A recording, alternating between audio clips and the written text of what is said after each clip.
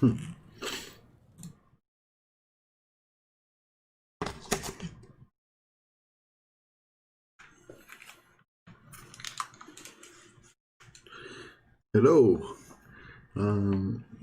Just make sure I got my sound on. Like it hasn't not been on for a while, but the first time I forget. Yeah. But the first time I forget to check it, then I'll stream for like 6 hours with no sound. So you gotta check it every day. All right. So we're doing a Volkmar campaign. Hopefully I've got everything set up correctly. I'll just check my like stream stuff. Make sure all that looks good.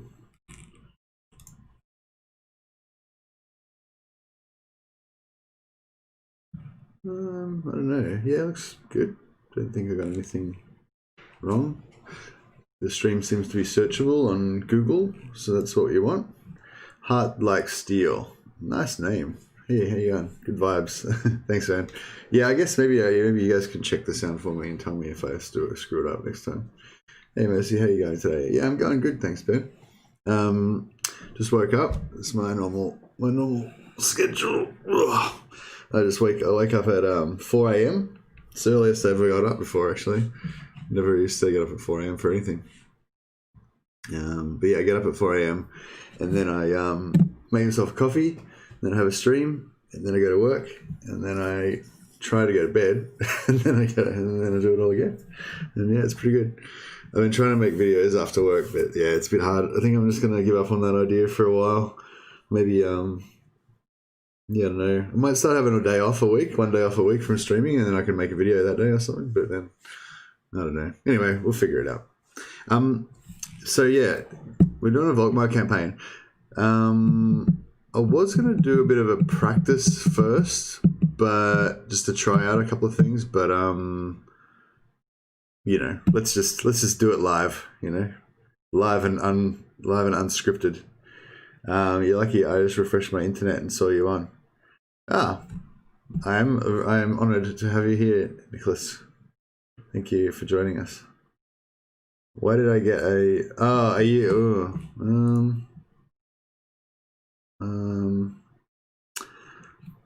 Sorry, I know. I think it's because of Restream. Fuck Restream.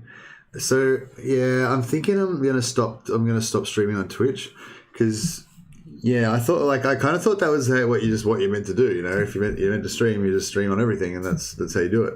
But yeah, it's actually a bit of a pain streaming on Twitch because I have to use this program called Restream, and it like all the quality of life sort of stuff that you would use on YouTube to like pre-schedule your streams and have all your details set up in advance and all that stuff. Like none of that stuff works with Restream. Restream just kind of like creates a new, unless I don't know, maybe I just don't know how to use it properly. I don't know, but yeah, like Restream just kind of like creates a new thing and it just kind of goes off what you've got. I don't know. Anyway, basically because I don't know what I'm doing properly, I guess would be the short answer. Nah, sorry. I probably will do another. I probably will do like one, or maybe I don't know. I'll probably do like 1 or 2 more episodes of that Throw campaign, like in the next week or so, just to give it one little extra bit. But yeah, yeah. That's why I sort of wanted to like I planned to finish it after 3 episodes, but then yeah, I'm the same. I'm like, well, now I've got the bro team of Warfric and Throg together, and we've got our werewolves and trolls. Like, we've got to at least have a bit of a smash with it. So yeah, so there'll probably be like one more just smash stream where we just cruise around smashing stuff up, which I think will be pretty fun. But probably won't be very challenging. But you know, you never know. The Empire might get itself together. I think it's still kind of early enough in the game that I probably be able to rampage around. They won't be able to do too much, but I don't know. We'll see how we go. But yeah, no, this is not So you got. So you got the notification. Yeah, you got the notification from YouTube. Is that right? Not from Twitch, obviously. Yeah, it's because like, so maybe if I had of, yeah, I don't know. It's like basically like I didn't start the stream or anything. I just turned on streaming. You just like turn on streaming on your OBS, and then Restream just creates everything for you. so you don't really have a chance to fix it up or anything. But I probably could have fixed it up. I probably could have gone in and I don't know. You asked for ideas, things you could do for videos, military tactics in Total War Warhammer 2 and how effective, ineffective they are, or tailoring your army in campaigns when against certain factions could work. Oh yeah. You know what? After almost 2,000 in game, I've never done an Empire campaign. Oh my god! Well, geez, you're missing out, Pierre Cormier. Thanks for that, Hearts Like Steel. I'll write that in my book. So this is my book. My wifey bought me a book so I can write down my little notes about ideas and stuff. It's Mercy's book. I don't know if you can see that. And it's got like all these scratchings in it about different ideas for things that I'm supposed to be doing videos on. I'm actually I'm pretty much keeping up with it. I'm about one video. Oh no, yeah, I'm not keeping up with it. Military. I don't really know much about military tactics. I suppose I do. I suppose you know a lot just from, being a fan, picking stuff up. But I've never really studied it properly or anything. Military tactics, like real life military tactics, how they work in game. I don't know. I can't immediately think how I would do that, but it's an interesting idea. What was the other one? Tailoring against certain factions. Yeah, tailoring against certain factions I could do. Against certain factions. Anyway, we should probably try and get started on this particular campaign that I'm playing right now before You're lucky I'm currently doing an Empire campaign where I've been forced to backspace exploit in order to stop the vampire tide. By backspace exploit, do you mean like that one that Legend does to like not spend magic points?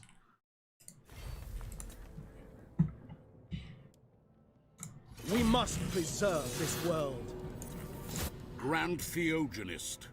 Okay, full disclosure, I want to get an elector, what are they called? The warrior priest lord guy. I want to get a warrior priest lord guy, and I want him to have the noble trait. So if I don't get that on my first playthrough, on my first load, which I'm probably not going to get, I'm thinking about reloading. What do you think about that? The backspace exploit stops the AI from making their turns during the end turn. What? That sounds a bit too exploity for me. What are you saying? So the AI is just paralyzed and just stands there and lets you basically move around the map killing them. That sounds pretty, if I'm understanding that right, it doesn't sound very good. Like, is that what you're saying? Like, you're basically just paralyzing the enemy so they don't get to move on the strategy map?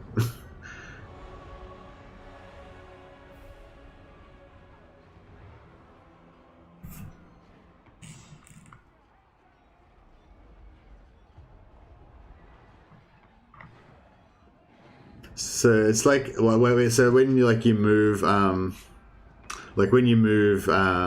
you cancel the moves. The greenskins scurry back to their dirt holes, Grand Theogenist. However, it remains a time of greenskins scurry back to their dirt holes. See, that's the only bum thing about the because I don't know if any of you guys play on normal, but in the original normal campaign, if you start a campaign playing on normal in Warhammer 1, you get to fight this little battle at the start against the greenskins, and it's actually a pretty cool little battle. It's pretty fun, yeah, like you don't get it in Legendary, but it still talks about it. But then you actually never get to fight any more greenskins after that until like the Skull Smashers come down and try and bash you on like turn 10 or something. I don't know if I feel good about this exploit. I feel a bit. It makes me a bit unhappy that such a thing exists in Total War. Yeah, I know, you made me sad now. What?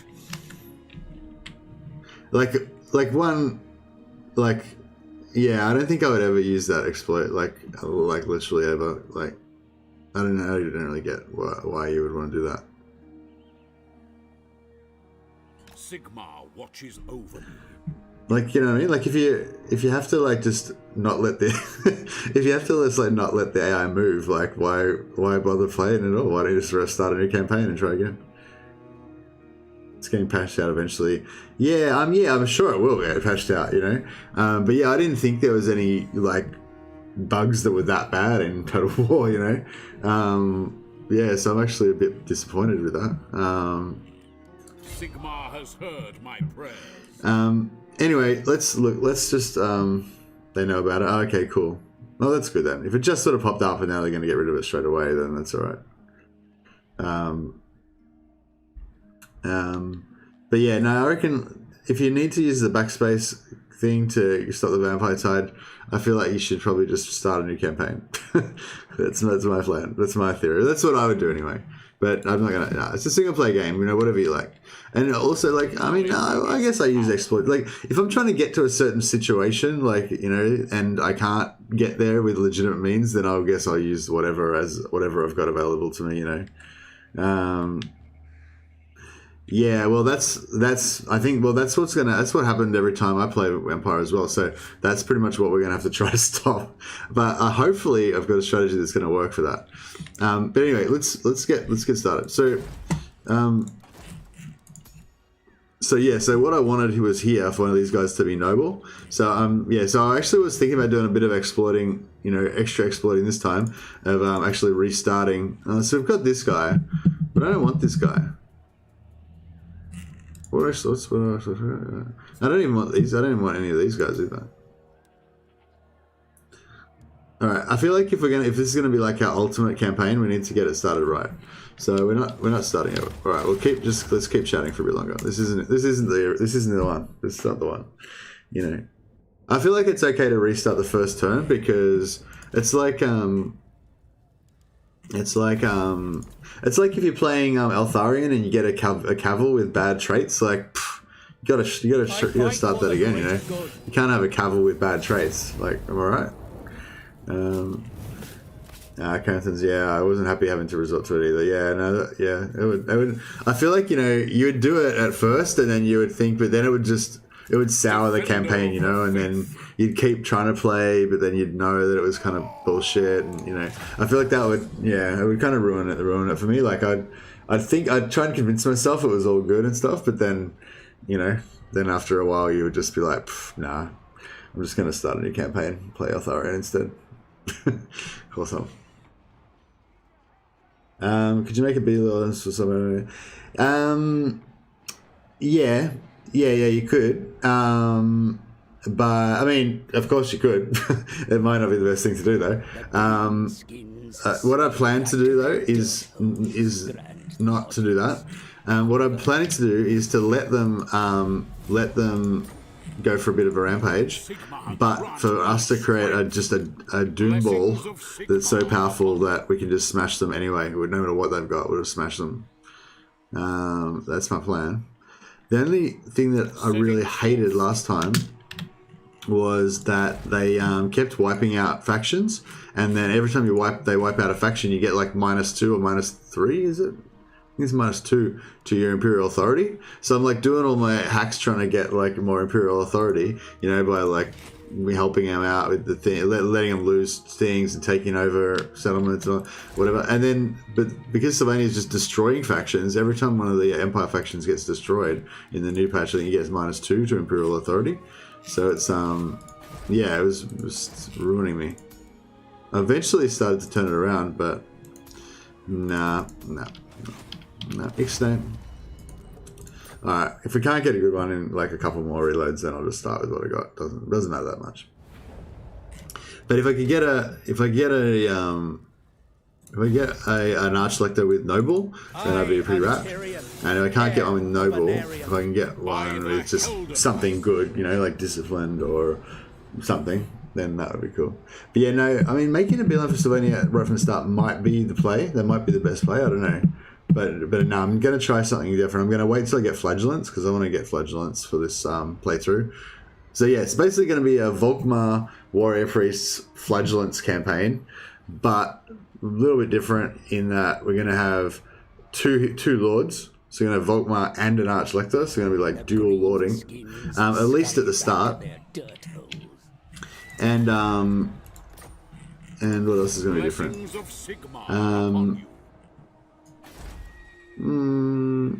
Oh yeah, and we're going to do the like Sack City, don't consolidate Reichland thing.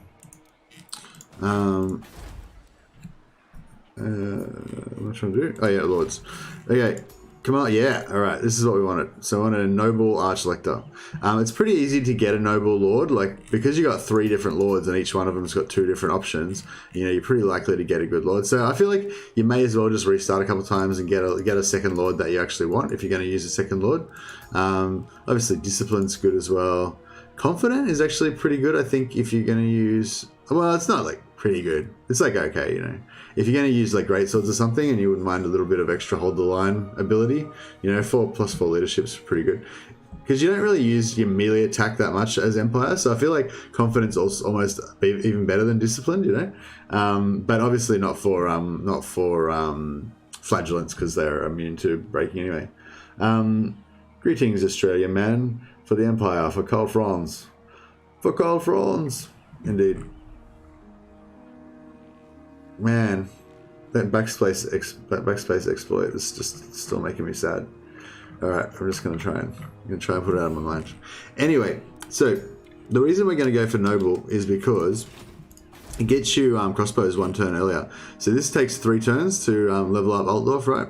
So you guys are probably familiar with this scenario. You go over here, you take you take Grunberg, you come back over here, you still haven't been able to get crossbows yet, you take Ubersreich, and then maybe a little bit after that, then you can finally start getting crossbows. You haven't hardly got any yet, and then the Skull Smashers come down and blah blah. So this just gives you like 1 turn earlier. So you've got 3. You basically have 3 more crossbows than you otherwise would have when the Skull Smashers come down. And also it gives you Flagellants 1 turn earlier, or even no, it gives you Flagellants 2 turns earlier, I think. Anyway, so yeah, 3 turns to do Altdorf. Get rid of that. Instead, we hire Archlector, got Noble. Boom. Do this. And now it's 2 turns to get Altdorf. Boom. Love it. And we'll pop him in there just to get an extra 1 public order, I guess. And yeah, I've got another new start thing too. So normally when I go up here, I just attack this guy on first turn, and then you move back into here and replenish and hire some dudes. But my new thing is now, which probably you guys have been doing for ages. I mean, I've done it before, but I don't know. I just hadn't done it for a while. I'd sort of moved away from doing it, but now I'm back onto it again. So you don't do it first turn. You just like relax. You know, there's no need to rush into things. Let's just do it second turn. So we just sit here and we just hire 3 guys. Boom. This guy's still going to be here. He's going to wait there for us to kill him next turn. There's no need to kill him right now. Hey J Morris, how goes the campaign? It's going real good so far. It's still in the first turn, so I haven't had a chance to ruin it yet. Hey Sunfox, how you going, man? Every time I see you, I feel sad that I'm not doing a Lizardman campaign for you, because I know that you would love it so much if I do a Lizardman campaign. But I just don't like Lizardmen. I just don't want to play it.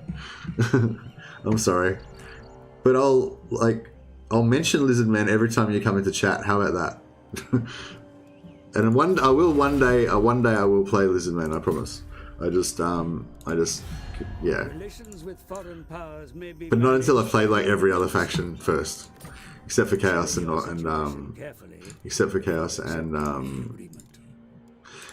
maybe I shouldn't. I mean, it's gonna hurt when we turn on them anyway, so it doesn't really matter. I wonder if we go 900. Yeah, nice. And also, remember always always remember to get your non-aggression pact with Golden Order, because they always go for it because they've got underdog, and I don't know, I think Gelt's just like programmed to like you or something. But yeah, you may as well just get that noble that get on turn 1 just to give you that extra so that your positive relation starts building up a little bit earlier. Yeah, I forget to do that sometimes. So anyway, there's probably some other stuff we could do, but actually one other thing I wanted to mention is I like to not give Corone military access. Like, it's a good way to start off if you want to get allied with Corone, which I kind of do. I wouldn't mind having that flank secured by Britannia.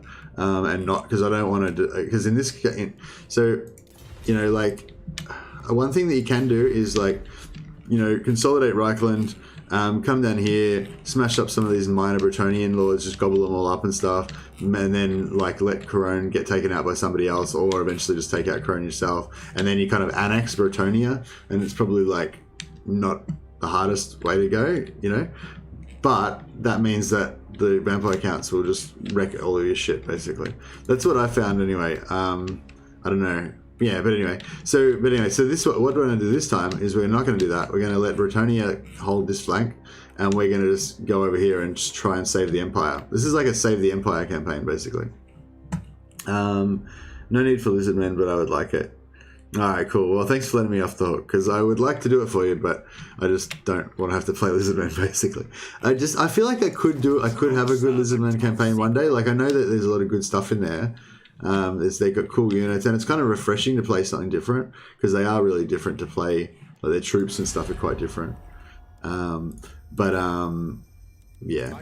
Anyway, so basically it's tempting to go in here and get military access, because Corone will pretty much always go for that, and then that can get you started off to get your trade agreement earlier and stuff like that. But I don't know, sometimes you don't want them to have early access, because like depending on what's going on around here, and I don't know, like so we're gonna be farming a lot of rebels and farming a lot of sacking cities and stuff like that, and you don't necessarily want other factions coming in and like taking over your stuff. So don't give out military access willy-nilly as well, even to your friends is what I'm saying. I know it might actually, in this particular campaign, I'm just thinking now, it might actually be a good idea to give it to them, but yeah, anyway, we don't need it, like, so we're not giving it to them. Those Frenchies can stay out of our lands. Okay, so the setup is basically that you move Volkmar to here. It doesn't really matter. You could attack him on first turn, but if you move him to here and research, you'll have these three guys when you attack him next turn, which means that you can auto-resolve it and take less damage, or you can just fight it out and it'll be like the easiest first battle you've ever had. And the really important part is that you must recruit this guy on first turn. You have to have 2 lords in this particular setup that we're doing now. I'm actually going to make a video about this, I think, so you don't need to pay it. Don't need to pay much attention. Just have a little nap. Come back in 10 minutes and it'll be all done. Just relax. It'll be all over in 10 minutes. Anyway, yeah, so make a second lord, recruit here if you make it a bit easier on yourself, and do your diplomacy, technology, and all that crap. And that is the longest turn 1 empire you've probably ever seen. How long did that take us? 29 minutes it took us to take the first turn with Empire without fighting a battle. So yeah, that is probably the record. Alright, I'm going to try and keep it moving today. I want to get a lot of battles in. I want to get a lot of, I want to get some work done. Okay, so the second part of the whole technique that we're going to do today is that you got to put this guy in ambush stance here. Now he's only got a 70% ambush chance. So if this ambush fails, then he's probably going to get butt-reamed by the secessionists. Is it wrong to say butt-reamed? I don't know. I need to start moderating my language, I guess.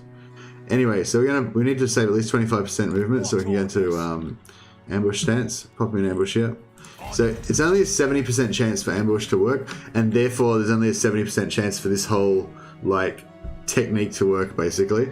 But like I said before, with the reloading to get the right trait, it's only turn 2 or turn 3, I guess. So if the ambush fails 1 out of 3 times, then you can just restart the whole campaign again. It's what you lost. You only lost like 10 minutes work, really.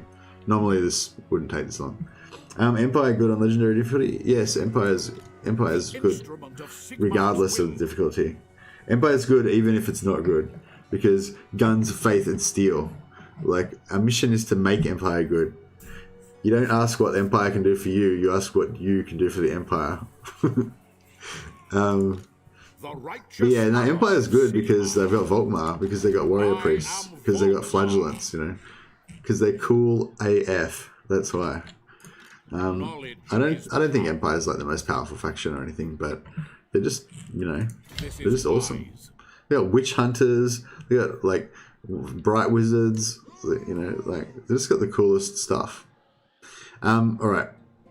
There is sort of like a variation you can kind of do where you get this guy to actually help in this battle to get him leveled up faster, and then he can just like charge ahead a bit more and be involved in this battle as well. So he gets 2 level ups on this first. No, he gets 1 level up, I think, because he's only assisting. He gets like 1 level up on this first turn, but yeah, you don't get to do what we're doing. We're doing something else. Anyway, so we're doing here. All right.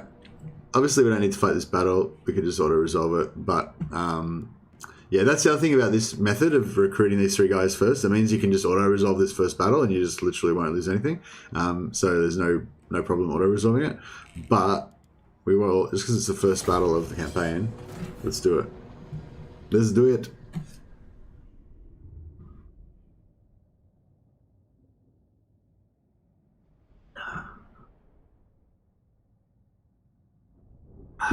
Yeah, I don't know why I never used to do that recruiting on the first turn thing. Like, I've done it before. Like, I watched a video, somebody else did it, and then I was like, oh, yeah, okay. And then I tried it out a few times, and it was good. But then I just sort of stopped doing it for some reason. But then I just stopped doing it for some reason. And then, I don't know, I think I was like always nervous that guy would move on the first turn, or like that enemy secessionist army would move, or they'd recruit more guys or something. But then I just tested it, and yeah, they never recruit any more guys or move, so you may as well just recruit on the first turn every time. Literally doesn't make any difference. Except it makes this battle like super easy. Not that it's not super easy. Not that it's not super easy already, but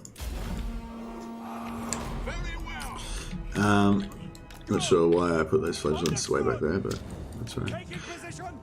Yeah, I'm sure you guys have all played this battle a million times, except for Jay, obviously hasn't played much Empire.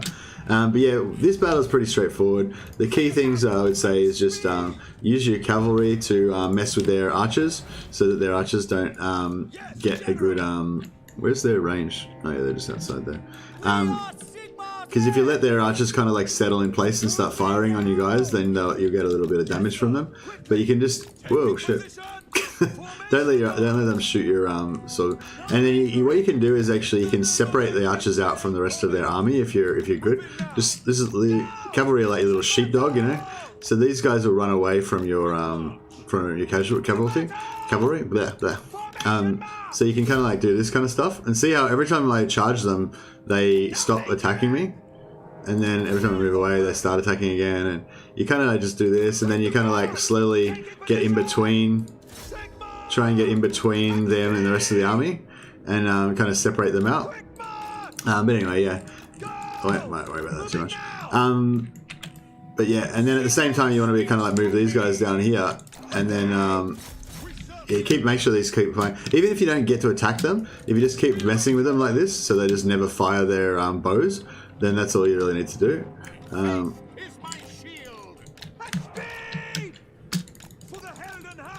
And you want to just stay away from these spearmen, basically. Whoa, whoa.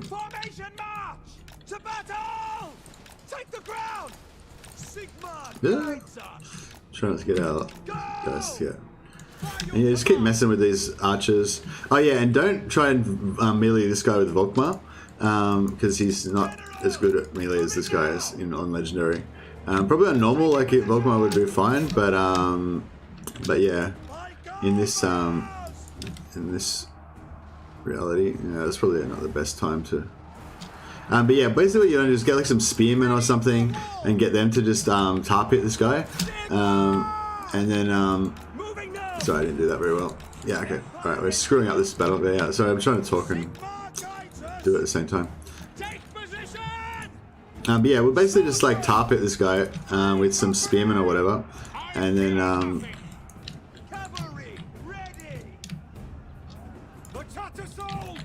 yeah, these guys are broken already.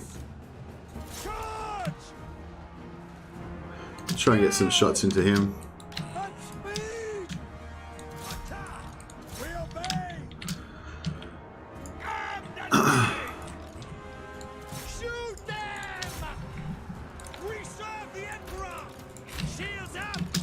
Well, try. Yeah, I'm sorry. I find this battle really, really badly. That's not. I usually do it a lot more pro than this, but I'm just kind of like concentrating on the wrong things, I guess. Actually, we could probably get 2 battles out of this, couldn't we? Didn't even think about that. Attack! Yes, sir! For Heldenhammer! To battle! Finisher! Your orders? Sigma calls! Flagellants! Free company! Fire! The Tattersall! Well, flagellants aren't really doing too good here. Just get in there, bros. Finish it off. Get it done. How's this guy going? Oh, he's struggling. He actually took a few shots from the handgunners. No, not handgunners. Free company. Pretty good done.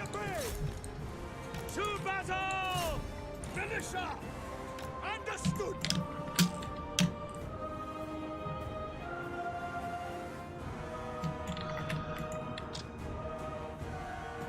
Free company! I'll get Volkmar in there and do a bit of tanking for us. We serve the Emperor! I have to leave, but thanks for the moment. No worries, Sunfox. You're a star of the stream. You're the lizard man guy. I love it when you come into stream. Warhammer! For Heldenhammer! Emperor's might! Moving now! Yeah, I didn't do this very efficiently. Sorry, guys. I kind of feel like I let the team down a bit there. Swordsman! Let's get some of these guys out a little bit. We might be able to get a bit more. How many? We kind of want to wipe them out, I guess, but I don't know. I don't know if we want to wipe them out or not. Kind of want to wipe them out. Quick march! Do we want to wipe them out? Yeah, we kind of want to wipe them out, I guess. For Heldenhammer! Glory awaits! In range!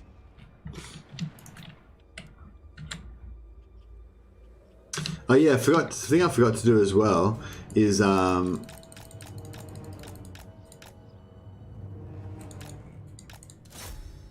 thing I forgot to do as well is that the Reichland Runefang that Karl Franz has got equipped on him, he actually is not using it obviously because we can't deploy Karl Franz, but you can take the Reichland Runefang off him and give it to Volkmar, which you should do on turn 1, because that way Volkmar would have been able to pop his plus 24 melee attack buff just now and would have made these guys heaps more powerful.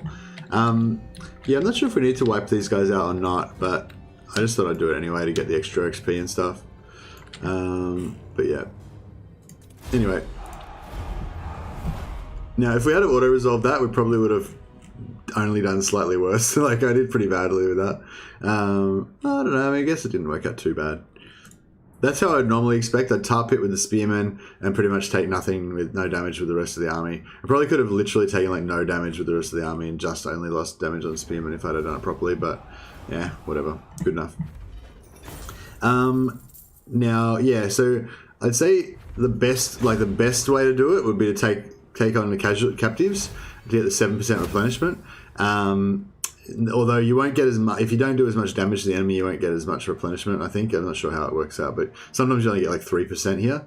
I like to always do execute because you get the execute. You get the trait faster, the executioner trait that gives you -2 enemy leadership. But for this one, I'm going to try to be a bit more like efficient for this first few turns, so we're going to go for that. I should have done it last. Yeah.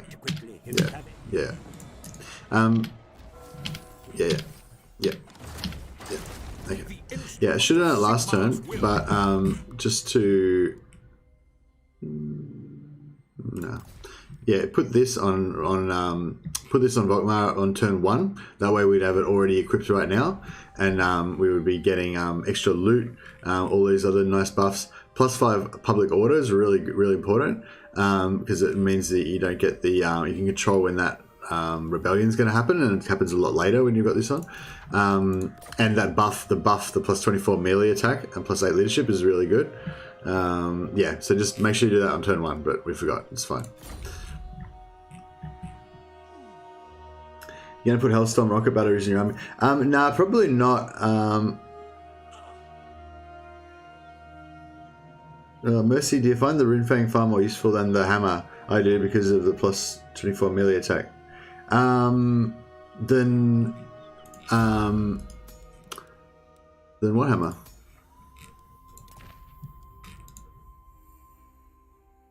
Yeah, I always equip the Runefang on turn 1, except for this time I forgot because you guys distracted me, I guess.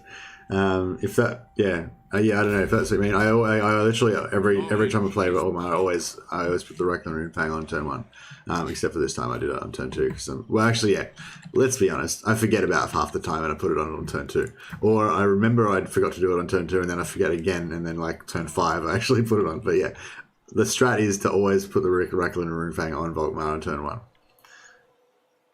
Oh, Karl's Hammer.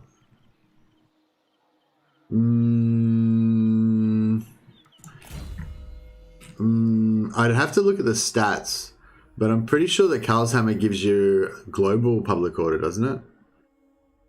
Well, actually, I'm not pretty sure at all, but yeah, doesn't Galmaraz give you global public order? I think by the time you get in Galmaraz, it's quite late in the campaign, so if it gives you global stuff, then the global stuff is what you want, probably. But yeah, I'd have to have a look at the stats once we get Karl Franz unlocked. Anyway, so we did this first battle. I think that's pretty much about as good as you can look after that first battle, you know. You'd probably be slightly worse if you auto-resolved it, but it's still very doable. Like this, if you do it this way of recruiting first, you can totally just auto-resolve this battle to get through the first couple turns a bit quicker. And if you didn't auto-resolve that first battle and you're in a good shape like this, you can definitely auto-resolve the second one. But we're just going to do this one like extra efficient and just fight all the battles, I think.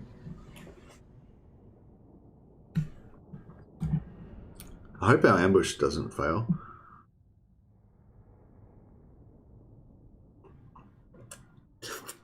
If the ambush fails, I might even just do it again. But yeah, I promise I'm no more restarting after the third turn. that's the rule.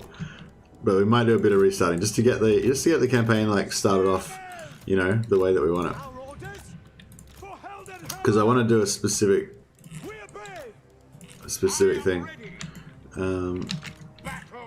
Yeah, I guess, yeah, like I was saying, like, sorry about how if I was being negative about that backspace exploit before, Nicholas. Like, it's a single player game. Like, I'm the last one to say like what you should do with your game. Like, if you're enjoying it, like, just go for it. You know, like, it's basically whatever you enjoy. Like, really, in my opinion, it's not about like proving anything to anyone else or.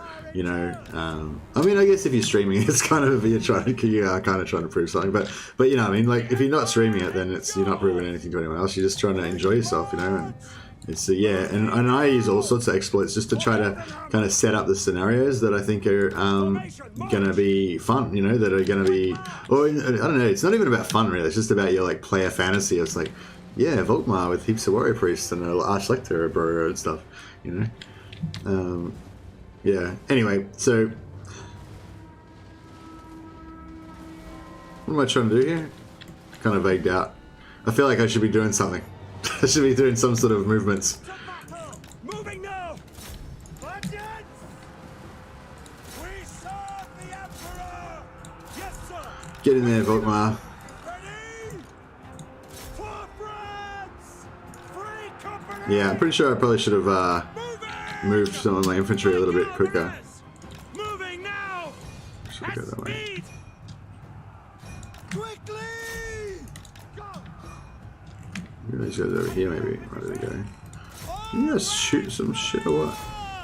We are Sigmar dead. At speed. At speed. Sigmar guides us by Ulrich's wrath. There's spearmen as well. Why has everyone got spearmen everywhere? Jesus. I'm trying to like. Faith is my shield. Swordsman! The Tattersouls! Militia! See if we can get some damage on these guys, get them to break.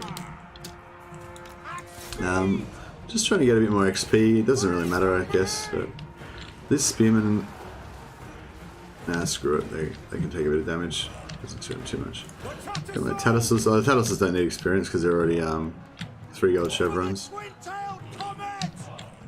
Militia! Taking position!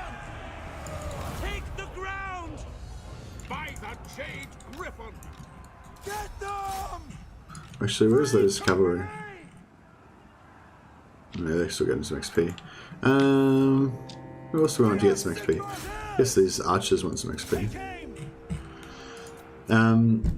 I thought you were going to play Dark Elves. No, that was one of them. Hey, Satra. No, that was one of the options. I kind of put it to the vote. It was like Dark Elves, Volkmar Warrior Priest campaign, or one more episode of Throg. And we got like, I think we got like one episode, one vote for Dark Elves and one vote for Throg, and we got like 3 or 4 votes for Volkmar. So it was like, yeah, I kind of wanted to play Volkmar anyway, like secretly. I just didn't want to be the one that made the decision. So I was, you know, I was happy that chat sort of decided to do it. Like exonerated me. What's Legend playing tonight? Everyone go and open up another tab and like watch Legend stream at the same time. Give Legend more views.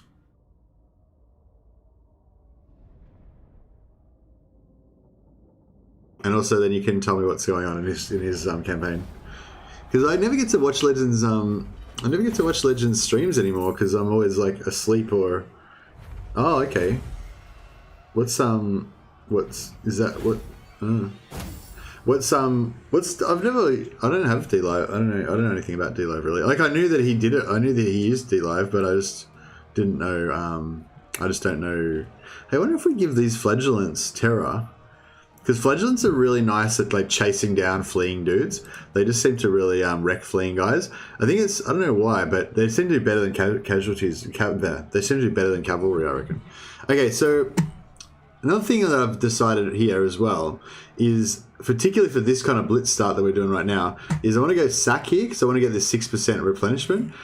We didn't really take any damage in this particular playthrough, so it's not such a big deal. But yeah, the 6% replenishment and the little bit extra money is kind of handy as well. Yeah, so you sack it and then you occupy it.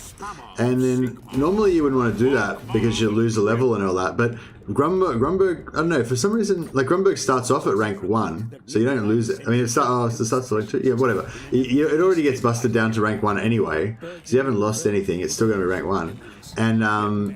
And yeah, by sacking it, you get the replenishment, but instead of looting and occupying, which would give you the replenishment, you sack it, you get more money, same replenishment, you don't get any penalty to public order because you did it while they owned it, and then you occupy it and you only get the -10, -3. So we only got the 10 conquest penalty, whereas if we loot and occupy, we get the 30 conquest penalty. So it just puts off the rebellion a bit longer. We kind of want this rebellion to not happen until like about, I don't know, like turn 5 or 6 if we can, ideally. So we've got a couple extra turns to do some sacking and stuff. Yeah, I kind of like Free Company Militia the best. They're a bit expensive, I guess, but yeah, no, they're just good, really. Eventually, we want to get some swordsmen to be a staunch front line, but yeah. And then, yeah, basically just make sure you get Root Marcher on Volkmar. Doesn't really matter what you're choosing here, but we want to get Heretic Hunter ASAP, and then get Lightning Strike ASAP. Not so much because we need to Lightning Strike anyone, but just because sometimes you'll have battles where there's 2 enemies, and you can split them up by Lightning Striking and get more XP. Also in here... Yeah, as I said, it doesn't really matter. I usually go for something like roleplay. Like sometimes I go for Fervent, just, you know, just because it's like Volkmar. Another cool thing to get is Leader of Renown because it gives you -15 recruitment. Plus you can get like other stacking minuses to recruitment. And Volkmar's, I kind of feel like that's one of Volkmar's things, that because he's like a, you know, like a spiritual leader. He rabble rouses, you know. Had fun with playing etc. Had fun with Scorpion stack fun. Yeah, because Scorpions have those like animations that kind of like mean that they're just really hard to hit with enemy wayfire. Oh yeah, and I usually spend the money, the 600 or whatever that I got from sacking it. I usually spend it on repairing this just to get that growth happening again. And yeah, Grunberg's the only thing we're going to actually capture. So basically the idea of this playthrough is just to use Altdorf as like a stronghold, and we'll just use the rest of this as just lands for us to waste. Am I going to do it or not? See, if this guy's ambush gets discovered, I'm thinking about restarting because I really want to show the 3-turn start, but I guess I could just explain the 3-turn start and, you know, just say it didn't happen, but it could have. Come on, ambush, don't fail, don't fail, don't fail. Didn't fail. Boom. All right. So yeah, it's 70% chance to ambush. There's only like a 1 in 3 chance it'll fail, but occasionally it does fail. And so yeah, if it does fail, what'll happen is the secessionist army will come down here. They'll attack here. You'll retreat. They'll still have enough movement to follow up, and they'll destroy him here. But it's okay because after they've destroyed him here, they'll only be able to get back to like around here. So you'll still be in range to destroy their army with Volkmar. And that means the whole problem with the secessionists is that they quite often have a half stack camped at Ubersreich, and in addition to that you've got the Ubersreich garrison, and sometimes they'll recruit an extra lord, and so they'll have like 2 lords, a half stack plus the Ubersreich garrison, so essentially have like a full stack here, and sometimes you don't quite have enough guys if you get him and then you bring him to here and you recruit again, and then it's like turn 4 or 5, sometimes you don't quite have quite enough guys, or you can do it but you get really messed up by their armor and stuff. I don't know, sometimes I have that problem anyway. I think if you get there by turn 4 it's okay, but if you get there by turn 5, 6 especially, it starts getting really bad. You've got to get there quick. And so yeah, I find the 3 turn method is the best, which is where you get this lord, put him here, and then use him to attack. Even if you don't keep him after this, just get him just to do this attack, then that's all you need. Another thing you can do, which I didn't do this time, I don't think it's the best way to do it, but what you can do is before the end turn on turn 2, you can do this, and then you'll have the battle mage, and then on turn 3. On turn 2, he'll be here, and you can move him up to here, and then he can actually take part in this battle, which can make it a lot easier. I probably should have actually done that, because that would have made it like a bit more perfect, but that's okay. It's not super integral. The reason I didn't kind of include it in the strat is because then you have to fight this battle, and you potentially take more casualties, and it makes this turn 3 battle a little bit harder. But you could definitely do that, and that's probably what I would do normally, actually. So you just use this guy to initiate the battle, encircle. For the Emperor!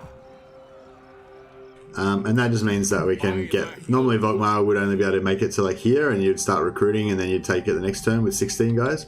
But this just means that you can do it a turn earlier, basically. Defender of the faith. Faith shields us. And you can just auto-resolve this battle to completely will win it. The only thing is you'll probably lose your cavalry and maybe like a couple of other units and stuff, so obviously we don't want to do that.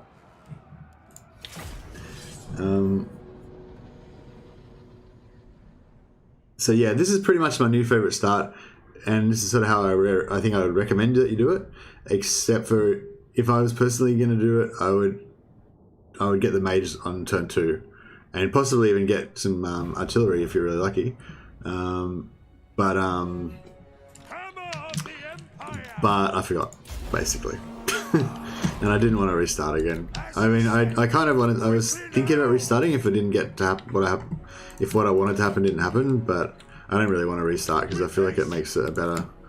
Like, it's better to have it, like, continuous, you know? You don't have to be restarting all the time.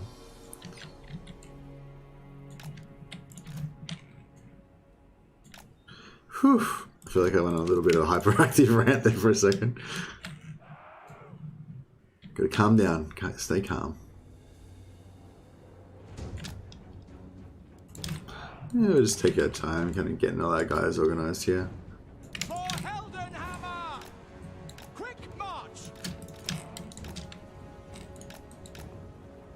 But yeah, so the plan is to do some Sack City action to get as much XP as fast as possible to get Volkmar and this guy up to, like, I don't know what level they have to get up to. Get them up a few levels anyway, so that we can start getting Shield of Faith rocking. Yes, sir! Quickly! And get the flagellants with their 50% missile resistance, and then about that time we should be able to get the flagellants as well. Recruit, because we can't recruit flagellants at the moment. I think it's about turn 10 or something. We'll be able to recruit flagellants, maybe later. Maybe it's turn 15 or something. But yeah, by the time we get that, we want to have all our buffs ready to rock so that we can have our Doom Ball. And then hopefully we should be pretty well placed to go and smash up the vampire counts. And hopefully we can leverage smashing up the vampire counts to get lots of Imperial authority by saving all of the elector counts. So yeah, my dream with the Empire is to, you know, save the elector counts, you know. I want to unite the Empire. I want to, I just always want to have that elusive buddy campaign where the AI like is your friend and helps you out, but you know, you always go for it, but instead the AI like screws you over and allies with your enemies and backdoors you where you're trying to attack, you know, just after you declare war with your greatest enemy and you think, yeah, this is it, and then your closest ally like backdoors you on the other side of your empire and you have to fight on two fronts, and they invite some other enemy in to join the battle as well. I don't know. This is not a very hard battle, so we don't have to be too like exacting about it. Actually, you know, it'd be nice. Let's send our commando knights around the back here. Even though they're going to clearly see them going across here, they're just going to like forget that they exist pretty soon after that, so it'll be fine.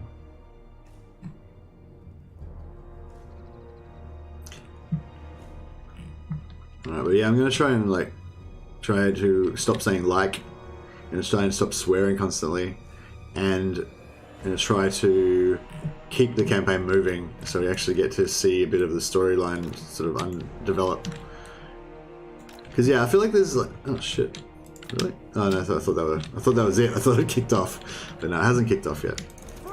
Alright, so we'll basically going to pop these guys here.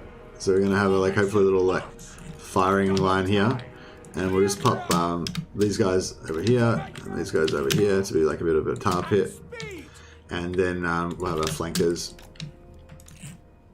over here, and that should be excuse me, that should be a pretty easy way to win the campaign. Win the battle, I mean. Excuse me. Hey Kenny, what's up, dude? Hey Kenny, I'm thinking about not doing Twitch anymore. I don't know if you saw my message in Discord. I was just wondering, because like, do I really need to do Twitch? Like everybody's got YouTube, don't they? Like, would it be like a huge hardship for you to just watch on YouTube, or is there some reason why you have to watch it on Twitch?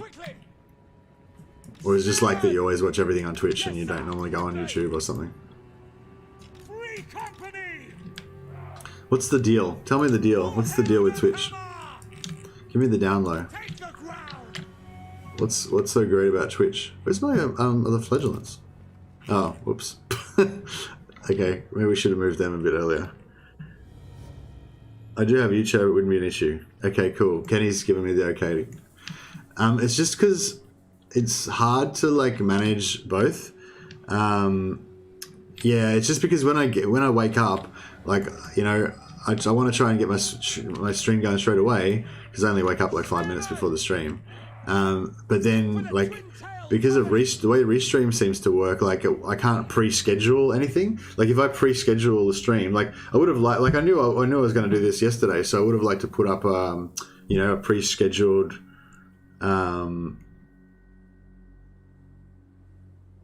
sometimes when searching for YouTube streams, it seems there's barely anyone on.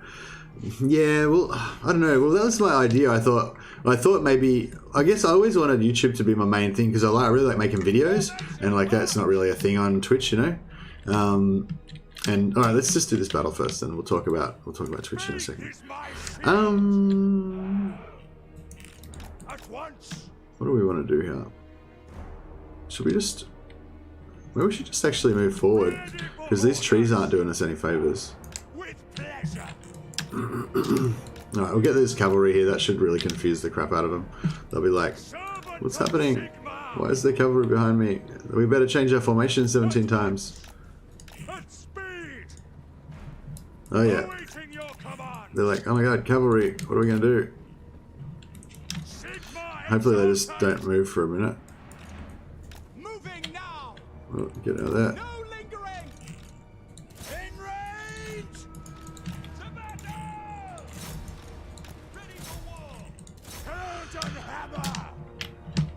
This poor old is still coming. I forgot them. Whoops. That was pretty bad. Alright, yeah, if we can stop those.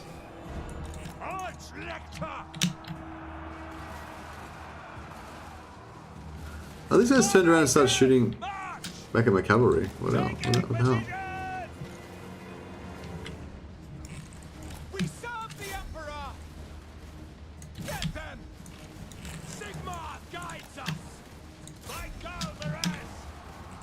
Alright, these guys can just get in there.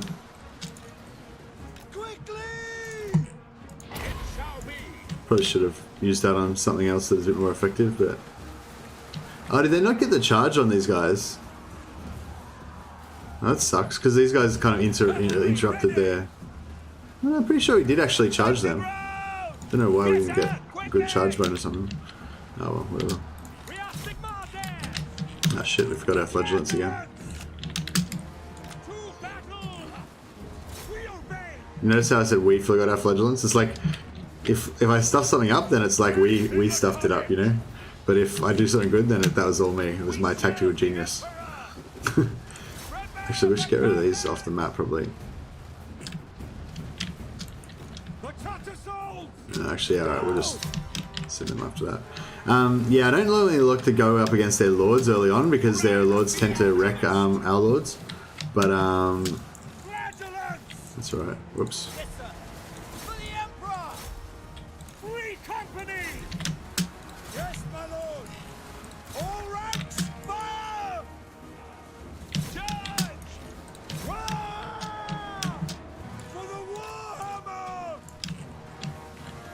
Do we get him to break? No. I do not fear death. I do not fear death. Camouflage is the color of fear. Oh yeah, any of you guys into like Warhammer 40k quotes? I want to do another Warhammer 40k quote video soon. I've got to practice my oh man, Volkmar's getting fucked up. Doesn't really matter too much, but...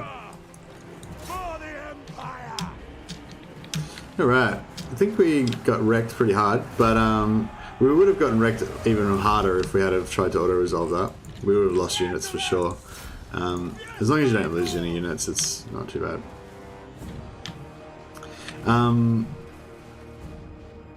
Yeah, so... Oh, I need to get any more, I don't want to get some... Oh yeah, we'll get... we'll let the flagellants get a little bit more XP.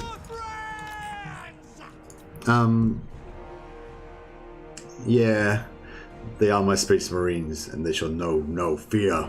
I was thinking about that as one of my favourite quotes, but Mark Strong already does like a fantastic, really awesome one of that. So yeah, so I don't think I'm going to bother doing that one because Mark Strong's version is really nice. Mark Strong's done a lot of Warhammer stuff. I don't know. I haven't actually seen him say anything about him being a Warhammer fan. So I've seen him do an interview about it. I got the idea that he wasn't... You know how they always, when they do those, when movie stars and stuff, they do those interviews, how they always like be like, oh yeah, I read the novels and it was actually a really deep and interesting, you know, whatever. Like they have to say something good about it, you know? And yeah, I feel like that, like he kind of did that, you know, he said, I can't remember now exactly, but he did it in one of those interviews and he sort of said something about like, you know, the Warhammer world being really in depth or something, you know, something that kind of indicated to me that he wasn't really that familiar with it, but oh yeah, so we're sacking it, we're not conquering it, just in case anyone was unclear on that. Knowledge is power, guard it well. Yeah, that's a good one. But no, they need to be a little bit longer, because the first one I did, I only went for like 25 seconds or something, and I think you have to, I think it has to be about like, it has to be like at least a minute long, otherwise it's kind of like it's not worth people clicking on it, you know, because the amount of effort it takes to click it's not worth it for the like 40 seconds of like, you know. So yes, I'm looking for like slightly longer ones, but the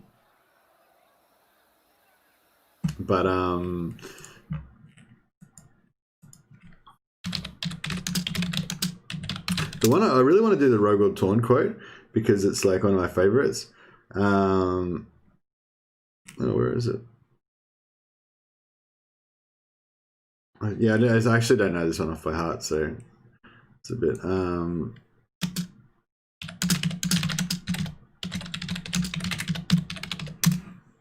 Sorry, anyone who's not like a massive 40k nerd, apologies in advance. Now, why is it not coming up first? It's like the best quote ever.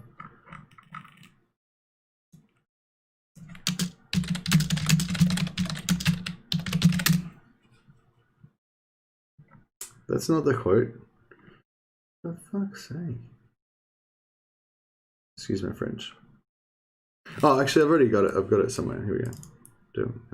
Oh yeah, actually, I was doing some Eldar quotes as well. So I'm gonna get Mrs. Mercy to be a voice actor for me as well, because I want to do some Eldar quotes. Well, I mean, I don't really want to do any particular Eldar quotes. I just wanted an Eldar quote in there. I feel like the Eldari, as they're called now. I feel like the Eldar are one of those races that I just don't really care about that much, and so they get a bit, you know, they miss out on maybe I don't have it on here.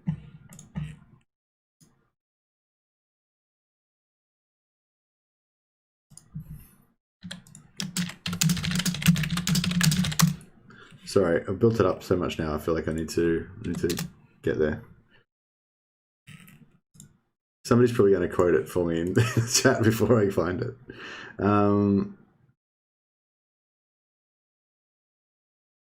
What the fuck? Why is it not coming up?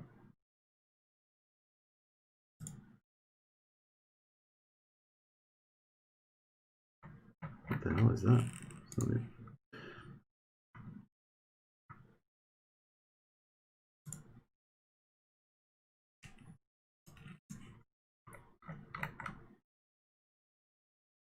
Oh yeah, they shall be my finest warriors, these men who give themselves to me.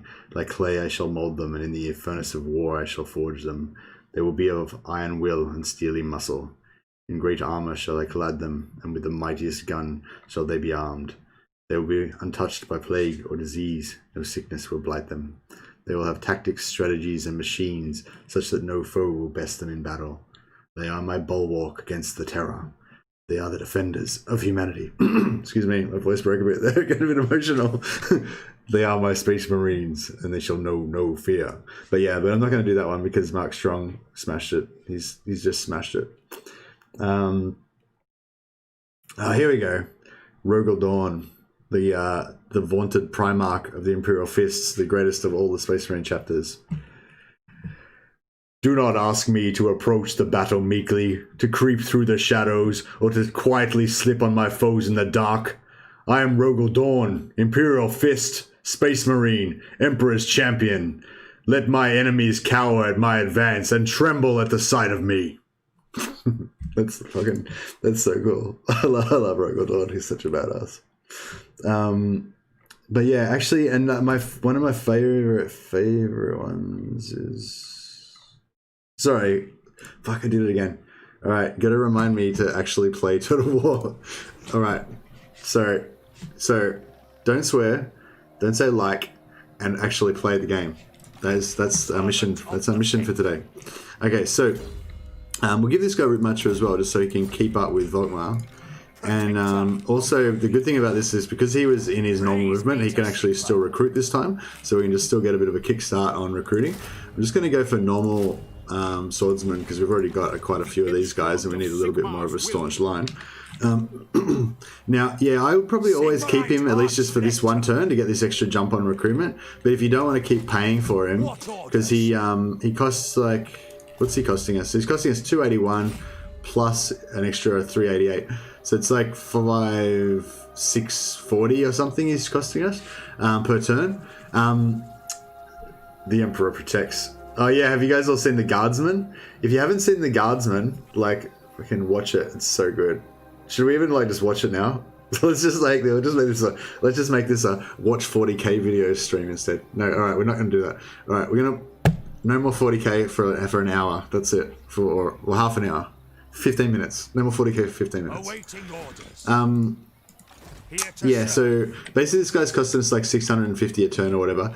But it is a lot. Like right now we'd be making like 1,000 a turn or something if it wasn't for this dude.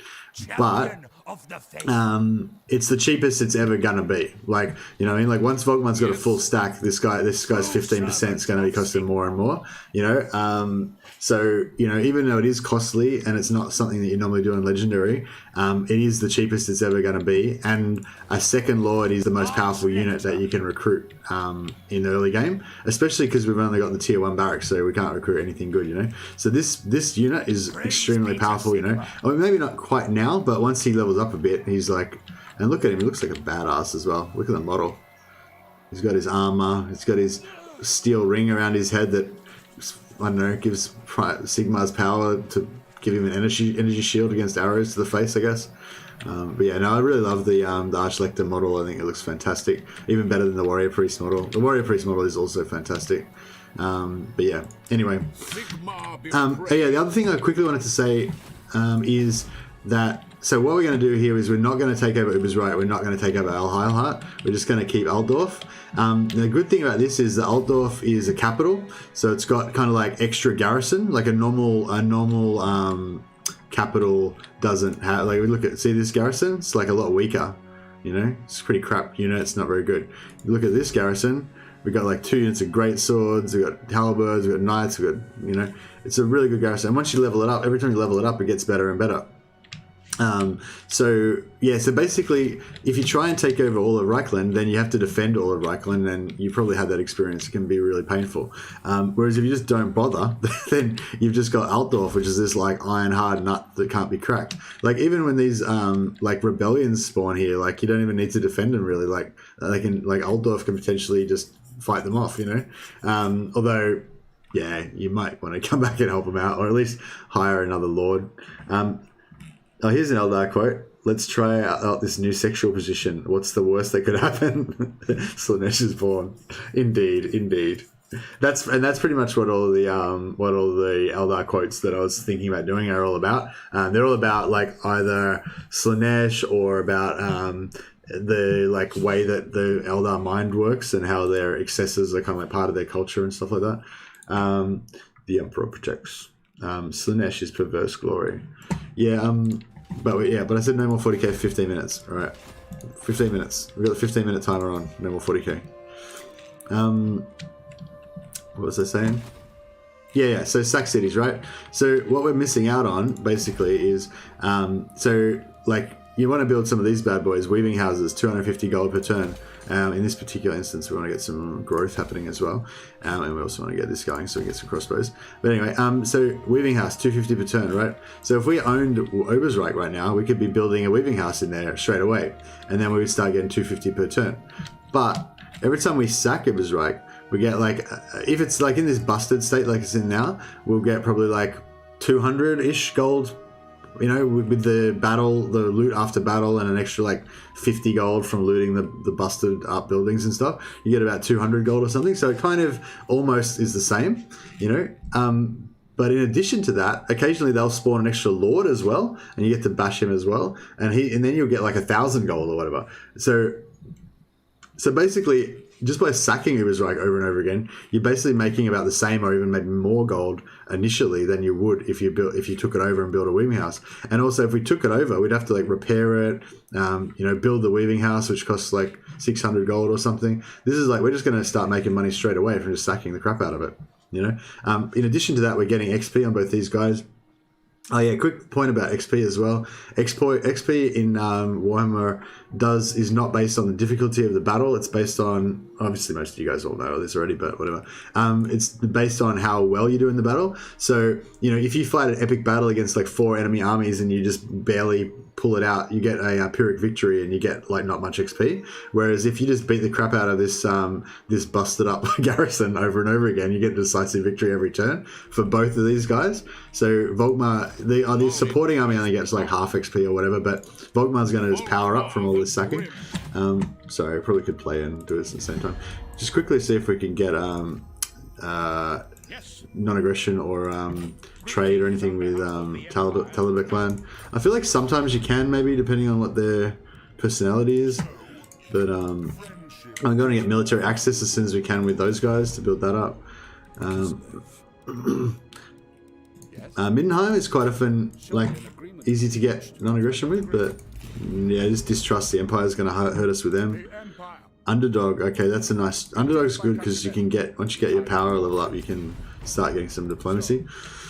Yeah, it's quite tricky to get anything happening really like this early. You have to wait a few more turns before stuff starts opening up. But take your offer. Oh, yeah, see, underdog's really nice. But the earlier that you can start getting stuff going with these guys, the better, because they get because you know you start. It builds on itself. You know, if you get an early, probably could have gone. I could have gone for more money there, but oh, whatever. What? Yeah, these guys aren't going to have anything to do with this, are they? No. The Empire. Approach and make your offer. I dozed off a little. I was still doing 40k guys. Sorry guys, sorry. I'll stop being boring and actually play the game. I will listen, but my time is short. So. I don't know if you guys know, but I really love Warhammer. That's just, hey, before we get started, there's something you guys are gonna have to know about me. I fucking love Warhammer. Oh yeah, I'm not gonna swear. No swearing. Maybe I should get a jar. Alright. I'm having a really good time already, by the way, guys. Thank you all for joining me. I'm still getting used to actually having people in chat. Normally it's only just me and Kenny. Or, you know, there's just like 1 or 2 guys most of the time. So yeah, this last week having all you guys in here, it's been amazing. Which turn is this? Combat spell. Is this another like sly way of saying why the hell are we still on turn 3 and it's been like an hour? It's an hour and 17 minutes now. I'm still on turn 3. Literally, everything I've done in this battle, I could have literally done in under 5 minutes if it auto resolved. So I apologize again. Yeah, I'm not gonna. How much is this gonna cost me? 632. I mean, I could do it, but I'm just because I'm gonna be pro and just not spend the money. Wow, that's right. Let's get some war happening. Wow.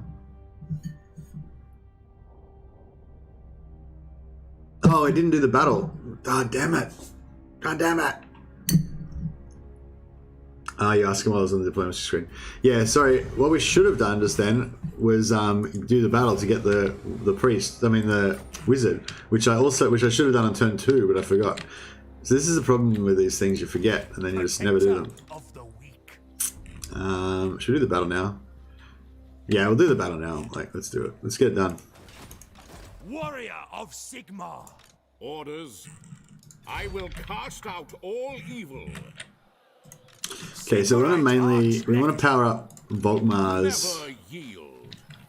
Oh, he's already right on the edge there now.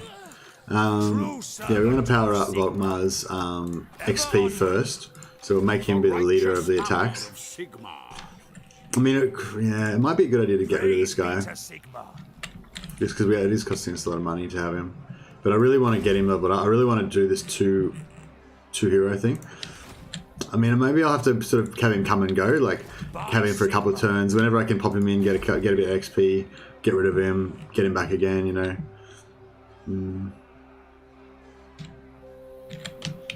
Anyway, yeah. So we'll do the teleport. So we don't have to mess around with traveling down there and lose turns of XP that we could be otherwise be getting. I'm sure you guys are all very familiar with this battle. Unfortunately, we can't auto-resolve it. Your foe is well-equipped, well-trained, battle-hardened. He believes his gods are on his side. Let him believe what he will. We have the tanks on ours. That's a good one. I might actually copy that one down to my list of prospective. Do you know who is that anonymous, or is it like who's I've heard it before. Is that it's a commissar, or it's Imperial Guard, yeah? It's like a commissar or it's not Macarius, I don't think. It's like, yeah, a commissar or like an Imperial General or something. The one that I really want to do, which I've totally forgotten now. Oh yeah, one of my favorite ones actually. Drive me closer, I want to hit them with my sword. I actually was thinking about that, but then I realized it's not actually a quote, it's just a meme. And it's too short anyway. But it is a classic. I think I'd have to do a totally separate... Yeah, I was thinking about that actually. I was watching... I don't really watch other people's stuff that much. Like, I literally don't watch any other streamers except for Legend. So many guns. I don't normally have this many guns because I only just started doing that recruit on the first turn thing. And I usually do this 2 turns earlier, so I don't have as many guys, anywhere near as many guys. Okay, so what I like to do is put this unit of crappy spears that I hate, that I wish was dead. I hate the spear, I hate that unshielded spearman. Over here to just be tar pit on this. Actually, we don't need that many. We'll put one here. To be tar pit on the enemy leader. And then we'll put these flagellants here.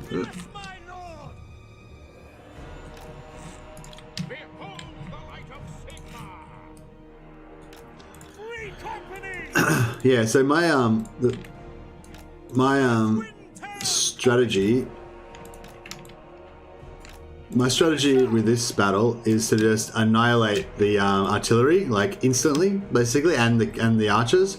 And as soon as that's done, which is like pretty much going to happen straight away, then you just mop up the rest. You know, that's kind of my strategy with it. And also, if you just annihilate all these guys to the last man, you have like a 10% chance to get some of the artillery into your army.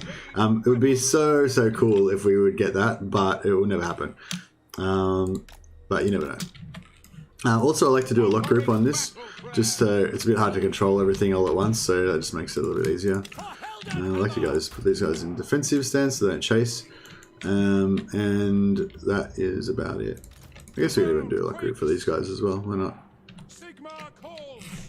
Alright, so just go 1, 2, actually maybe I'll just leave those guys there.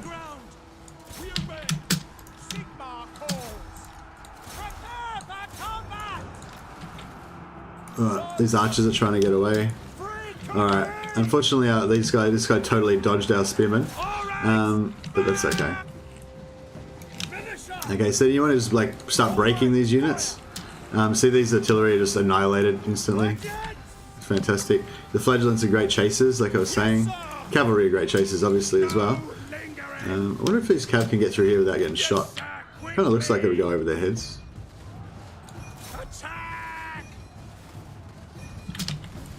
Having a bit of trouble shooting in there.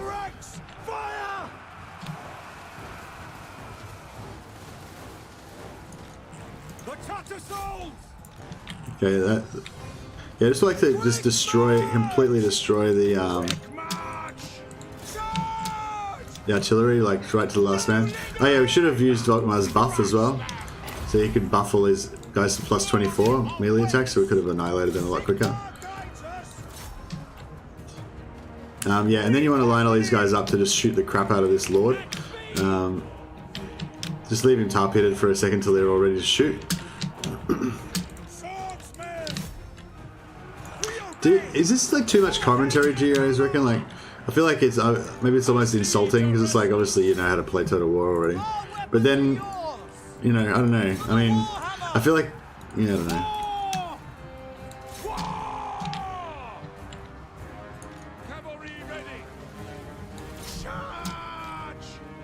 Should I just stick with 40k quotes and not worry about trying to tell you how to play Total War? I don't know, I feel like it's like, most people like probably already know, but then, you know, obviously there's probably some people that don't know that. Oh yeah, I forgot about these guys. I hate these cavalry that come in, they're really annoying. But yeah, so these guys just shoot the crap out of this guy pretty good. So yeah. He's, is he shattered already? Shattered, yeah. Fair enough. I think all this stuff's pretty much wrecked now. Yeah, and then we just get a nice line ready to go over here. Actually, let's quickly switch to this unit. Just wreck them while they're here. These heavy cavalry can take this guy out, given enough time as well.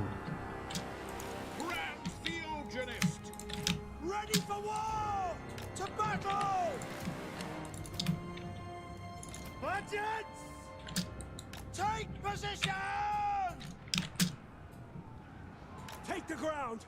Taking position! No lingering! Formation! March! No lingering! Messy bad with legend for gameplay, you for commentary. Okay.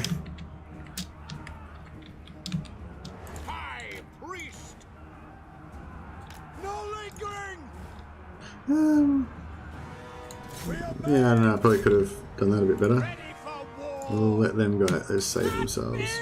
Oh yeah, where's this cavalry? I want to go and kill this guy. I think... I don't know what happens. I don't think you get these... Oh yeah, we fucked it up. Yeah, because normally when you... I've kind of lost interest in this battle now. Like, we're going to win, you know, whatever. We're not going to lose any units, so I don't really care what happens to these guys. Sorry, I should care. I'm not a very good general. My men are just numbers to me. Like, you know. Let's see how they're going. Let's see how this guy here on the end's doing. Oh, look at that! He just took that guy out. Come on, guy, get in there. Brave soldier of the Empire. Oh. Alright, well, that was a short story. It was a short story. He was a brave soldier of the Empire. I guess it's my responsibility. If I had have led him better, then he wouldn't have just died then. I'll try and get some of this guy in here. Volkmar's buff didn't seem super effective.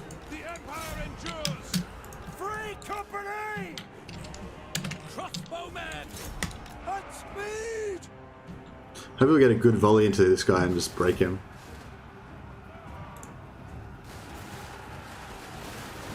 Oh yeah. I love these Free Company militia in the early game. Like, I know that their missiles aren't armor piercing, but they just like, I don't know, gunpowder units are just so compelling. They just feel good, you know? Yeah, so basically, you guys are probably aware that when you, if you kill the lords in battle, you get a lot more money.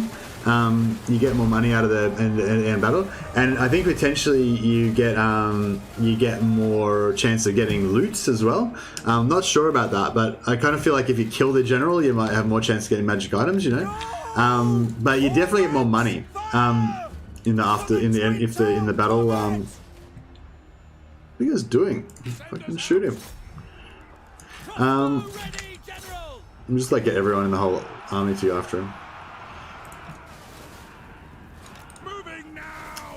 If the enemy general dies, then you get more stuff, right? You get more money. Definitely get more money. Maybe not sure about the items. So if you're doing like excuse me, if you're doing like a Sack City thing and the enemy puts their general inside the city, then or if they've like already retreated that turn or whatever, then you wipe out the whole army. So you automatically get the I actually learned this from watching one of the Legend streams. So you actually get the extra money even if you don't kill the general, because he still gets killed, you know, in the battle, just a little off screen or whatever. I was noticing with these battles, after the battle, you know, you see this little animation where the enemy general kind of like runs away a little bit, but then once it all resolves, like he's not on the map anymore. And so I think what's going on there is that, yeah, he doesn't actually die like he would if he got wiped out on the retreat or if it was a siege battle. He actually lives, but then the general just gets deleted off the campaign map afterwards. So basically, short version is you want to kill him during the battle if you want to get the extra money. that was it.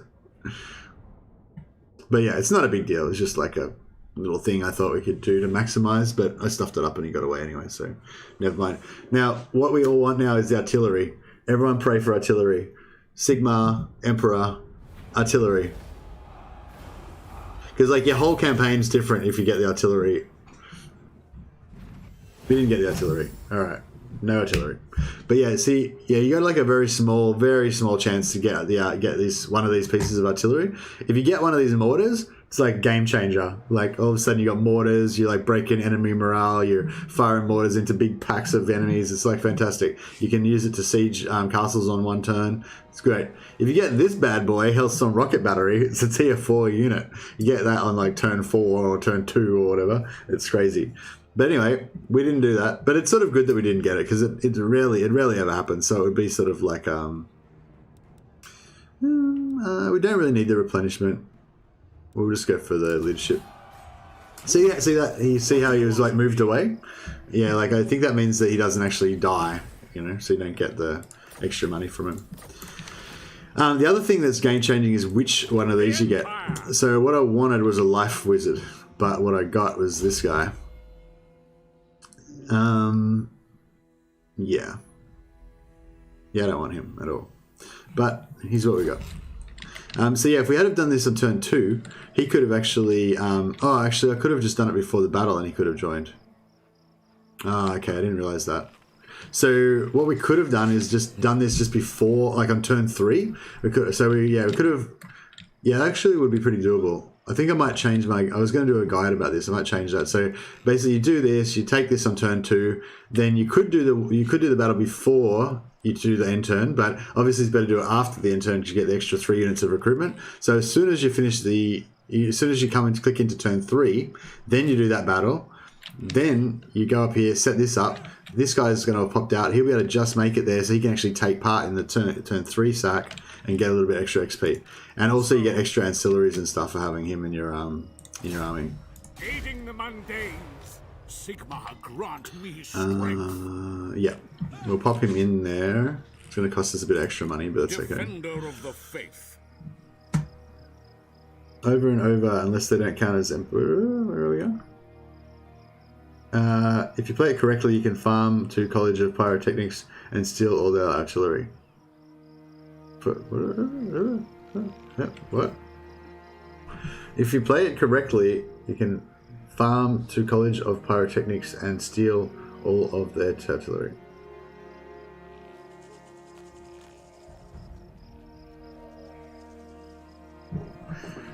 I don't know what you mean, Telemark. What are you talking about?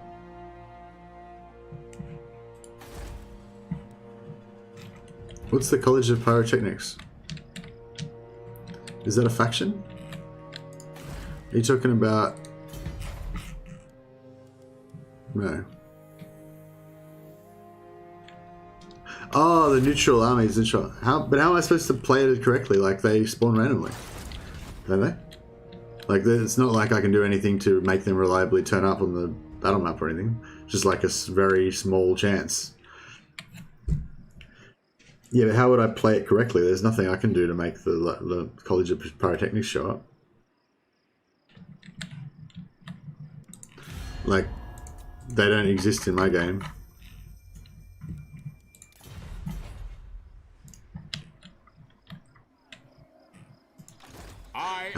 Yeah, they do. Like, they. I'm pretty sure their units do count as Empire. Like, you can get them. You can capture their artillery. But yeah, that would be a pretty cool technique. I had never thought of that. But I think it would only come up like very rarely if you happen to get that army spawn near your troops, you know, which probably wouldn't happen all that often. Chosen of Sigmar.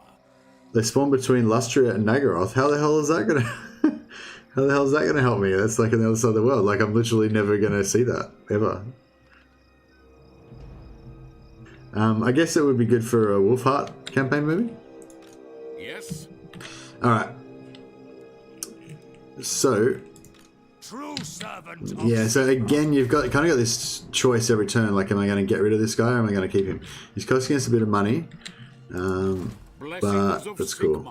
Upon you. That is all cool. I might even go one more on this growth building. I wonder, I can't be bothered figuring out whether it will make a difference or not. But, I mean, it's only 1,000, and I think we can get away with it. I'm not going to recruit any more units. I feel like we've already kind of... maybe we should recruit some more, actually. No, we'll wait, because we can get crossbowmen soon.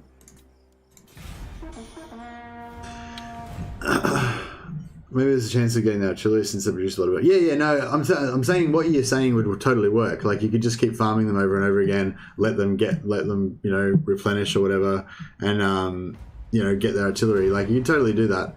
But that's not an option with an Empire campaign because they're on the other side of the world. Like, you know, it will be like turn 500 before I get over there, and I'll already have my own full stacks of artillery by then. Yeah, so okay, so now we're in second phase. So first phase is get over here and sack Ubersreich on turn 3. Once you've sacked Ubersreich on turn 3, then that's it. They're done. You know. Why is it turn 5 all the time? Did I miss something? The instrument of Did I forget to will. sack them or something? Protector of the weak. What the hell happened? How did I get to be turn 5? Oh, anyway, whatever. Yeah, you break the. You basically sack this on turn 3, and The heretics then to battle. Champion of the faith, guided by Sigma. and then you just keep sacking it every turn. Auto resolve it now. Get decisive victory. Gives him like maximum XP, and the other lord also gets some XP. We sack it. It only gives us 148 from sacking, but we got the extra money from the battle as well. Then you put Volkmar on the other side of it. So on this side, actually I'll move this guy a little bit. Praise be to Sigma. Move this guy like there, Moving out, or like there. going forth. So you move this guy like here. Put him in raiding camp stance, so he gets a little bit of money. Obviously, not very much, but he, I think it gives him extra XP as well. Maybe. Actually, yeah, we don't really need to put him in raiding stance. Moving out. You can either put him in raiding stance or put him in camp. I always put the main army in camp so you get that replenishment. This one, maybe we'll put him in camp as well. You put him in magic stance, or you can put him in ambush stance. Or put him whatever you want. Really. Doesn't matter. Keep leveling up Volkmar. The key is to get Volkmar up to Heretic Hunter before about turn. We got 4 turns here plus another 2, so 6 turns. So yeah, turn 11, I guess you want to get to Heretic Hunter. Got like 8 artillery. Get like 8 artillery units involved with Zargelt's army. That's pretty cool. I think I better start concentrating actually, because I feel like I'm talking too much and I'm not actually playing the game properly. Like, the fact that I don't even know how it got to be turn 5 is pretty worrisome. I feel like I lost a turn.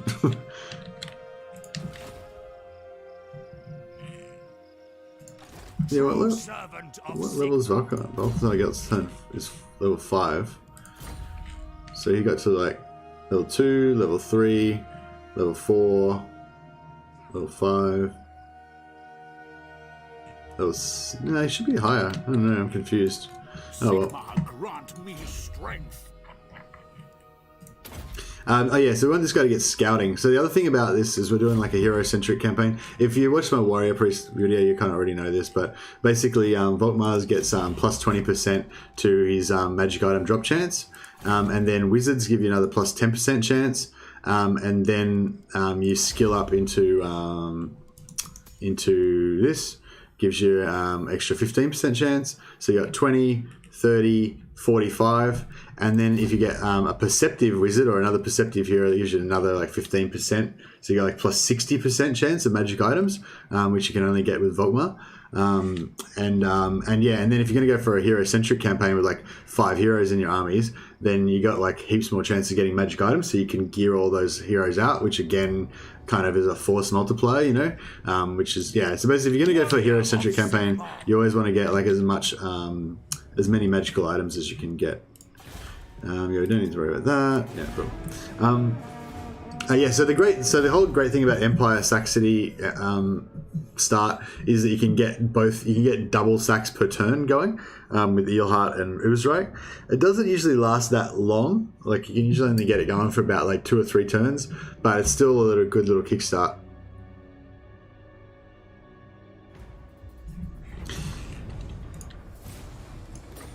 And it just gets easier kind of as you go on. So because Volkmar's got the extra movement rate, he can basically attack Oozreich here, just auto resolve it. If you wanted to be really efficient, you could fight it out. But yeah, so he attacks it there. It only works if you're on that side, because you retreat back that direction. And then he's still in range to go down and attack this one as well. So you get 2 sacks in the same turn. It's in circle. And then yeah, we'll make sure we bring our other guy with us. He's slowly leveling up. We'll give this guy something different, I guess. Noble. This guy's going to be kind of like our more defensive kind of guy, I suppose. Maybe we'll give him public order. It'd be better to get Imperious Lord that's got +4 public order naturally, so you can stack the public order together. But yeah, yeah, you come down here. Probably just auto resolve this as well, but I might just fight this one because I want to keep the efficiency up. Ronan, hey, evening again from Thunder Spam. Oh, you keep saying Thunder Spam, you make me want to play Dwarves. But that's right, we're going to get some handgunner spam, so it's going to be good. Evening, down 30-32, ready to crack open Red Bull to stay awake. Good luck tonight, Troll Legend, and Emperor's speed with you, Troll Legend. No, I don't think I'm not a Troll Legend. I'm a Troll noob. That was like literally my first time playing Throg. Well, not literally. Literally, metaphorically, my first. No, that was my first proper playthrough of Throg. Like where I actually tried to you know, first playthrough of Throg where I went past like turn 5.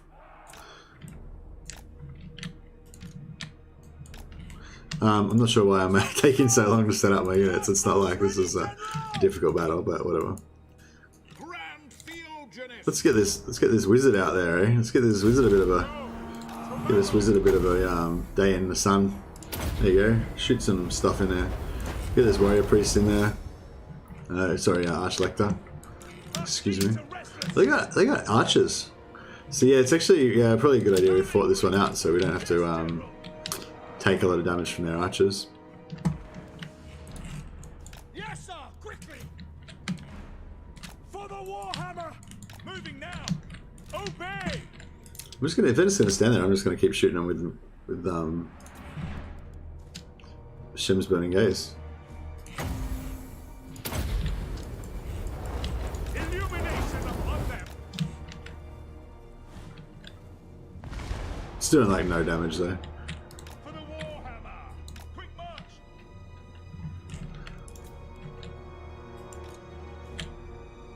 Ah, there we go. There we go. Alright. By the jade grip! Oh, what? Oh, is that they've got The enemy! one of those Marcus Wolfheart type dudes. Illuminous falls! No lingering! So we can play at that game. Light of battle! For Heldenhammer!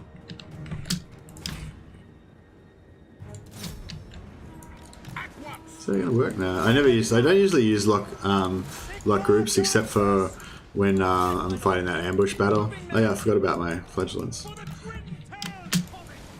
Quick march! Sir! Charge! Yes, quickly! Yeah, we got some infantry in there. Take a position! We serve the Emperor! Yeah, I forgot about my cavalry, but oh well. As I said, it's not really a pivotal battle. Finisher! Faith is my shield! I am prepared! Free company! Quick! Yeah, I made a bit of a mess of this, but yeah, we're not really exhibiting top tier gameplay here. Ready? For the Warhammer! Taking position! Understood! For the Empire! I think I need to make a new name for this guy as well. We're going to have him with us for a while. Yeah, so for this one we don't actually have to kill the hero because, the Lord, because he's going to get wiped out anyway. That's what I was saying before.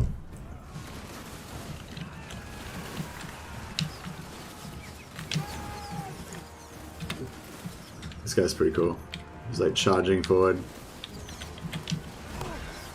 Blam! Oh, he got shot in the back. He did that same move that the warrior priest in the video does. This is kind of cool. Look. Oh, we haven't won yet. Why haven't we won? Oh, we're still chasing ranged units. For Heldenhammer! At speed! To battle! Strike them down!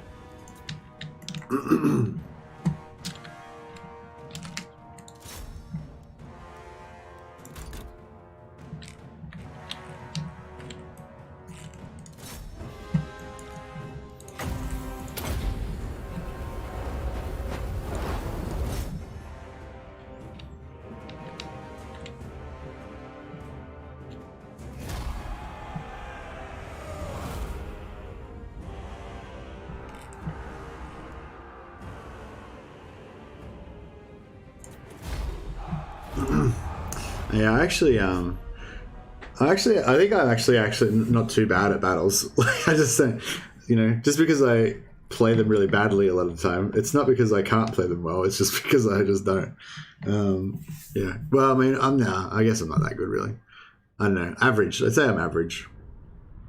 But yeah, the difference in skill level between when you're like having a good time and when you realize that you're screwed, like you just, like you're like, I have that moment quite a lot where I'm like playing along, I'm happy, I'm chatting, I'm talking 440k quotes, and then I realize that, oh god, I'm going to lose the battle. And then all of a sudden, the skill level just goes up through the roof, because you got the fight or flight reflex. You're like, your actions per minute go up by like 1,000%.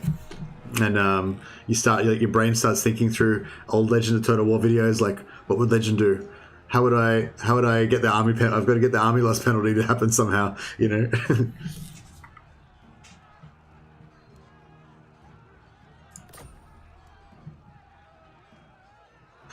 Yeah, sacking, obviously. Not that hard of a decision. So the only bad thing is that we don't get any replenishment because we used all our movement to get down here. And again, we won't get any replenishment on the way back either. But that's cool. That's why I wanted to fight the battle manually, just so I didn't make sure I didn't take too much damage. And we're quite close to getting to Heretic Hunter. I'm just purely for roleplay reasons. I'm not going to take Iron Discipline. I'm going to take I don't know. No, he's not reassuring. He's fervent because he's Volkmar. Volkmar. Alright, now this is actually pretty good. Wolfric von Volkolvian is actually a pretty good hero to have. I wonder if we should actually go for the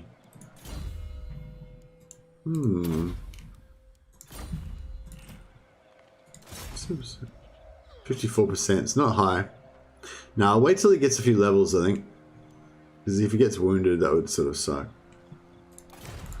Give him a couple of footy seasons to mature before we start using invasion actions. Yeah, so we can start recruiting crossbows now, but we're just sort of saving some money, I guess, by not recruiting them quite yet. That's the other good thing about having the second lord. You got that flexibility to have like one keep on sacking while the other one recruits and all that kind of stuff. But it is starting to cost us a lot of money. So it's like 500 plus his costs about 250 or something. Yeah, gotta keep checking your diplomacy every now and again. So we want trade with Bretonnia, but we don't necessarily want them to have military access. So I think you can. Yeah, so they really want the military access. What I normally do actually is I give them war with scaling, because I don't really consider scaling to be a huge threat.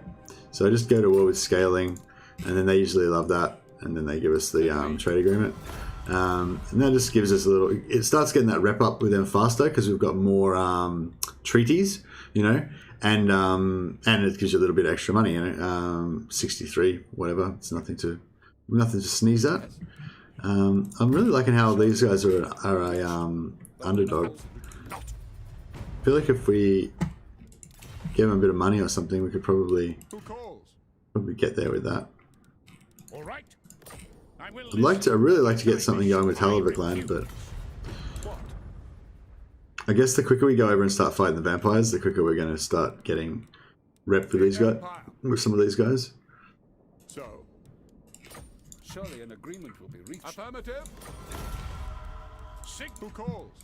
Yeah, I really love to have a buddy campaign with the Empire, and I feel like we've got a good chance of getting it happen this time. Yeah, alright. So the next big problem we got is the Skull Smashers. So at some point the Skull Smashers are going to come down, they're going to park themselves around here or something, and then we're going to get into a battle with them. A rival power desires a change in your mutual relations. No.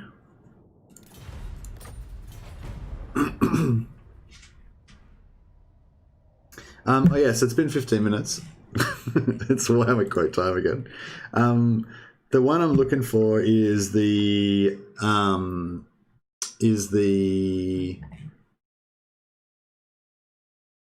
Prestige. It's pretty bad to go down so low with Prestige, but That's the other good thing about this Sack City thing. The other thing I really like about it is that you get heaps of prestige really fast because you're fighting 2 battles per turn. Grand Theogenes. Yeah, all this order as well. This one. Oh man! Oh no! Orders. You guys saw it. I clicked on auto resolve, but it just like sometimes it just doesn't load properly or something, and it counts as break siege. But I actually click this. We might not have enough movement now. Oh no, we'll be fine. We'll just use the other guy if we need to. So yeah, we didn't get much money there, but look at this. We got this item drop chance. We got all these ancillaries. I think having extra heroes in your army gives you more chance of getting more ancillaries, because you'll notice when you have a couple of heroes in your army. Oops, I'm scouting. This is the primary reason why I wanted to get more magic items. When you have like lots of heroes, you tend to, after battle, you get like 7 ancillaries pop up in your army. Okay, so we've got Heretic Hunter. That was the main thing we wanted to get. We'll get Lightning Strike as well, just for a bit of safety, and also just because you can sometimes get extra XP with it. What's that at? Level 10? Level 5, yep. Yeah, so we need to get Grand Shield of Faith ASAP. Actually, this guy's probably going to do a bit of recruiting as well. We'll give him that. How much time we got to this? Yeah, we got to watch out for this as well. Okay, so yeah, I would have liked to have given the wicked flee. Would have liked to have given the battle to Volkmar, but that's all right. We'll get this guy onto it. For the Emperor. Yeah, again, we can just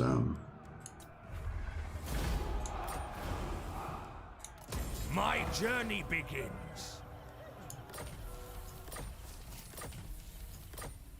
See, like, we're getting some pretty nice magic items. It's only turn 7, we've already got like a bunch of magic items. Okay, so this turn we're probably gonna have to forego the double sack. We're gonna try and fight this guy. If he runs down here and goes for Runberg, that's gonna kind of suck. I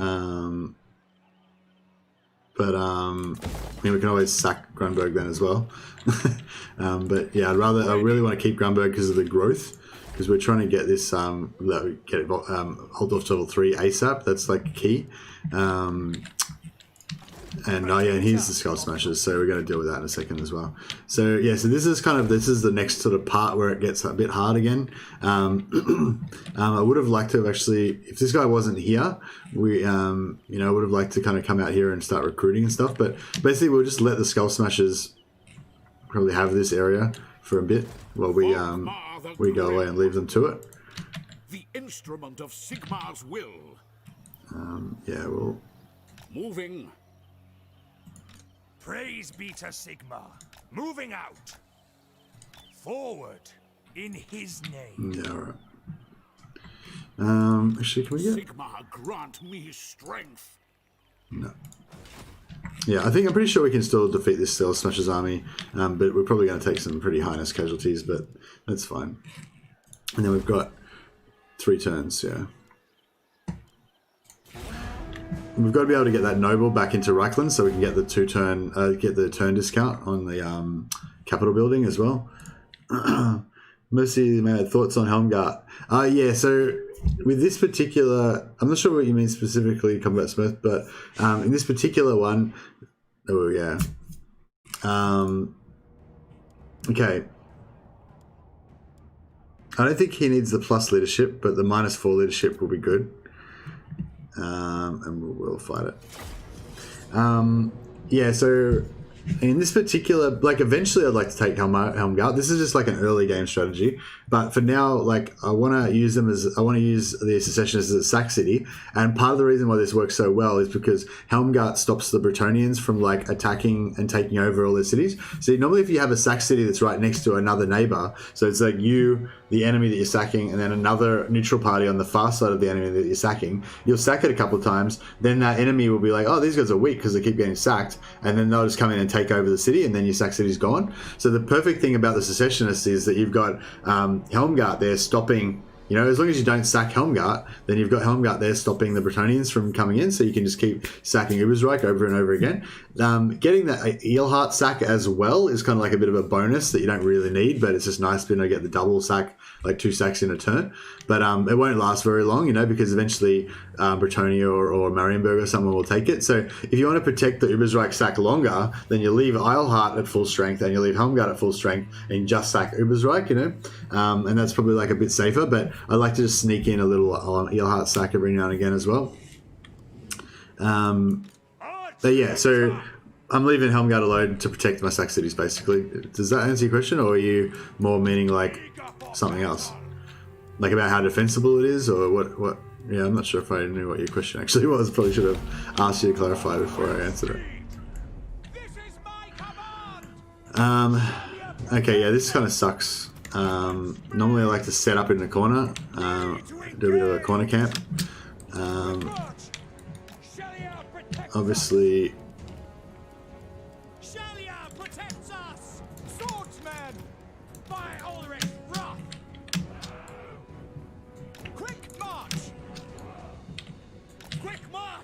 yeah, this is going to be real bad actually.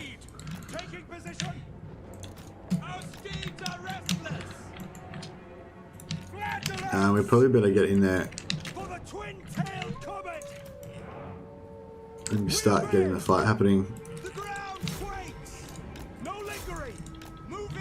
because otherwise they're going to all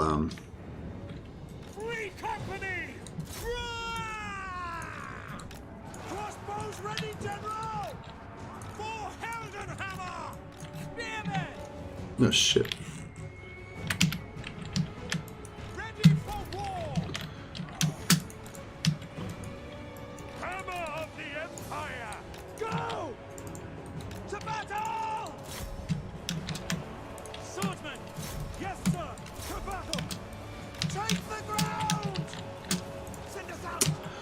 Figure out what's going on. Where is Volkmar? Get in there, Volkmar. Get in there!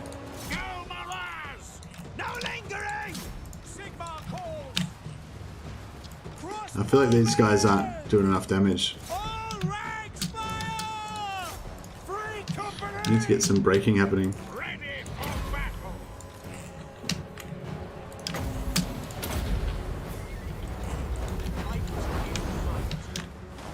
Are we braking? Yeah, go.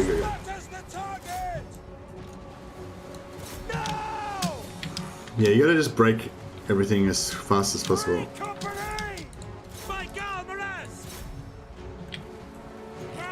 Come on, yep.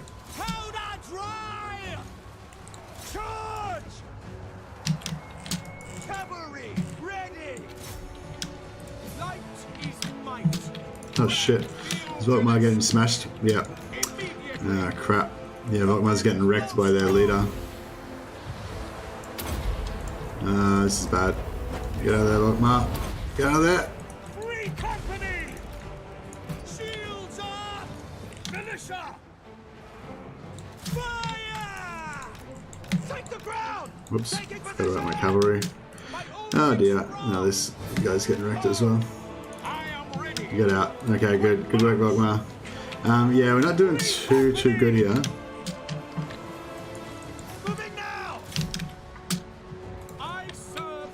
We need a, As you say. Volkmar's done. He's out of there. Take position! Crossbows ready, General! Yeah, we're struggling. We serve France!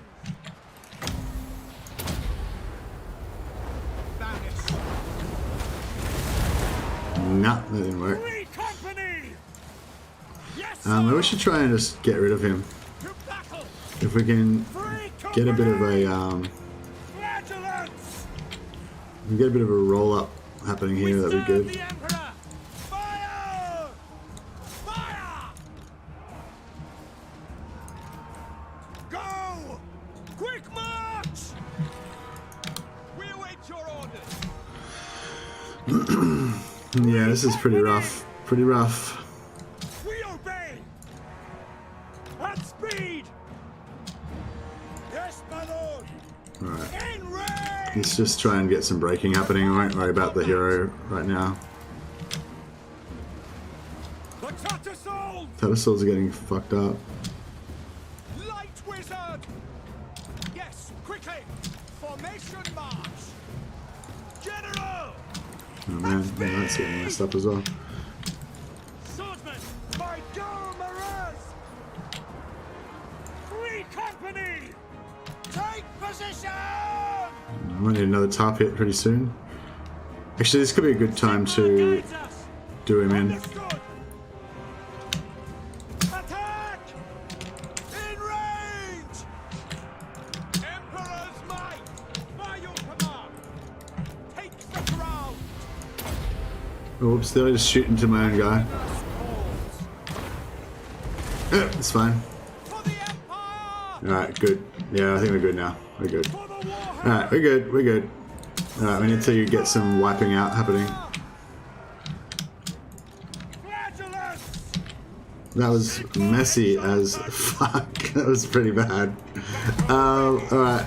It's just because normally I don't have the extra lord there, and so I can just corner camp with Volkmar, and then you can do a lot better. Like, you still usually take pretty bad casualties, but but not that bad, not that bad, you know. And yeah, like, fuck, that was pretty bad. But did you see how my battle ability just went from like 10% to like 70%, like instantly, as soon as I realized that I was in deep shit? Like the adrenaline like ramped it up. We serve the Emperor! Well, I'm not saying it was like tactical genius or anything, but I'm saying, you know, my battle ability is definitely improved by about 500%. Like as soon as I realized that I was in trouble. Battle ready! Moving now! All ranks fire! All ranks! Yeah, I'm just trying to get rid of some of these guys because we're gonna have to fight him again fairly soon, I'd say. We are Sigmar's heirs!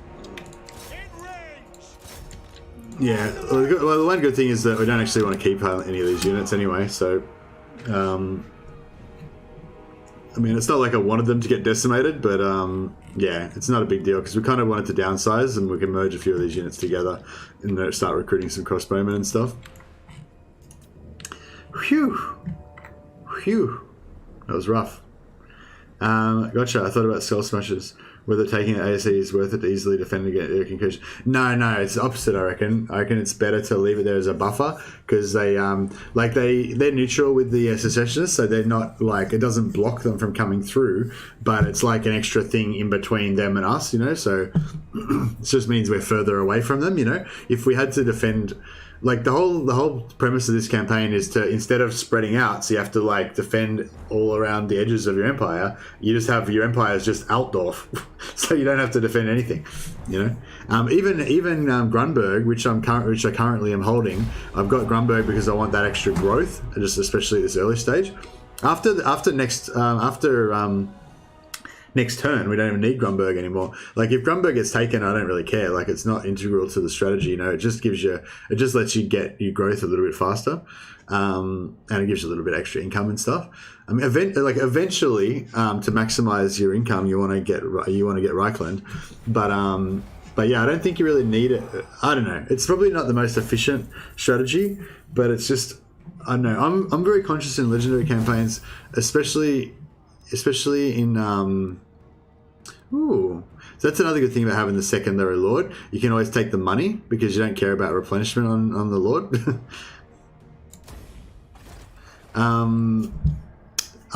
Yeah, that's another thing I'm conscious about with legendary campaigns. I was talking about this a lot with my last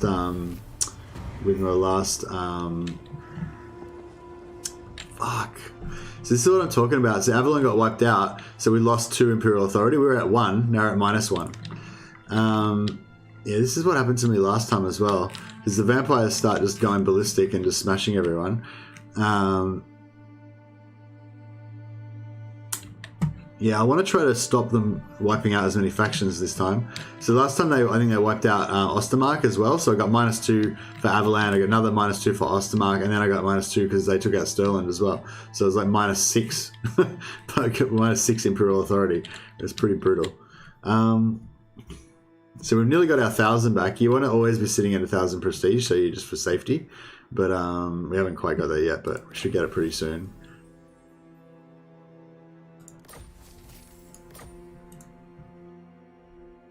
Had to drop out for a German lecture. How's the campaign going? Good so far. Good so far. I've made a few errors, just minor errors, but yeah, no, good so far. All right, 2 turns till this is going to happen. Be nice to take out the orcs. Yeah, all right. So we'll get his buffs happening. And we don't even really need lightning strike yet. We should get his buffs happening as well. Okay, so we've got a heap of magic items now as well. So Dragon Tooth will keep on him. Talisman of Endurance will keep on him. Melee defense +5 is fantastic. Recruit rank, Wailing Banner, Jailer. Don't really need that. No, I haven't got anything else to give him anyway. Okay, and now other guy here. We'll give him melee attack +7 is pretty nice. They're very defensive, these guys. They're like 30 attack, 55 defense.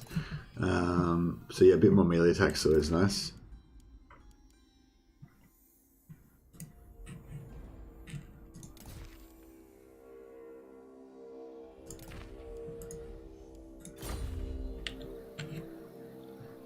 Okay. Oh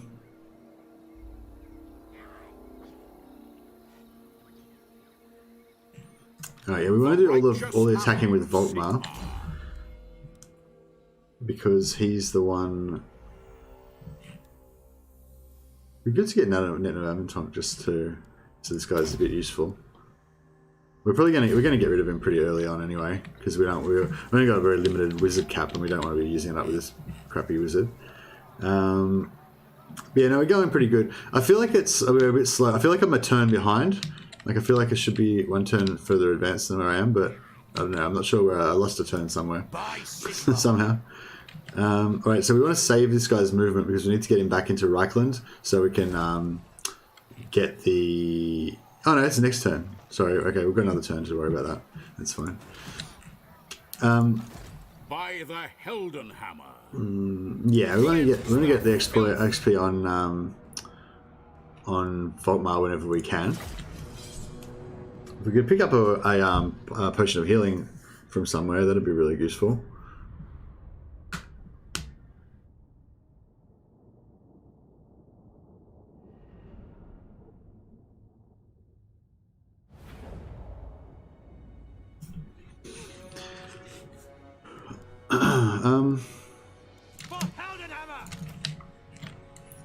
I'm gonna go for something like this, I guess.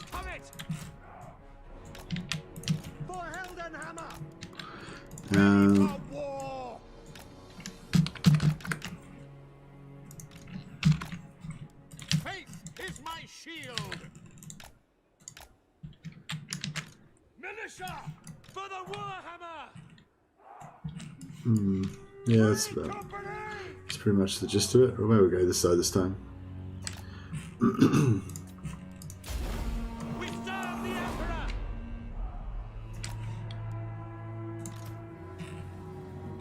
Formation march.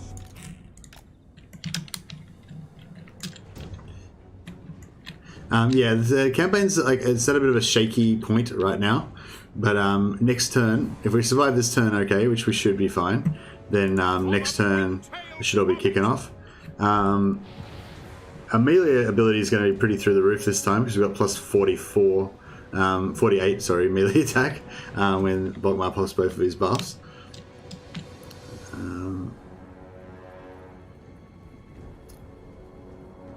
So that should be pretty good. But we ideally want to destroy them basically in ranged combat so we don't take any damage. If we can at all do that. Detachments move. Are they actually attacking? I think they're actually attacking. Alright, let's just hold the phone a bit let's come back over here. By God, Miraz!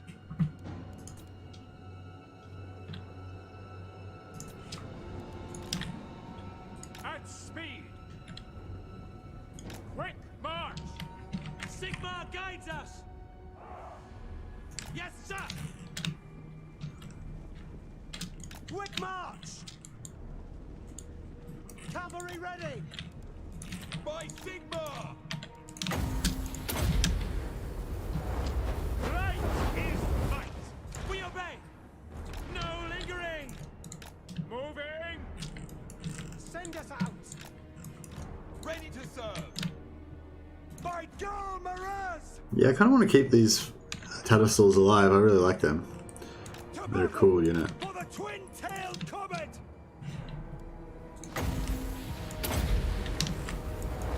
Illumination upon them! Yes, my lord! My friends! Taking that position! Faith in the comet! Offering battle prayers! Light wizard! Vanish! In the name of Sigmar! In range! Ready! Yes, quickly! We obey! Yes, sir, quickly! Go! Ground quakes! Yeah, I'm not really getting a maximum amount of shootiness happening, unfortunately. High priest! Awaiting orders! Oh, whoops. I was fake charging the spears to keep him out, and then I accidentally charged the spears. Oh, whoops. No, we don't want to do that. We just want to, yeah, that's better. Oh, shit. Get out of there. Very well. Yeah, he's, unfortunately our dudes aren't very good at combat compared to the enemy guys. Our steeds are restless! Sigmar exultant! Yeah.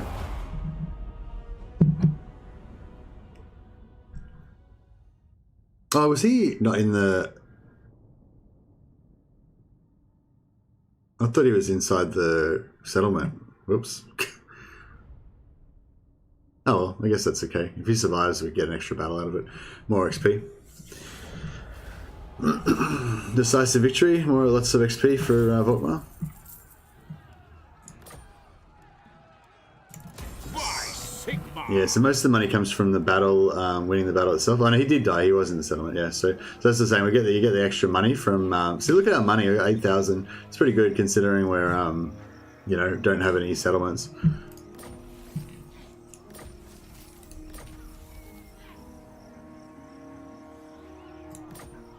All right, so we really want to get back into Reichland this turn with this army because it badly needs some replenishment. So we'll probably use this one to do the attack, just to maximize our movement. I wonder if a wars could be nice to get a bit of more cavalry going. The other thing I was thinking about this, which I'm probably not really planning on using this time, but doing a warrior priest stack could actually be a way of making a cavalry good. Maximum amount of shootiness. Don't you mean I need more Daka? Yes, that is exactly what I meant. I misspoke. Sorry, Nicholas. I meant I need more Daka. Yeah, he's going to be our recruiter. That's right. Possibly. Probably not. Ready! Alright, so these guys are pretty busted up, but I feel like they could get busted up even a bit more. Actually, I wonder if we can go here, go there. No.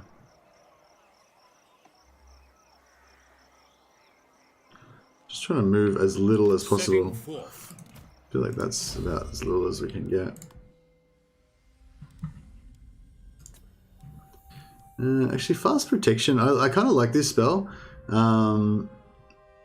Just because it's like a little cheap, you know, it's only costs 4 magic points and it gives you plus 24 melee defense, plus 30 armor. I'm kind of fascinated with these like personal protection spells. There's a good one you get for a fire wizard as well. And yeah, I think that could be cool. But I'm not going to take it anyway, so don't know why I wasted time talking about it. Really? I thought, oh, this is a really easy battle, and then it's like, oh, you're going to lose. And I'm like, am I? I don't feel like I'm going to lose. Am I going to lose? No, I'm probably just going to take Highness casualties again. Alright, we might try and fight this a bit smart, this one. What do you think of Knights of the Blazing Sun? Do you think they live up to their lore tabletop representation? Oh, geez, that's a pretty hard question. So their lore reputation is that they're kind of like the sneaky, conniving kind of knights, I suppose. Like they're knights, so they're like noblemen and they're like, you know, elite warriors and all that kind of stuff. And so all that stuff applies to all knights, I guess. But as far as knights go, they're kind of like, their reputation is not that they're particularly brave, you know, like, oh, they're brave, I guess, but you know, like that's not their thing. The thing about them is not that they're super brave or they're super elite or that they never retreat. Like the thing that's specifically about the Knights of the Blazing Sun is that they're kind of like sneaky, you know, like that's kind of like I think that's their like lore background trait that they've got. So yeah, so I guess that doesn't really come into it. Obviously, that's completely irrelevant. So I guess I wasted everyone's time by saying that. I don't know what is their lore tabletop representation. Do you mean like they're meant to be like super elite or whatever?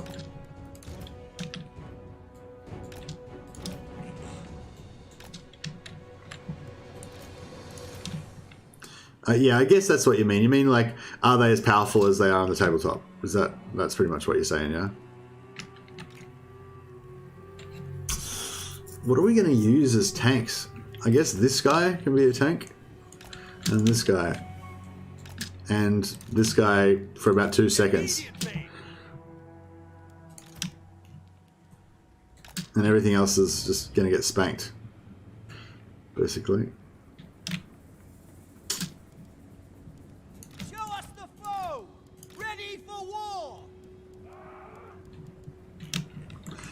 Actually, we might need to hide Volkmar because if this has this guy got, what's he got?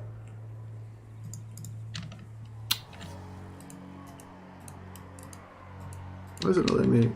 Oh, I haven't got the thing up. Yeah. If he does Vindictive Glare and shoots Volkmar, then that'll be all over. Volkmar will probably get one shot. Ready for orders. You can't really dodge Vindictive Glare. Do you think they'll live up to? Do you think they'll live up to the table version, and do you like them as a unit? Okay, yeah. So I don't really know where they come into the power level. Like, are they kind of like equivalent to Reichsguard, or are they like a little bit weaker than Reichsguard? Would you say, or a little bit more powerful than Reichsguard? Like, I feel like I don't know. I don't really know about their tabletop power level. But I say they're essentially the same as Reichsguard. Yeah, basically. Hey, Ali Habib. Yeah, so in terms of overall power, I'd say they're about the same as Reichsguard. Obviously, they do fire damage, which is cool.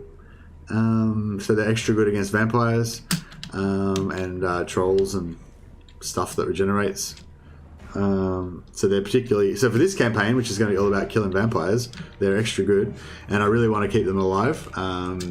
Because I think they're a really good utility kind of unit. Like in every battle so far, you've noticed they've been pretty, maybe not pivotal, but they've been like, you know, I've used them, specifically used them for certain jobs. Mainly they're really good for messing with archers because they got the extra speed. Actually, how much speed have they got? Speed 71. Actually, yeah, they're pretty fast. They're not too bad.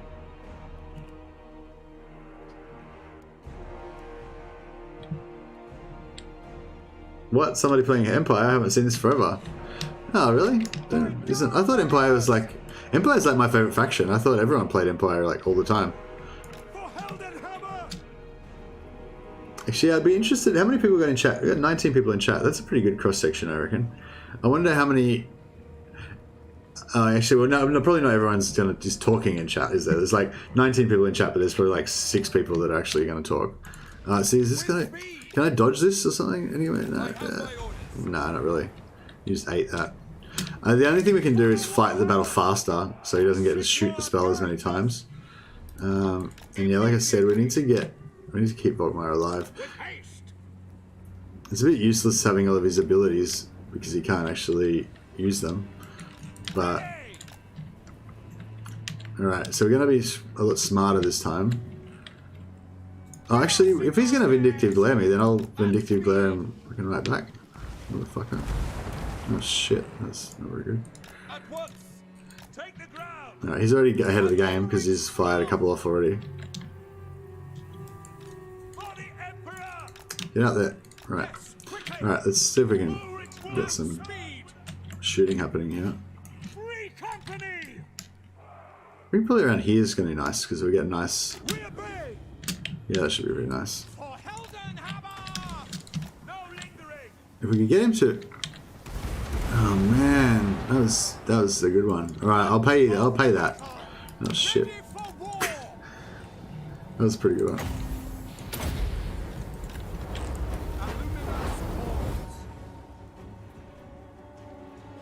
Yeah, we aren't doing too good.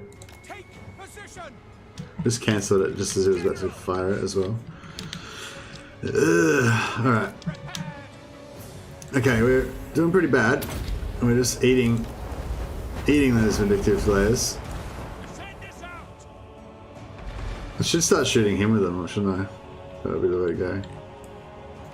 Free company. Alright, fuck it. Let's get it on. Archlector. Alright, we're gonna have to keep you out. Yes.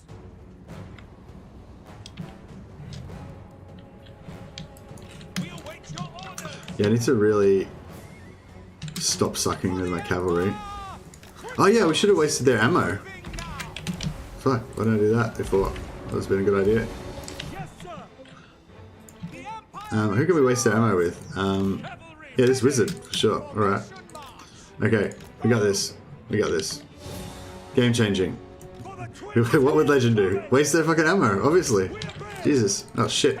Shit. Shit. Don't die. Alright, let's do this. Let's do this properly. Oh shit. Oh shit. Okay, it's fine. Everything's fine. Oh shit. Get the fuck out of there. Alright, this didn't work. This didn't work. Okay, that didn't work at all. Okay, Legend wouldn't have done that. Shit. Okay, we've stopped swearing. Am I gonna like actually lose this battle? I feel like we've gone from like, yeah, we'll be fine to like, oh no, to like, now we're gonna lose. Oh my god, he's gonna kill him. Oh, that was bad. Oh, I guess on the plus side, he's not gonna have any magic winds of magic left by the time this is all done.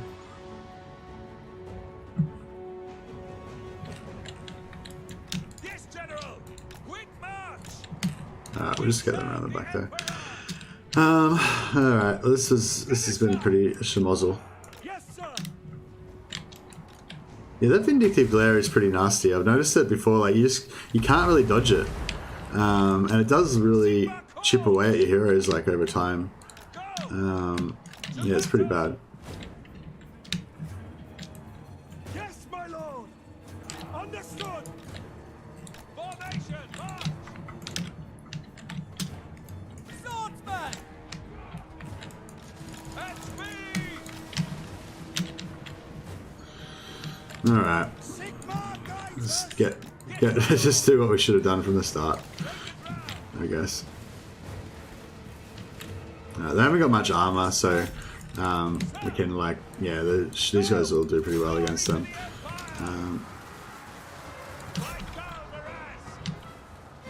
Yeah, I might just sacrifice one of these.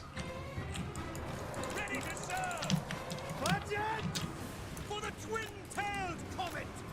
For France. To battle.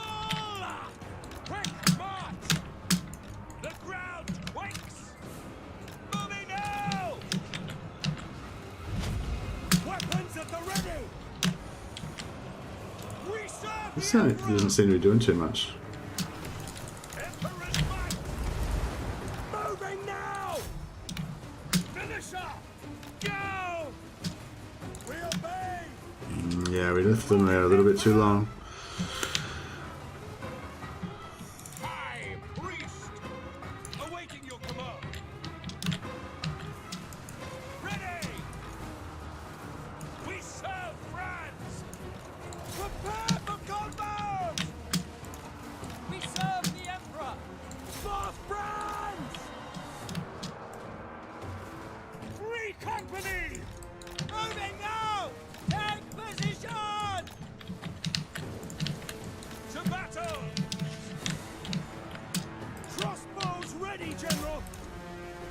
Alright, the Tattersalls are going to have to eat it, I think. You're going to have to take one for the team. To battle! Yes, sir! Quickly! Moving now! Attack! I do not fear death. For the twin-tailed comet, Sigma guides us. Our orders! Budget! Oh, that's oh. Finisher! Formation, march! For Heldenhammer! We serve the Emperor! Yes, sir!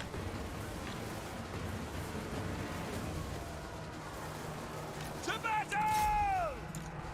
For Heldenham, Sigma calls! Ready to serve! Ready for war! Struggling. Swordsman! Budget! Taking position! Quick march! Take the ground! Sigma! Powder dry! Send this out! For the twin-tailed comet! Powder dry! To battle! Take the ground! All ranks! Fire! Pick them off! Yes, my lord! The ground wakes! Prepare for combat! No lingering! Budget! Formation! March!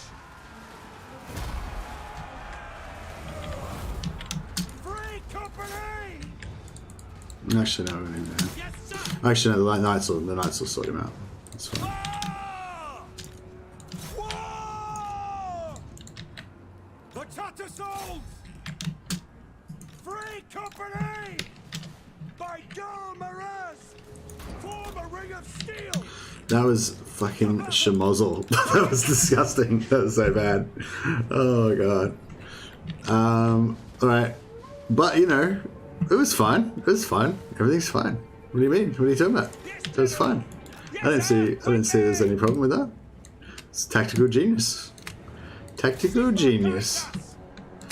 Where are we up to? Oh wow, I've missed so much. Sorry guys, there's so many chats. Knights of Blazing Sun. Okay, essentially, do you think they live up to tabletop version as a unit? Do I like them? Hey Ali Habib. Crampton said, do you have any tips on what I should replace my free company with? They're not holding up against tier 4-5 vampire counts armies anymore. Oh, excuse me. Yeah, it's a free company, a pretty early game unit. So for starters, so obviously you're using free company militia as your first. So I don't take free company militia as a main unit. Like I only recruit them. Oh man, that's a bit too close. I should have done that better. Oh maybe. I don't think they're gonna get him, but they might. No. Yeah, no, I just recruit free company militia on the first turn, or maybe the first and second turn, like I did in this turn. Like I usually only take 4 units of them, because they're good for like shooting stuff in the back, and they're kind of a clutch. Yeah, I feel like any more than 4 units is like a bit too many. In this army, I've got 6, so I think that's about as many as I would ever take. So firstly, I would never recruit probably never recruit free company militia in the first place. Like I wouldn't have a full army of them anyway. I mean, maybe with Balthazar Gelt, I guess they're kind of cool to use them as mainline infantry. I don't know, whatever. So yeah, so first thing is I wouldn't take them in the first place, and then I would probably. Well, I mean, flagellants. Flagellants are the obvious choice to use as a basic frontline infantry, either flagellants or great swords, basically. I mean, well, actually, great swords are the obvious choice, and the other alternative is flagellants, which I think flagellants are kind of a good choice against.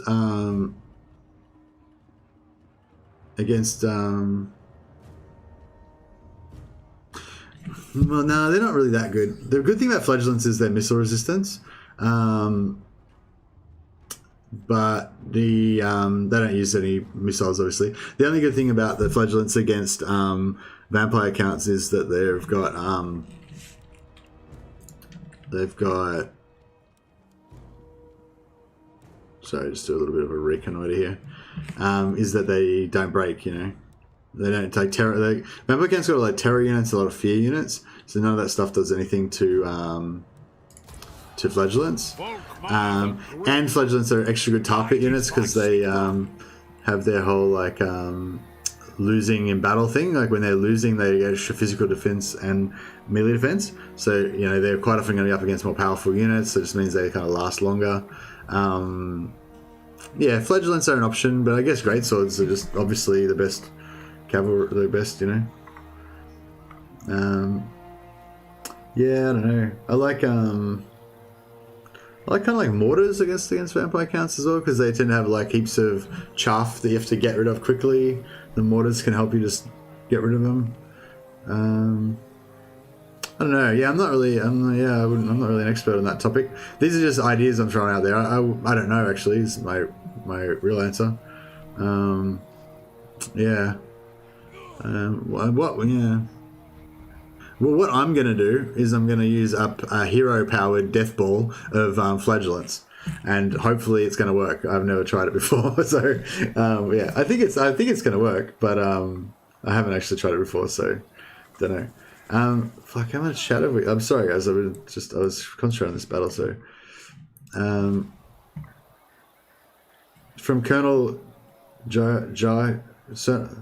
Colonel Joachim Fief, Krieg 14th Armoured Regiment. Nice. I love the Kriegers.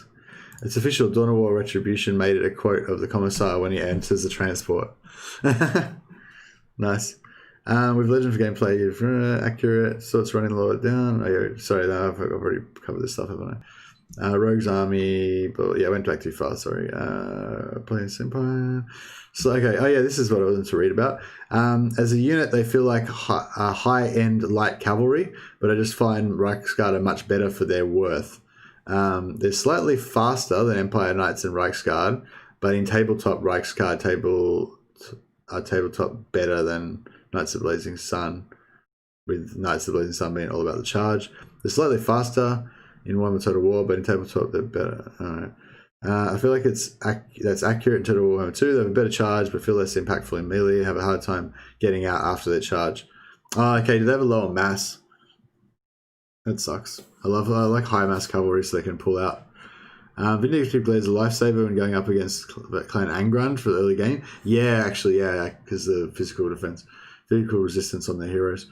John Mudd, yeah, early melee defense is painful, but they hit hard on the charge. I do find Knights of the Blazing Sun versus Dragon Princes is one of the most hilariously one-sided fights in the game. That's interesting. Does cavalry is good on legendary? No, not really. However, they have their uses, flanking archers. Yeah, basically I use them to negate enemy archers, because they can, like, every time they head towards an enemy archer unit, the enemy archer unit will redeploy, which means they won't shoot. And if you've got time to micromanage them, they'll just continuously make the archers redeploy all the time. And you can potentially disrupt like 2 or 3 different archer units with the cavalry. And if you can separate them out, you can actually charge the archers and knock them over and stuff. They don't kill them super fast, but they will kill them eventually if you can make sure everything else, Vigilant Flagellants, 0 armor units with Unbreakable. Yeah, that's right. Flagellants are 0 armor units with Unbreakable, correct. So they're particularly good against armor-piercing type of enemies. I feel like they'd be good against, like, Chaos, maybe, like, you can put them, I don't know. They're not, like, good against anything, really, but they're, like, I don't know. It's hard to say. Like, their main really good thing is that you can give them really high missile resistance, so you can make them like immune to shooting, basically, which is pretty sweet. The other thing is they're unbreakable. Yeah, so I feel like in certain situations, like especially when the enemy's got terror, when they're going to like fear bomb you and make you guys all break, then that's where the great swords aren't so good. But if you're going to do a warrior priest stack, then you can stack your great swords morale up to like 100 and something. So that's fine too. We'll probably go for we'll probably have a greatsword death ball and a warrior priest death ball at some point if we play it far enough. The Ball of Doom hasn't started yet, Roic, and that's why we're struggling so much. We're having to use actual battle tactics. Actually, that was whoever gave me that idea before about real world battle tactics in the game. I think I've demonstrated that I'm not capable of any kind of tactical battle. So, love rocket batteries, but a regiment of renowned mortar that doesn't do friendly fire is awesome. Yeah, exactly. I love the regiment of renowned mortar as well. It's not regiment of renowned. It's the Yes. Sigma's will. electric count one. Simpson's guns, the mortars. Yeah, no friendly fire. Yeah, but I really like those are my top priorities to get confederated. These guys to get the tough handgunners that are good in melee, and the Simpson's guns that no friendly fire mortars, just to get that fear bomb kind of effect going, extra artillery morale break on the enemies. And they go for mortars on vampire pirates. Love Queen Bess. What's up, chat? Hey, Sodo. Elect a state troop. Yeah, exactly. That you're right, Nicholas. Yes, elect a state troop. But yeah, that's one of the best ones too. I love them. Like they don't do heaps of damage because they're only a mortar, but they're just it's so useful being able to shoot. I like to have like one of them in like every army, just for breaking morale and helping your troops on the front line.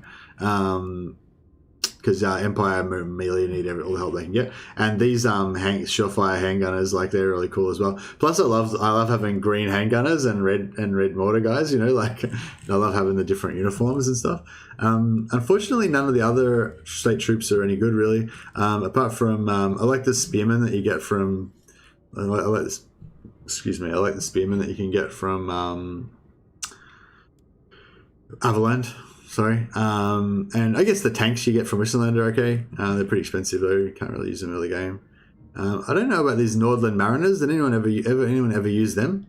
I don't know if there's anything particularly good about them, but Halberdiers are actually a decent, useful unit even in game. So maybe I'll get some of them in. I love the multicolored armies. You know, I love having like state troops. Not so much the knights because they're a bit crap, but actually these ones are good because they cause fear. You can use them against Skaven pretty effectively. I saw Legend doing something like that one time to help break the Skaven. Eldritch Guard.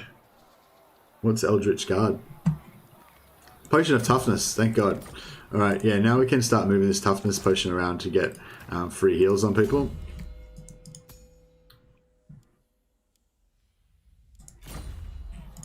Sigmarite Arch-Lector. Sigma, grant me strength. How many turns we got? 2 turns. My knowledge is yours. Setting forth. Or more if he's there. Protector of the weak. Never yield. Sigma watches over me. Awaiting orders. Actually, we'll put this guy in I will do Reichland. anything for Sigma. So that's Grunberg there. Yeah, I'll put him in Altdorf to start with. That way he'll get the buff at the start of next turn.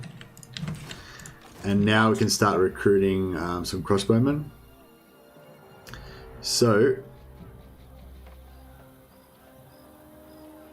we might just pay the extra. We might just pay the extra replenishment, pay the extra cost to get the replenishment this turn.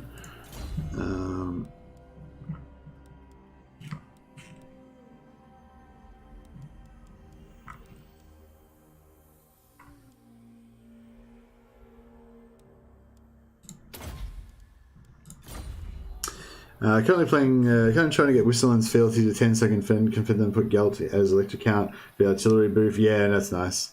Artillery boost that that you get for being electric count of Whistleland's pretty good. Getting peeves off. Getting their relationship. I think you can get up to +3 actually from relations. So yeah, I didn't realize that at first, but it actually scales up. Like when you get a little bit of good relation, you get +1. When you get more good relations, you get like +2, +3. I think +3 might be the maximum, but Yeah, so if you got the money, you can just start giving them like the smallest gifts and just give them like 10 million of those until you've pumped up their relations to like 140 or something. Otherwise, yeah, you can like get their cities taken off them and give them back to them. It's always an oldie but a goodie. I am Volkmar. But yeah, I mean, you weren't necessarily asking for advice. So, you know, you're just sharing your frustration. I feel you, bro. I know how frustrating it can be when you want those mad buffs and the game just won't give it to you. Yeah, this wizard's a bit disappointing. It's not really pulling his weight. The instrument of Yeah, I would like to get some crossbow action happening. So yeah, we're going to downsize these other guys and get some more crossbows. And then eventually we'll downsize them again and get some flagellants. Actually, maybe we don't even need crossbows. We'll just go the power of flagellants.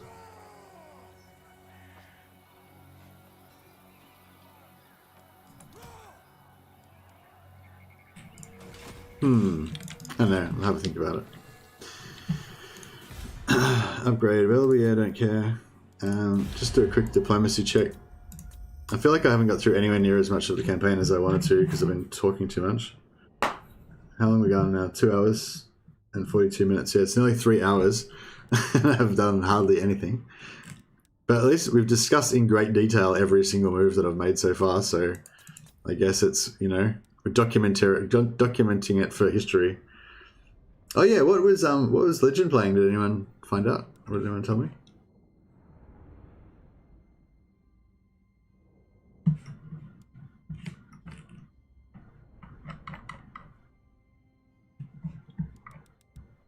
Yeah, so Sterling. Surely an agreement will be reached. Yeah, so we really want to stop. We really want to stop the vampires from killing any more of our dudes. Approach and make your offer. champion of the ready. Friendship is more valuable than gold, or so they tell me. Yeah, to war. What? What we could do, I'm not really ready right now, but what we could do is declare war on the vampire counts. So what because your normal kind of thing, I guess, is to let the Empire factions be kind of a blade of armor, and they kind of just get wiped out. But it keeps them off your back, so you can kind of build up, get your starting situation happening over here. Oh yeah, D-Live, that's right, someone said he's on D-Live, they didn't tell me what he was playing. Cetra's on D-Live doing Cetra Total Map Conquest campaign he's been playing for a couple of months. Oh, okay. So he's just like doing it like he just keeps going with it and going with it. That's cool. Maybe I should do that as well. I'll just copy everything Legend does. That's my default position, because I pretty much learned everything I know about streaming from watching Legend streams. I probably learned a bit more after I started streaming, but before that. So yeah, my default position is if I'm not sure what to do, I'll just do whatever Legend does. But no, that's a good idea actually to because I think it's hard to keep playing the same campaign day after day because people get bored with it, and the start is kind of like the most exciting because the start's when you've got all the possibilities, but then after a while you start getting bogged down with all the realities of the situations that you have to deal with. But yeah, I hadn't thought about it. That's a way to do it. You have once a week where you do the ongoing campaign, So trying to think what would be the most fun campaign to play as a long campaign.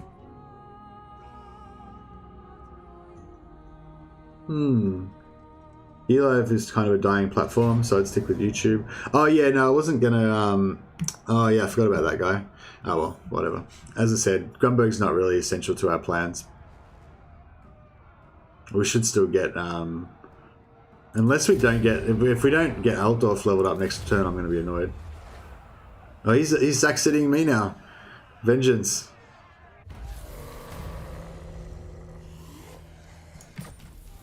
Alright, so now we can level up Altdorf. And again, because we've got this noble guy, that means that it's only going to take 3 turns instead of 4. So so we've essentially, it's like we're going to get our, we're going to get to tier 3 2 turns earlier. And then once we get to tier 3, this normally takes 3 turns. It's only going to take 2 turns. So basically it means that we can get warrior priests and we can get flagellants like 3 turns earlier than you otherwise would have gotten. So it's cost us, like, by that time it's going to be like 5 more turns, so 16 turns, 16 times like, I don't know, 700 or something. So, by that time it will have cost us, I don't know how much that is, like 8,000 gold or something, you know what I mean? Like, it's costing us a lot of money to have this guy going around, but it means that we're going to get flagellants like a few turns earlier. So, that's cool. What we could have done is just kept him for the first 2 turns, then done the initial build with hide him on the first turn, done that initial build with Altdorf, then get rid of him, and then he would have respawned in time for the second build of Altdorf, and then get rid of him again, and then you would still save 2 turns, but you wouldn't have to pay all the thousands of gold. But the other thing is, I wanted to get this Lord leveled up anyway. I just want to get him leveled up until he's got Shield of Faith. Then we can, like, potentially retire him and bring him out as needed. Yeah, it's probably, I don't know, I just... like, my thought was with it that no matter how expensive it is, like, the extra power that we'll get from having the extra Lord's worth it. But I don't know, I'm not too sure about it. I'm still, I'm thinking over it. Maybe it was a mistake. Alright. Protector of the weak. I serve the Helden Hammer. Alright, so we're not going to use this guy in this battle. We're just going to use him to take this guy out. Or at least make him run away. We'll get an extra sack with Volkmar on this though. Yeah, no, I wasn't planning on doing anything on D-Live. I just meant the idea of having an ongoing campaign that you play once a week. Because I think people will get bored with... he'll get bored if you just play the same campaign every day. And, like, Legends said this a number of times, like, that, his views go down after the first, couple of episodes or whatever. And so if people aren't enjoying it, like, if people aren't interested in watching it, then, as a streamer, you can't really, like, stream just for yourself, Like, I mean, you can. I mean, literally you can. But I feel like it's a bit of a wank, like, I don't know, like... Yes, sir! Yeah, if you're not from Australia, you might not know what that means, but it's like you're just like pleasuring yourself, and you're not like you don't care what anyone else thinks, you know what I mean? Like, I don't know, yeah, it's not Crossbows ready, General. Yeah, anyway, like, I don't know, like, you might think it's like pandering or something, like if you just do whatever the like chat wants to do or whatever, but at the same time it's like, if I just wanted to play by myself, then I would just play by myself. I wouldn't stream, Like, if you're streaming, like, it's, I feel like it's like we're playing together, you know what I mean? Like, your opinion matters as well. Like, not as much as my opinion, obviously, but, but like, you know what I mean? Like, it's sort of like a cooperative thing. It's like, I don't know. The way I think of it is like when I was younger and we used to play like hot seat gaming with your mates, like, or just like you were playing a single player game and your mates had it, your mate had the game but you didn't have it, or you didn't have a computer or something, whatever. So basically one guy would play the game, whereas the other guy would basically backseat game and give them advice and stuff, and maybe like read the handbook, because you get like a paper handbook that would come with the game back in the old days, and like the whole scenario of this is that like you like the backseat gaming part, so there's the 2 roles, you've got the guy who's playing and you've got the other guy who's like advising kind of thing or whatever, and they both have their distinct roles, and like the guy who's playing is kind of like the pilot, so he kind of has the final say of what happens, but like the other guy is important as well, because the like you want your mate to be there with you to sort of like share the enjoyment of the game and everything, but you don't want him to get pissed off and go away, but you don't want to like give him a turn of playing the game either. You want to still be the one that plays the game. So you got to like kind of keep him interested enough by like listening to what he says and stuff, but like not to, and you know, it's not to the point where he's going to get frustrated and just be like, this sucks, I can't play the game, you know. So I feel like that's kind of like what goes on with the streaming. It's like the same thing, you know, like I want to play the game, you know, I don't want like you to take over the game, but I want to keep you guys involved enough so that we're still in it together, if you know what I mean. That's, yeah, I think that's how I think about it. Sorry, there's another one of my rants. I feel like the last time we did this battle, we didn't do the best job of it. Notice again, like, you guys take responsibility when the battles don't go that well. At least 50% of it's your responsibility. How about you have a face full of this? What do you think of that?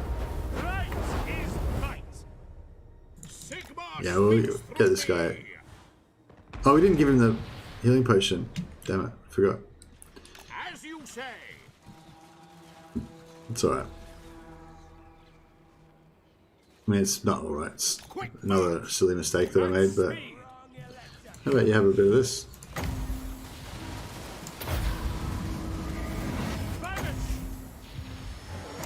We got a bit of that. Battle ready. Swordsmen, take the ground. We are Sigmar's heirs. Go. What? Yes, quickly. For Heldenhammer.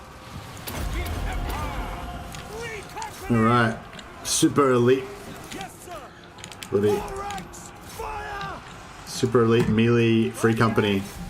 Look at this. They're wrecking him. Get in there. They got like 80 bloody. What's their melee attack? 79. Look at them. They're badasses. Nah, he probably just the hard army losses that got him. Whatever. Yeah, we don't have to worry about killing him because he's gonna get wiped out anyway. But I just like to kill him. Just love the gunpowder weapons. They just do a lot of damage, you know.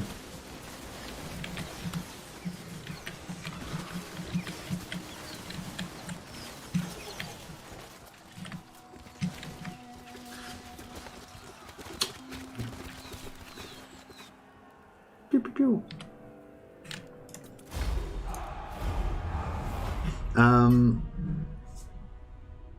It's only every Thursday, so it just keeps going, yeah. I know who I'm blowing up after I've staked vampires. Fucking Clan Mulder, who are stealing the ruins of the Empire. The vampires can't anymore. Yeah, Clan Mulder are annoying.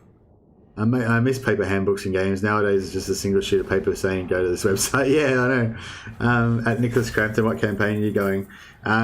He's doing Empire campaign, which started great with Skull Smashers teleported in to blow up all Eelheart so that Marienburg couldn't steal it, leading to me having to back and forth their armies.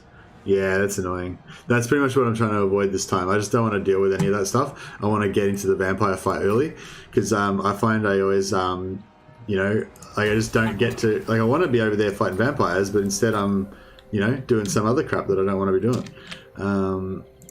Yeah, so I find that really annoying. This guy... I'll ignore that. Is this guy got the... Praise be to Sigmar. Oh, no one's got it. By the hell It's just not being used. That's a waste. True servant of Sigmar.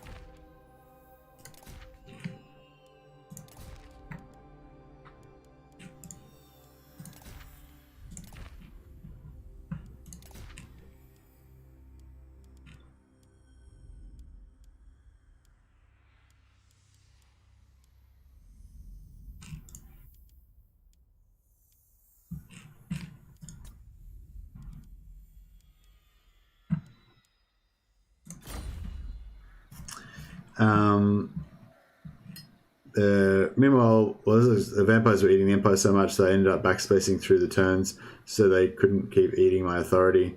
I love a good Empire campaign. Golden Order is fun too. It's fun playing around with different army compositions. Seems like every other race has a go-to set. Not so for Empire. Yeah, actually, yeah, that's a good call. Empire's got quite a few different options. I'm actually thinking about trying to do a cavalry thing. We could probably even do it with this army. Yeah, we could maybe do it with this one. Oh, crap.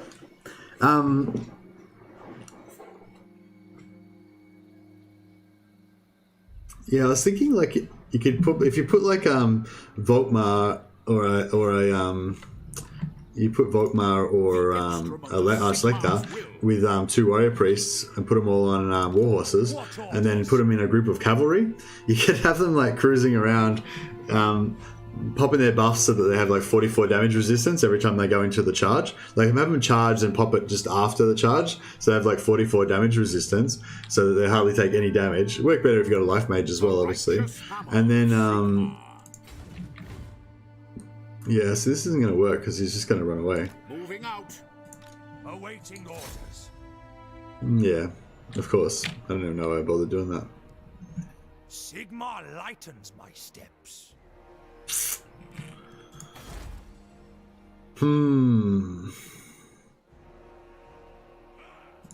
Ready.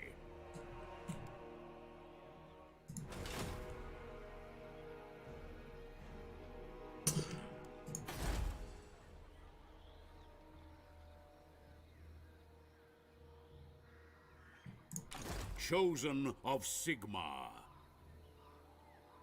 Onwards. Sigmarite well, Archlector. we're losing a bit of time in our sack-citying, but we need to get rid of this guy. We let him... Normally this sort of doesn't happen, it just because of, I don't know, events, the way that he was placed and everything, he kind of ended up getting away this way. But yeah, normally this whole strategy is not meant to let this guy get out there. It happens sometimes, but yeah, it doesn't really matter. Yeah, we don't need these buildings anymore. So I'm not going to bother repairing them this time.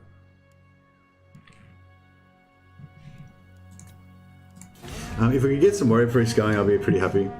I've actually settled on 5 times halberdiers and 4 times gunners in a square formation with 3 times rockets, 2 times grenade launch riders, and 2 damage, 2 great swords as reserves. Oh yeah, that's pretty. Sounds like a pretty decent one.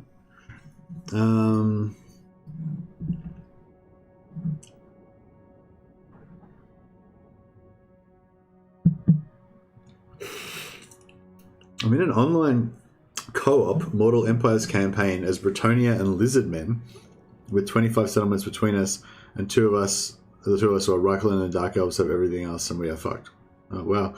So you're not actually near each other at all. You're just fighting in totally separate wars, because obviously Bretonnia and Lizardmen are nowhere near each other.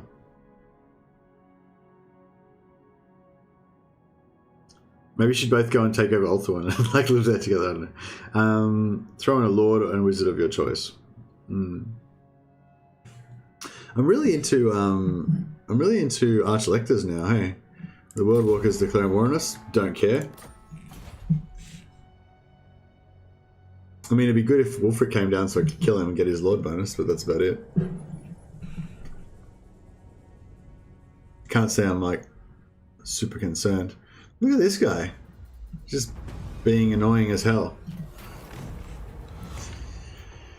We'll put Volkmar like here. Orders. Your word is Why not like put him in ambush stance? He can practice his ambushing ability. Oh yeah, that's what we should have done. We should have just ambushed him here, and he would have probably come back, and we could have wrecked him. Oh well. Blessings of Sigmar. Yeah, I'm not playing very well tonight, actually, in general. I just keep, like, doing things and not thinking about what I'm doing.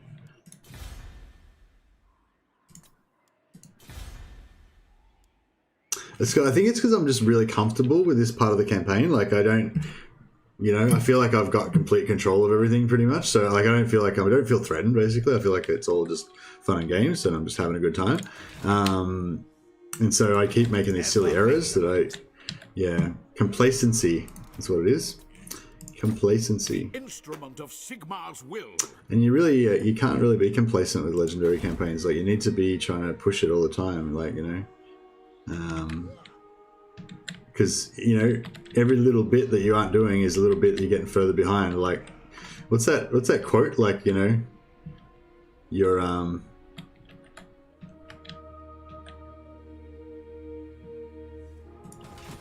I can't remember. It's like a sport quote, you know. It's something like, you know, every time you have a rest, your opponent is still practicing. Your opponent's training. You know, you got to just remember that, you know. Somewhere out there, the guy that you're going to go up against one day is getting better every second of the day. And every second you're not, you're falling behind. Sigmar be praised. Alright, so...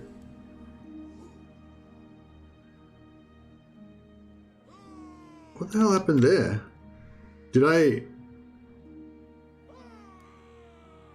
keep like doing stuff and not knowing what I've done. I was supposed to build this while he was in the space there to get. Oh no, it would have been 4 turns, but we made it 3 turns. Is that right? That's right, isn't it?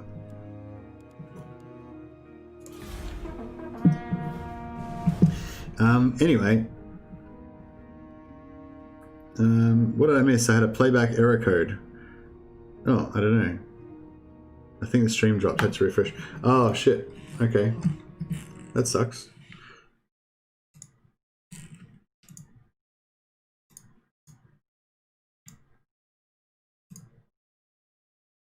Where is the stream? I haven't even got the stream on, apparently.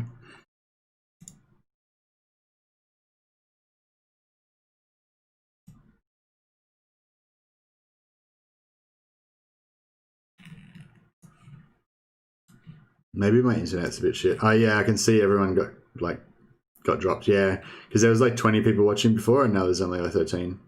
So pretty much, yeah, everyone probably got kicked out, I guess. Did every single person have to rejoin?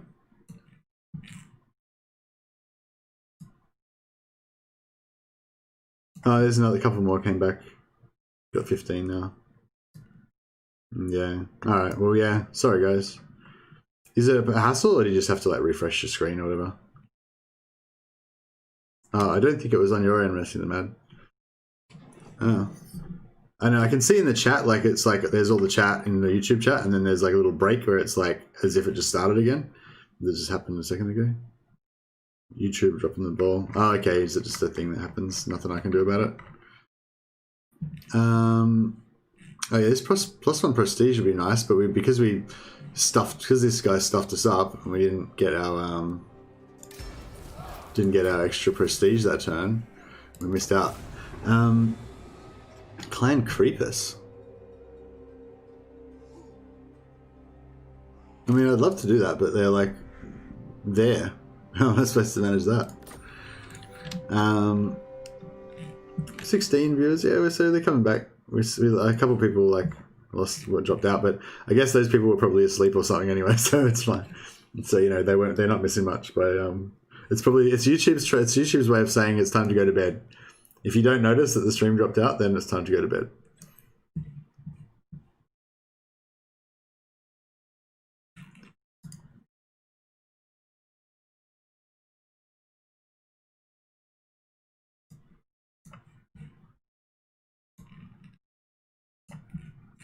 All right. Well, I guess it's, I don't know. I guess that little drama that I didn't even notice, sorry, is now resolved. Hopefully. Keep getting cut off sometimes. Yeah. Is it still?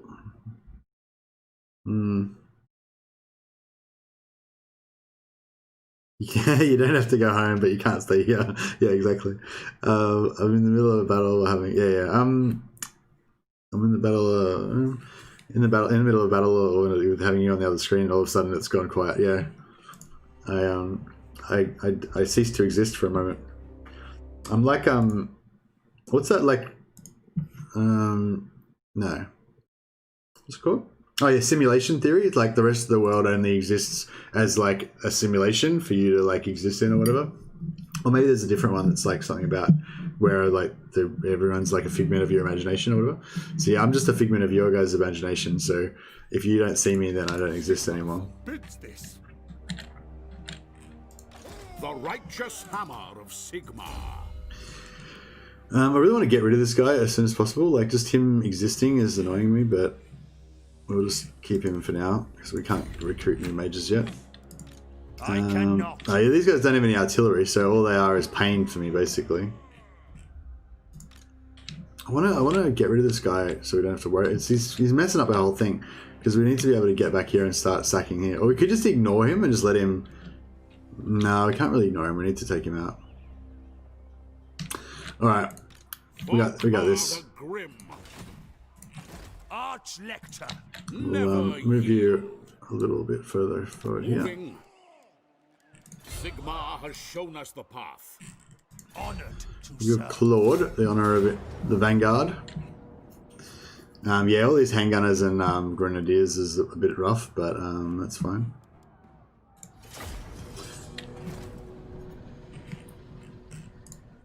The other thing too is if I stop streaming on if I stop streaming on Twitch, then I don't need to use the restream chat bot. That means that I can actually just read YouTube chat in real time instead of because the restream thing gets both chats and merges them together, except for but it's delayed, so I don't. There's like an extra lag before I reply. Assuming I don't completely miss the fact that you said anything in the first place. But yeah, so there's a few things that are the Matrix theory. Yeah, the Matrix theory basically. Yeah. Schrodinger's cat. Yeah, Schrodinger's cat. Yeah, that's another one of it. Yeah. Schrodinger's cat is like an experiment where you put a cat in a box and poison it to death or something. But if you don't open the box, then you don't know whether it's alive or dead. I can't remember the exact gist of it, but basically there's a chance that the cat's either alive or dead, but basically the cat's neither alive or dead unless you open the box, kind of thing. Yeah. The stream exists in a supposition of both states, alive and dead. It's a quantum mechanics thing. Christopher Nolan did a good quote for one of his movies, Memento. The world just doesn't go away when I close my eyes, does it? That movie Memento is one of the greatest movies ever, I think. It's not one of the most fun movies ever. I don't enjoy it as much as I enjoy a good Steven Spielberg movie that he ticks all the boxes of good moviness. Steven Spielberg's just like a director that just makes those kind of perfect movies that just tick all the boxes for a good movie. It's not one of those type of movies, but it's one that just really, I don't know. I'm not going to... Yeah, I don't know. I haven't thought about what I wanted to say, but I'll just say Memento is a fantastic movie. Anyone who's seen it already agrees with me. Anyone who hasn't seen it, go and watch it. It's really awesome. Streaming Sonic the Hedgehog. Got it. Yep. Nicholas Cranton. Speed says otherwise, lol. YouTube Speed says otherwise, lol. About what? Oh, about... Right. Not Sonic the Hedgehog, yeah. My kit campaign is going well. Nailed an ambush on Thegan's errantry, which gave me alcoholic. Yeah, ambushes are fun, aren't they? Putting a cat in a box with a radio... See, I don't know I don't really want to go into the details. Put a cat in a box with a radioactive isotope that activates a method of killing the cat. Until you open the box, you cannot tell if the cat is dead or alive due to the isotope's half-life. Yeah,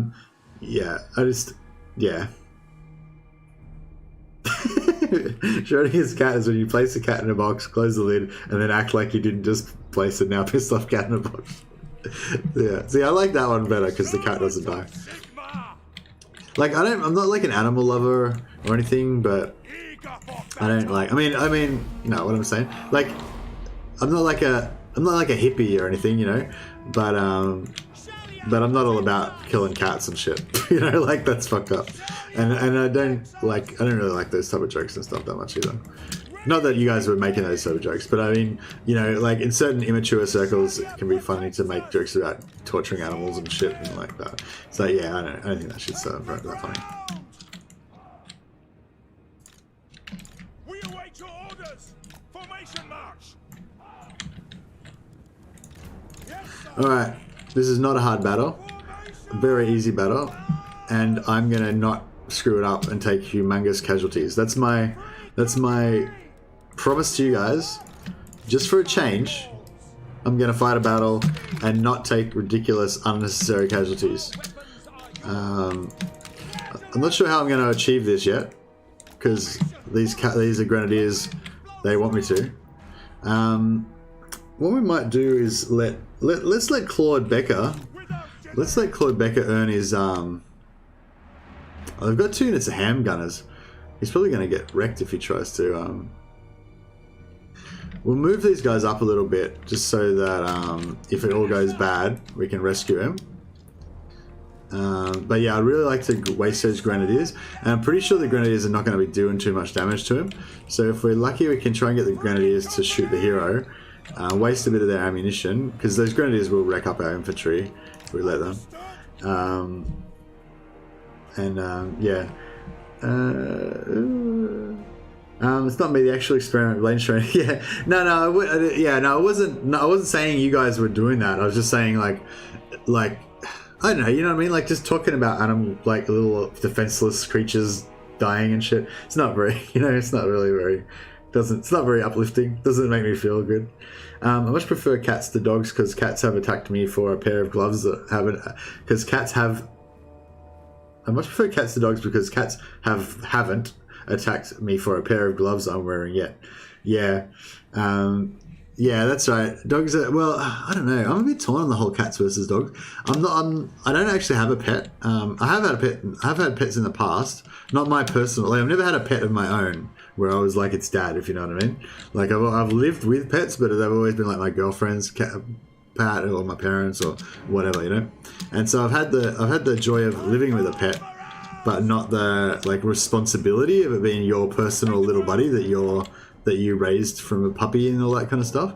And I think that makes a big difference, But yeah. But anyway, my theory on it is that dogs love you more. There's nothing you can really compare to how much a dog loves you. Like, they fucking love you a lot. Like, dogs love you, But dogs are smelly and messy, and they smash everything up, and they chew everything up. And like they're just annoying, a lot of the time. But you put up with it because they love you so much, and you love them, and they're your little doggo. Yeah, that's kind of how it is. Whereas cats, they don't love you as much, but they're much more convenient. They're nice and soft. They kind of like just don't make a mess. They kind of just don't make a noise. They don't make much noise. Cats are a lot easier, but maybe they're like less rewarding. That's pretty much my take on it. You can change it to Schrodinger's Skaven. Might as well consider it dead. You mean whether Skaven exists or not? Yes. Lol, yep. Dogs are great. Yeah, dogs are great, yeah. Although I think I kind of prefer... No, I don't know. Yeah, it's like my heart wants a dog, but my laziness doesn't want to have to deal with a dog, you know what I mean? Like my heart wants a dog, but my laziness is like, a cat would be easier. And also my wife prefers cats, I think, so. Because I think her parents have always had cats, so yeah. I mean, basically, yeah, it's like my wife prefers cats, so that's it, end of the story, Everything else after that is just academic, really. Alright, so what do you reckon about this idea of wasting the Grenadiers' ammunition with this guy? Dogs are like toddlers and cats are like hormonal teenagers. Dogs won't stop fucking barking about me because they freeze up when they fucking bark around me. You have to be relaxed about dogs or they think you're weird. Yeah, I've gotten a bit better at that. I've had that exact same problem, Nicholas. Like, yeah, where you're afraid, you're a little bit afraid of them, and then they sort of sense that, and they're like, "Why are you afraid of me? Oh, if you're afraid of me, maybe I'm supposed to kill you." They get confused. Whereas if you're kind of like quite authoritative, but like, but also show them that you can give them a bit of affection or whatever that they want, then that's like a good combination or a food, like obviously, but even just a pat or whatever, If they kind of know they shouldn't fuck with you, but at the same time, you can give them a pat, then that's pretty much you're the best person that a dog could ever meet. Then, I think that's how it works. I'm not an expert on dogs, but that's what my experience. Yeah, so this is the problem with handgunners. They've got quite a fast rate of missile speed, so they what do you call it? It's hard to dodge, especially these guys got extra slow movement speed. They're only 31, whereas most infantry like 35. So yeah, I think we're gonna. So they haven't even used half of there. Yeah, he's getting fucked up basically. But what I wanted to see is if these grenadiers can shoot at him, and if they'll do basically no damage to him. In the Emperor's name. Yeah, that's not, no. That's not working out. Not working out, not working out. Get out of there. Get out of there, bro. With speed. Double time. Yeah, alright. So, alright, well, you know, we had to find out for science, and now we know. It doesn't work. Without delay. At once. As you say. At speed. Quick march. Alright, that was pretty bad. Alright, take two. Let's try this instead. These grenadiers are going to do so much damage to us.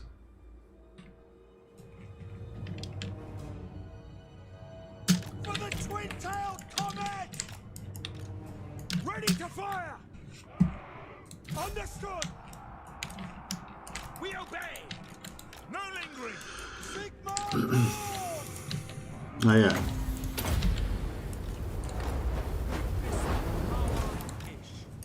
Yes, quickly! Go! Ready?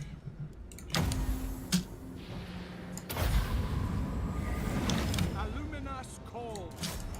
Yes, sir, quickly! To battle! Taking position!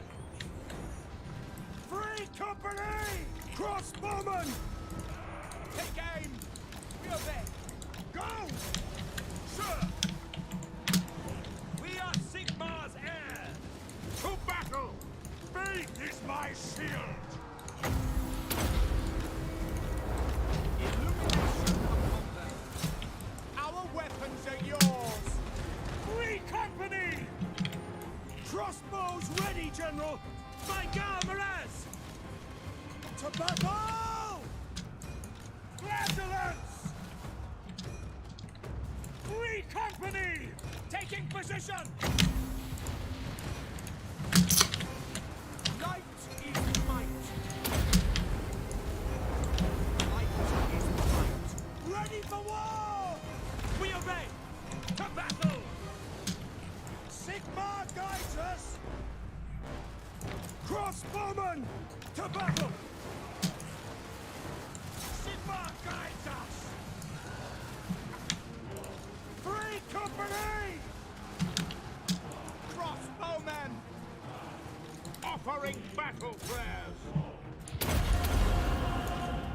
I guard the rats! Free company!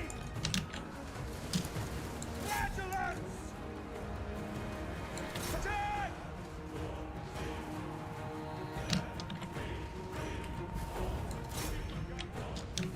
At your service!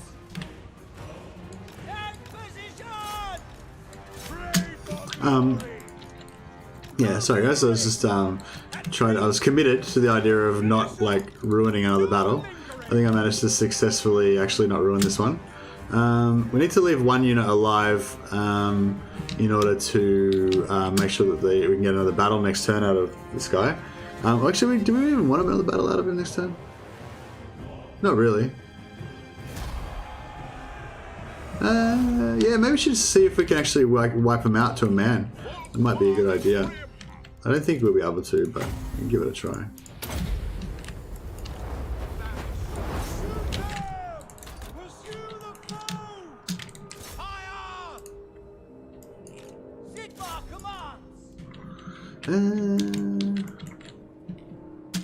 Yeah, I think we've probably stuffed it up already. Double time!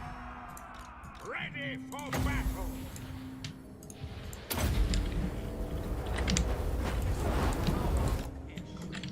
In the name of the twin-tailed comet! We definitely want to take out the leader, which we've kind of screwed up.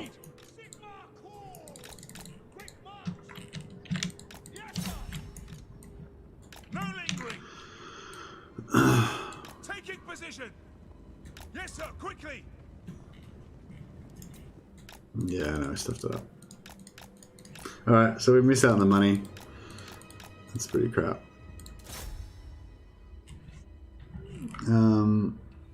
Oh crap, I missed a lot of things.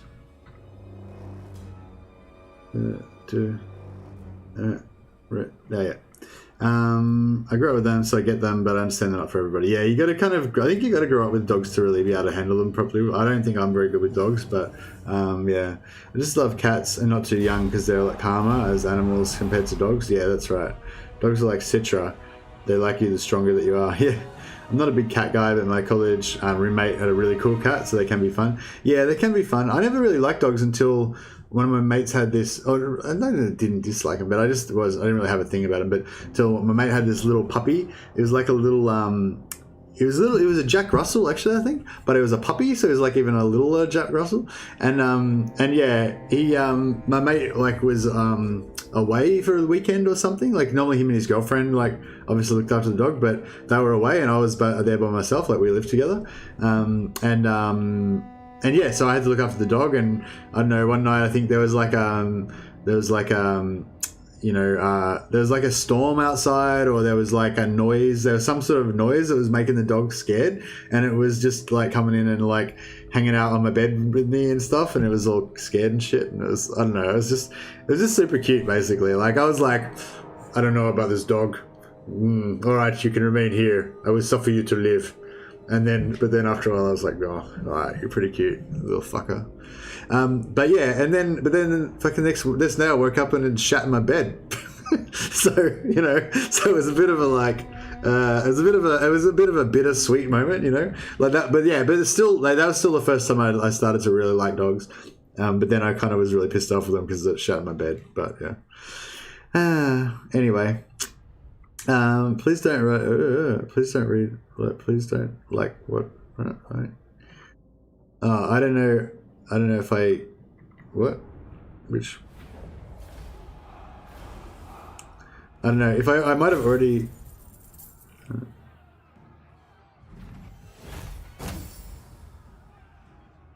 Alright, I won't read the thing I think that you're talking about.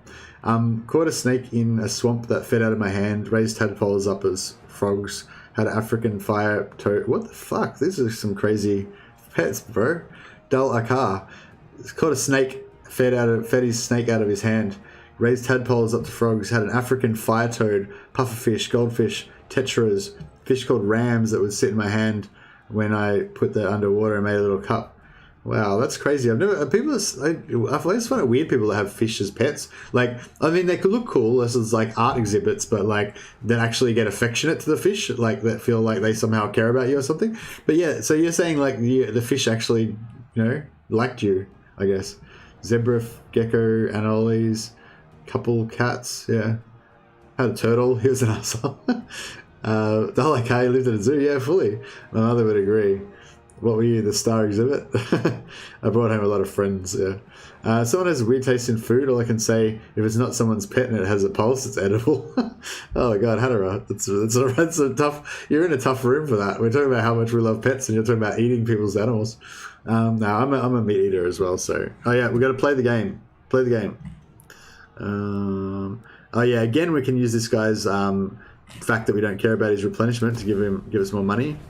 It's pretty cool. Moving out.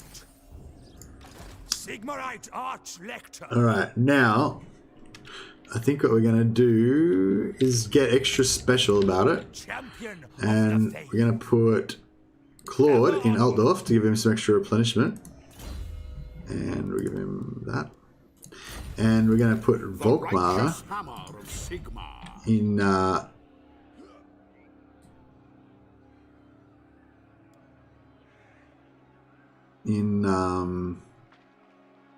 how far away can we get?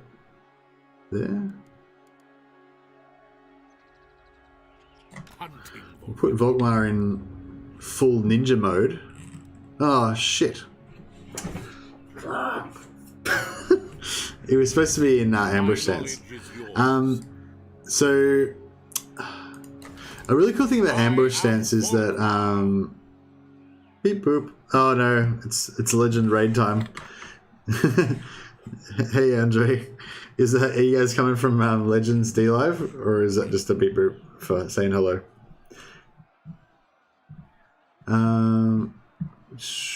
Where we missed a little chat. I live in a zoo, blah blah. I feel like I missed some chats, but So I think every time I eat people, if you're not a pet, then it's fine. Fair, disregard humans. Have you messed around with square formation with gunners? No, I haven't actually. Yeah, I was interested when somebody mentioned that earlier. Infantry in front of with gaps for gunners to shoot through. Ah, you're talking about a checkerboard formation, not a square formation. Yeah. No, I've done that lots of times. Yep. Chevron formation. No, he's talking about like a checkerboard, but putting like but using a front row of infantry instead of front row of missile troops.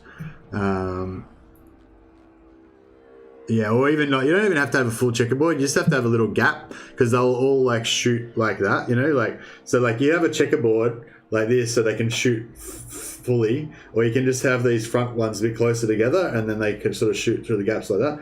But they do more damage if that's a proper checkerboard. But yeah, you can actually make it less. Doesn't matter anyway. Yeah, checkerboard. But yeah, no, somebody was talking about a square formation. Oh, is that you? You just meant checkerboard? Yeah, no, that's cool. Somebody was talking about a square formation because they used to use the square formation in real life tactics. God damn it, I fucked up the ambush. Ugh. See, this was supposed to be an ambush here, which would have given him a 70% chance that this guy would actually attack Grunberg, and then I would be able to kill him and get this over and done with. But instead, that is not what happened, and now he's just going to keep running away, and we're going to waste turn after turn after turn. It doesn't really matter because we're waiting for the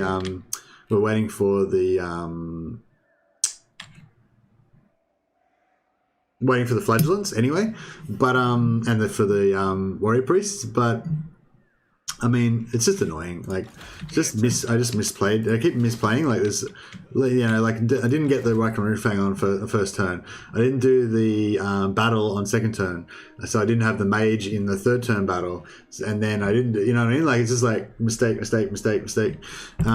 Yeah, annoying. So I'm gonna do. I might do a video. I think I'm going to do a video of the first 3 turns, how it's like the proper way, how it's supposed to be done. Well, how I think is the best way to do it anyway.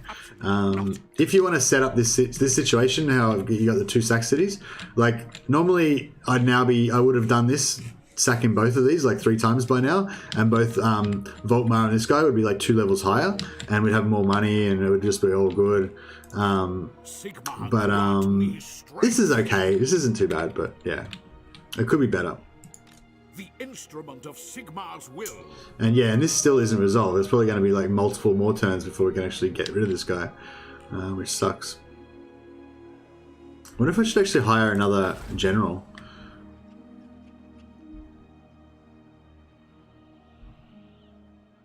Yeah, I might actually just hire another general. If we've got like 3 generals, then surely we should be able to sort it out then.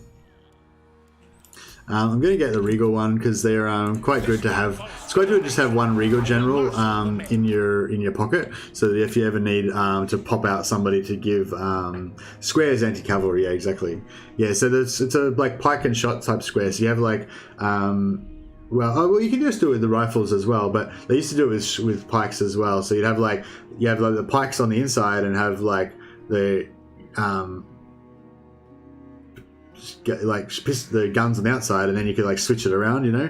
Or if you didn't have any pikes, you could just have guns facing in every direction as well.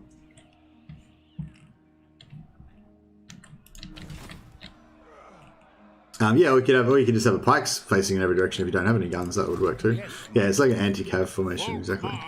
Yeah, I guess that's why you never really use it, because you never really have a full anti-cav fight. So we could go for quartermaster, but I don't know. I don't feel like we really need it.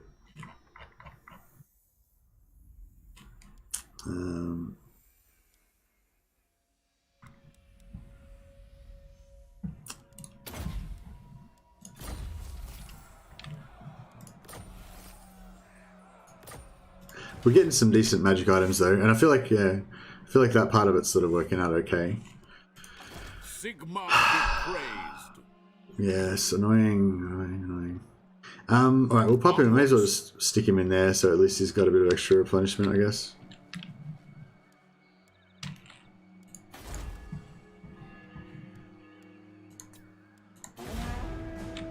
Yeah, I'm not too happy.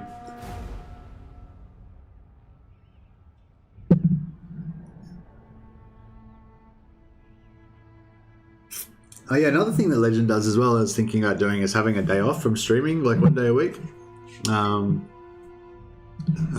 Yeah, because I'm finding it really hard to make videos, and I really like making videos as well. Like, I just think it's a fun, different format. Like, yeah, don't get me wrong, I love this like just verbal diarrhea of me just talking like continuous crap the whole time. Totally dig that too. But I do like the videos to be able to like have it like plan out what you're trying to say and like have it in an organized format and do everything correctly how you imagined it to be, rather than, you know, the way that you stuff it up when you actually try to execute it, you know, all this kind of stuff. Where the hell did that dude go? Onwards for Hish. I have divined a path. No. So, okay, this is fine. So that's resolved now. At least we've got him out of there. So I just wanted him... I want the front lines to be here and all of the enemies to be over there. I don't want him to be running around our back line, messing up our shit. So that's fine. That's fine that he's there now. What?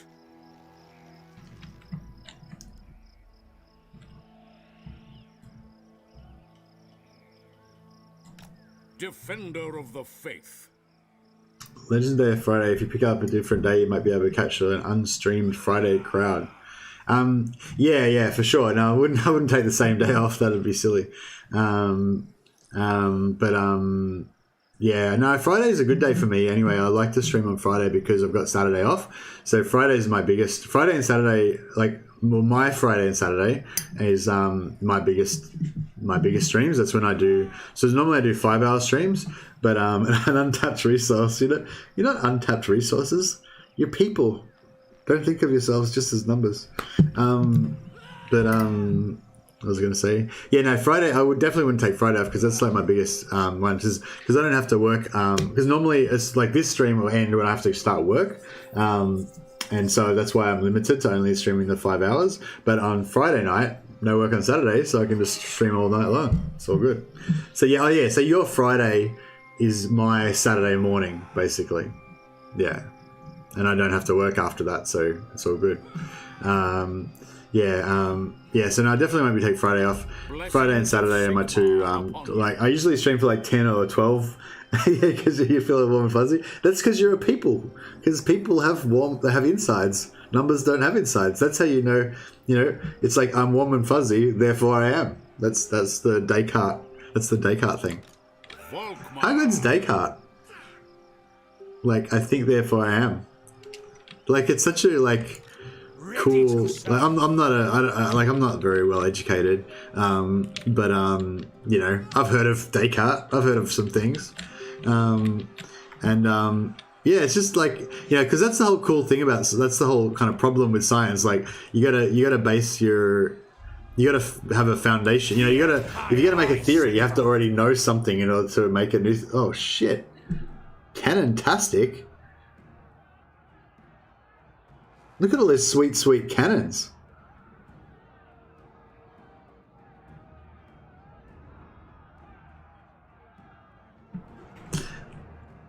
How do we get these cannons? How do we get them? I kind of feel like if I auto-resolve it, I might have more chance of getting the cannons. What do you reckon? I know I'm human because I'm not one until I get my coffee. Nice. Can you show me the elector seat? Yes, Hockland is the one that you want. Hockland is the one that gives you the handgunners that have got the good melee. So they're the green handgunners that have got they're decent in melee or something like that. So they've got like 10 more or 20 more melee attack and defense than a normal handgunner. So yes, you definitely want them, 100%. So, sorry if I took too long to get back to you on that one. Oh yeah, that was like a minute, 2 minutes ago, wasn't it? 3 minutes ago. Yeah, so cannon would be very good. I'm just trying to think if I wipe out... You took it? Oh, good. Whew. Luckily. Yeah, yeah, but like, what do you guys think? I feel like I got more chance of getting it if I auto-resolve, whereas if I don't auto-resolve, like if I do it manually and I just completely wipe out the cannon units completely, theoretically I've got a 10% chance, but I don't know. I feel like I won't get it. I'm gonna auto-resolve.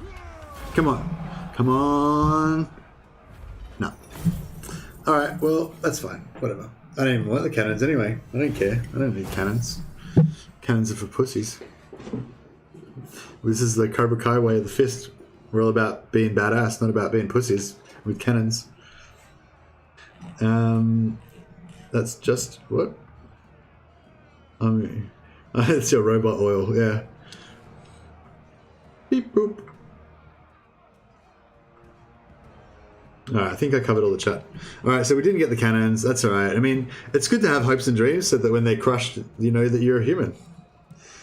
Yeah, we're again giving him the minus replenishment rate to extra cash. See, that's the thing, like, if you don't, you know, if you capture Ibizrak and Isleheart, like, straight away, like, so turn 5, I think turn 5 is the fastest that you can consolidate,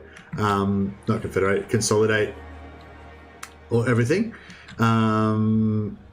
Turn 3. Yeah, like 1, 2, 3, 4. No, turn 4. So turn 4 is the fastest you could possibly capture everything, right? But if you do that, like, you don't really earn any more money because you get just as much money from sacking everything and stuff.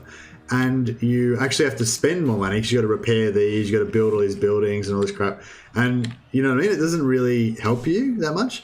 Once you've got Altdorf up to tier 4, then that's when you want to get these, you know, or once you go to tier 3 maybe, but like definitely not before tier 3. I don't think there's any advantage to having Ibizrak and Isleheart before you get Altdorf to tier 3. I don't know. That's just kind of the current theory I'm going on. Like maybe I'm wrong. Maybe you know. Anyway, so the reason why we've held on to one of the reasons why we've held on to this noble guy the whole time is that now, when we build this church, it only takes 2 turns instead of 3 turns. Boom. So we got to upgrade Altdorf for 2 turns instead of 3, so we saved a turn there. Then we upgraded Altdorf again in 3 turns instead of 4, so save another turn there. And then we built this for 2 turns instead of 3, so another turn there. So this is going to be ready in 2 turns, so 13, 14. Yeah, so turn 14, we're going to get our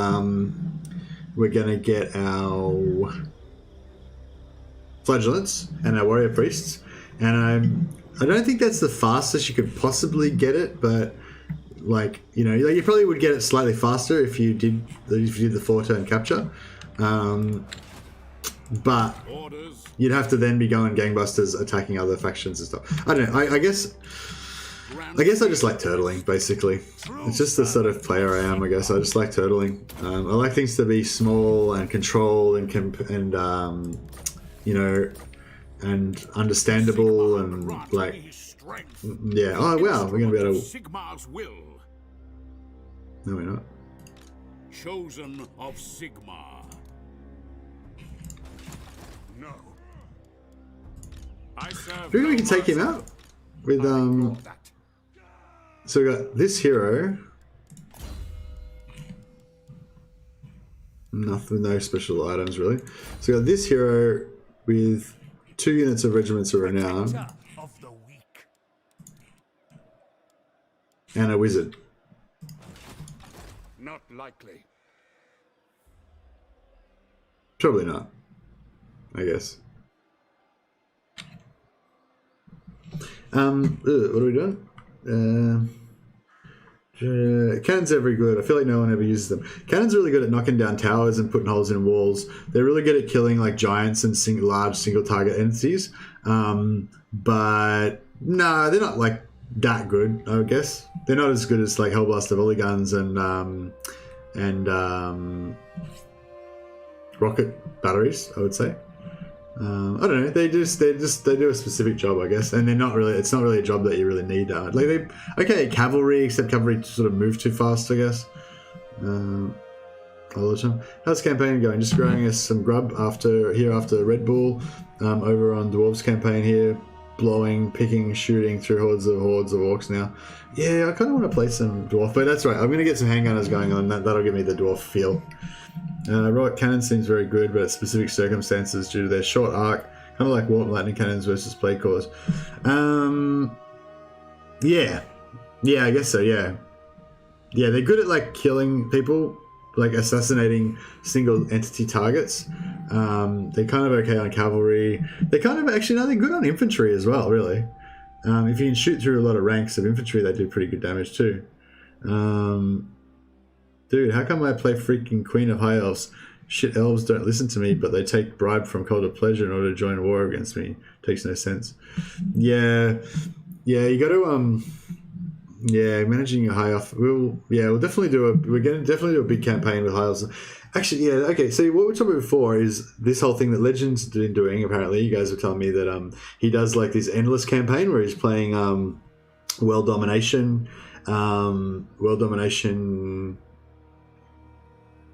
etc. And I want to do a world domination Eltharion campaign, but I feel like, you know, it's not cool to like keep playing the same campaign all the time. Like if I just played Eltharion every day for the next year, like you guys are probably getting pretty bored with it, you know.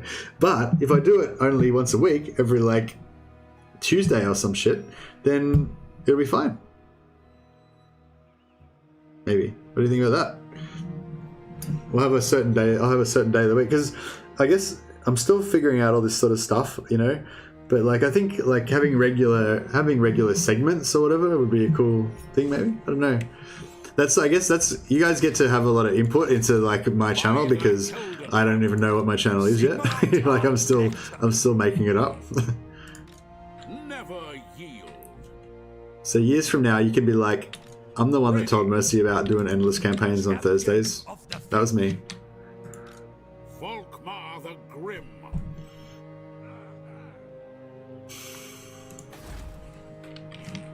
Oh yeah, we got this dude. Who called? I'm feeling like this is doable. So we got like this dude, 2 units, and a wizard versus all this. I feel like it'd be a crime if we didn't try it. It's a colossal waste of money and it serves actually no practical purpose at all. But like, you know, we could just not kill him and just kill him next turn. But you know, I feel like it's going to be fun. This will bolster the nation. And I feel like Heinz Gutbub just really needs a chance to prove himself because he's like a brand new lord. He's like, let's be honest, he's never done anything of any note. He's like a young guy. He doesn't even have a proper beard yet. And, you know, and he wants to prove himself as a legit champion of the Empire. Purge the heretics. And so... The winds blow strong. And so when Claude Becker announces his intention to destroy the secessionist army of Hans Frankenwerter, like all the young Empire nobles want to get a piece of that action. Like this is seriously going to stuff me up because I'm wasting like all this money. But I don't care. We're doing it.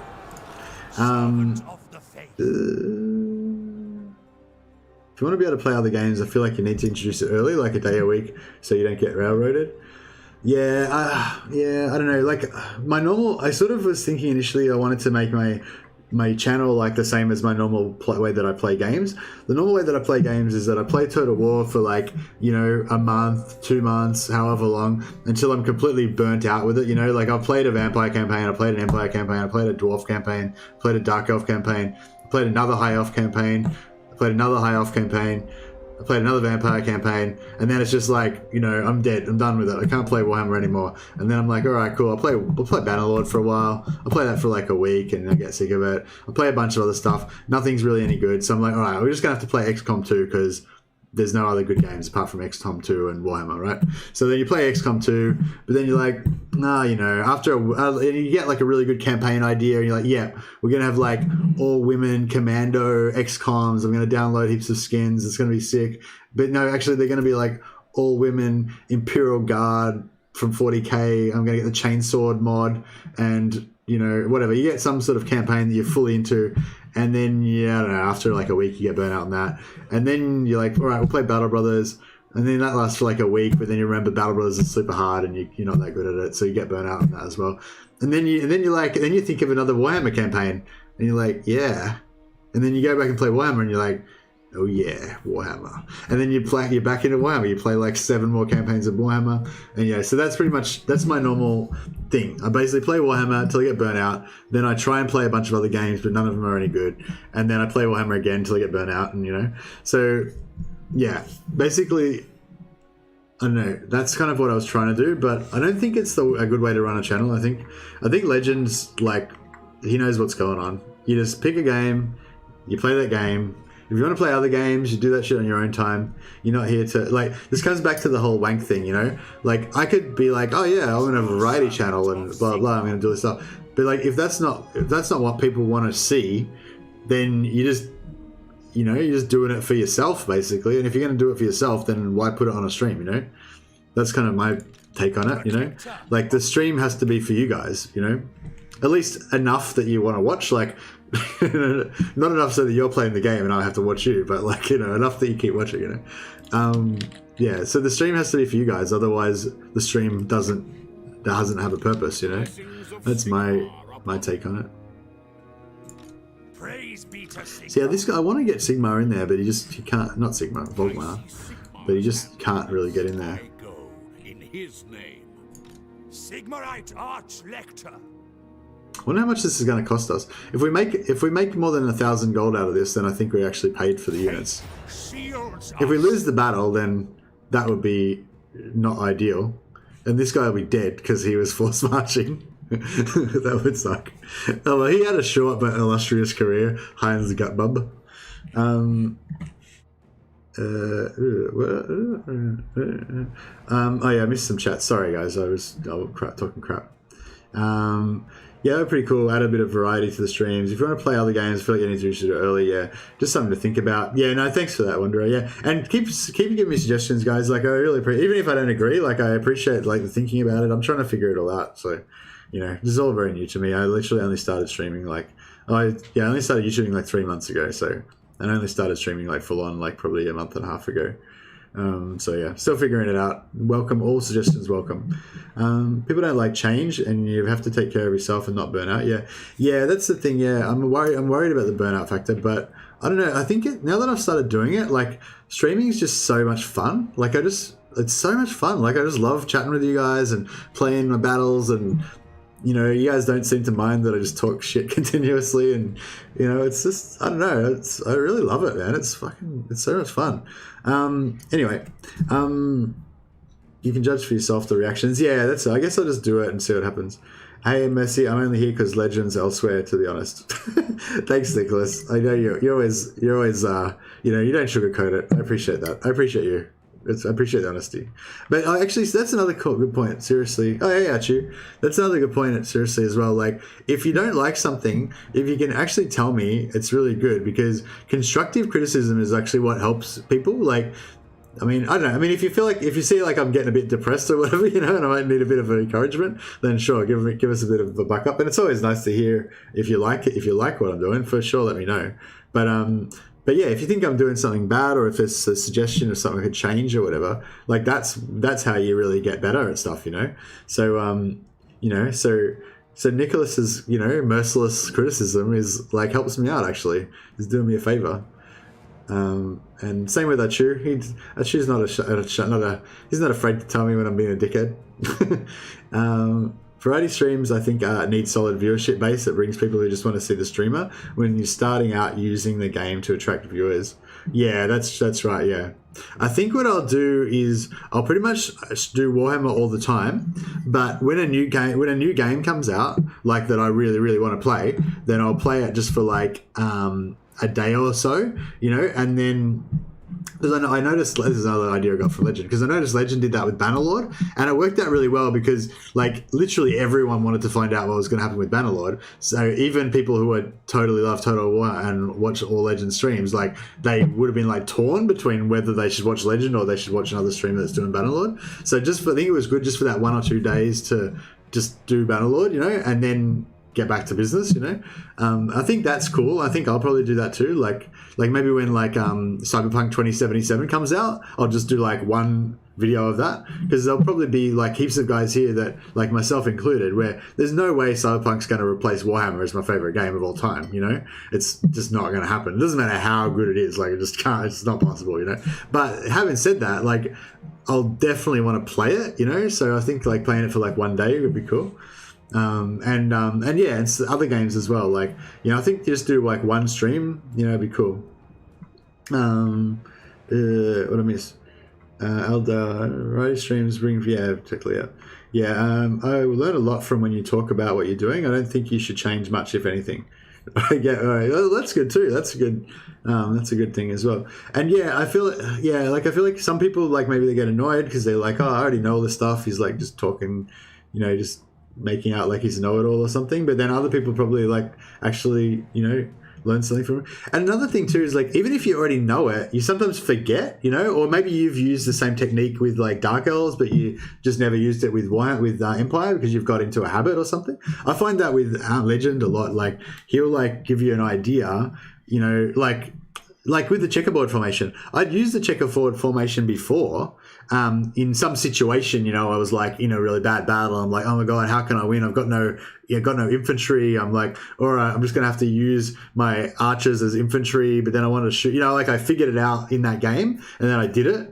But then I didn't like think, oh yeah, I should just do that every match now. You know what I mean? Like, I only used it because I would have lost the battle if I hadn't have done it that particular time. But then when you see Legend do it, and he's just like, oh yeah, this is just the best way to do it, and you're like, oh yeah, I should just do. Why didn't I just do that? You know what I mean? Like, that's, yeah. So I feel like even if I'm telling you stuff you already know, maybe I'm doing it in a different situation or something.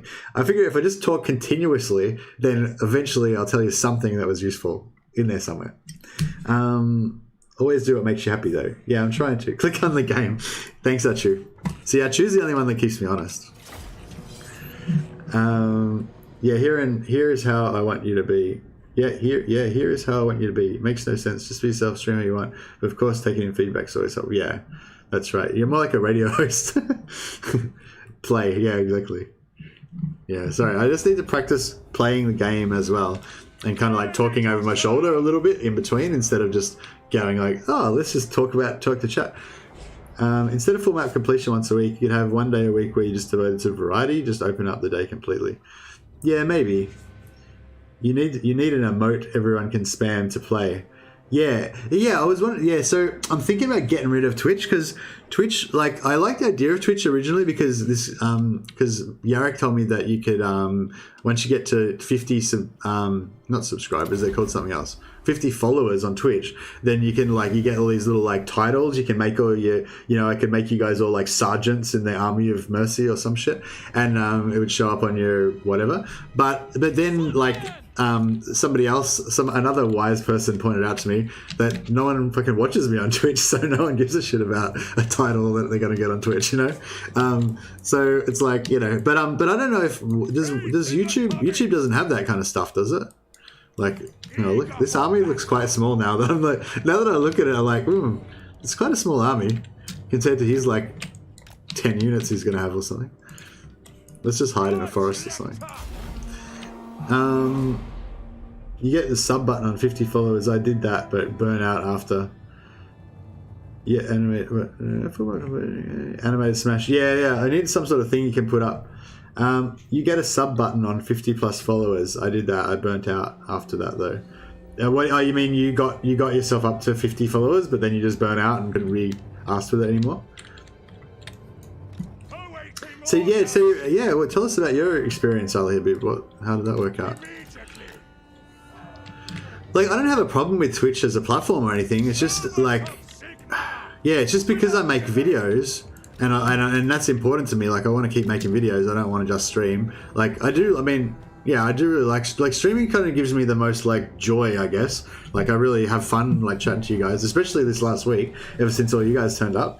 Not that Achu and you guys were also fun as well, but like having a quite active chat's really cool, and it makes it a lot more fun for me. But the videos are like my chance to kind of like gather my thoughts and really like be like, yeah, I wanted to explain this thing properly, and yeah. I find YouTube harder to use. I don't know how to keep track of streamers I follow. The only reason I watch YouTube is because Legend is here, and now you, I guess. Oh, thanks, man. I appreciate that. As long as you put on your armor, get the longsword out, and just start swinging at shit, throwing in a high kick every third move, and just start fucking up an imaginary opponent. What? What was that about? Click on game, right? Yeah. Well, I'm waiting for this guy to catch up to the army. Like, I'm playing right now. This is part of my strategy. Is just not doing anything. Find YouTube hard to use. As long as you put on armor. If YouTube had an app like Twitch, that would be helpful. You could implement your meals too. I was starting joy. Chaos has arrived. Oh, Nicholas is still struggling along with his vampires. Like, yeah. Can you somehow engineer it so that the vampires and Chaos get into a war with each other so they can fight each other? That would be pretty good. I don't think they naturally necessarily fight each other. Like, if you play as vamps and you go up north, then you tend to get into a war with Chaos. But I think if your AI is doing it, they don't tend to... What can we do to win this game? Actually, this guy's got a shield, and they've got a bunch of crappy armies. 559 in 1 week. Nice. Yeah, I was 270 in 1 week. I got to 270 in the first like 2.5 months, and then I got to 550 in a week because of all of the raids from Legends crew. Most of you guys are all from Legends raid. Thanks for joining, guys. It's pretty cool. I don't think I can I don't think I can read any chat for anymore because I have to try not to lose this battle. So it's play by mail from now on, guys. You just post that. Oh shit. Yeah. You just post those messages, and then a week from now, when I hopefully win this battle, I'll get back to you. Yeah, this is working out nicely because archers do less damage in forest as well, which is pretty cool. Plus the trees actually kind of occasionally will block a missile, I think occasionally. They definitely block artillery. I think they block arrows as well. Yeah, but basically this he's taking a bit of damage, but he's, yeah, if I do it like this, it's better. He's taking a little bit of damage, but once their ammunition's gone, like their strength rating's basically just completely gone. Is there any more, or is that it?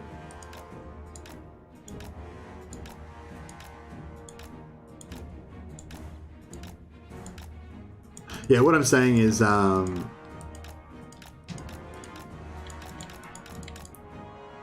shit, get the fuck out of there. Alright, we need to help him. Oh no, they've gone back into the forest. That's weird. Alright, wait up, we can do a little chat for a second. Just check this live stream on the top of the list. Yeah, I think I've gotten awesome at doing my tags and everything now, so I can like get myself into, I think it's called ranking on YouTube search or ranking on Google or whatever. It's like a technique. You have to like put certain things in your keywords and all that kind of crap, and that puts you like more chance of showing up at the top. Vamps are dead. I just don't have any good armies anymore. But yeah, so I think I've gotten better at that ever since yeah, Archu got me onto that. Thanks, Archu. Turn up the gaming music. You're always about the gaming music. Like fuck. How high does it have to be? Options. All right, I'll keep turning up every time you say to turn it up until somebody says turn it down again. All right.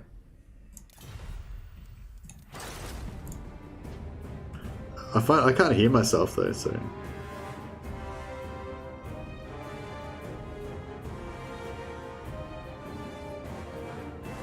For me, the problem.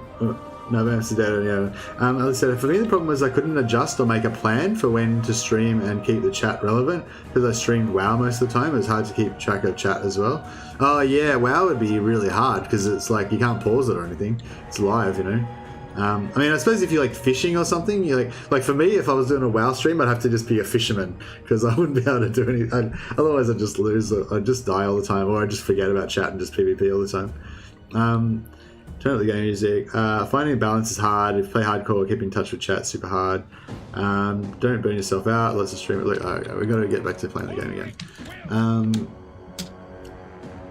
Lots of streamers make it. Lots of streamers barely make it and stop because of burnout. Just to come back, has to rebuild again. Yeah, hopefully not. It was a great stream, but for me, that's it for me today. I'm going to watch the rest tomorrow off stream. Have a great day, people. I'll see you on there. Thanks a lot for all your chats and comments and stuff. You've been really active. Appreciate you. Appreciate you. Game works up. Game music's high enough, dude. Well, I don't know. I choose a little bit deaf, so we've got to make it a bit higher for him. If it's too high, then like so you can't hear me properly, then let me know. But and just like higher, make it higher. This is good. Andrew Jones get me in trouble. Come on, who the fuck streams fishing? Haha, as well don't stream or don't play game overall. Yeah, true. Well, I don't know. I feel like I can make it fun. Like, I mean, there's a lot of depth to fishing, you know? There's some mad strats. I could be like explaining my strats. Maybe we could do like fishing / PvP. So I could like do like Warsong Gulch, then we could go and like relax, heal our wounds in between battles, you know? Do some fishing. This isn't working out very well. I needed to get out of this fucking forest. Like, what the fuck's with the forest thing?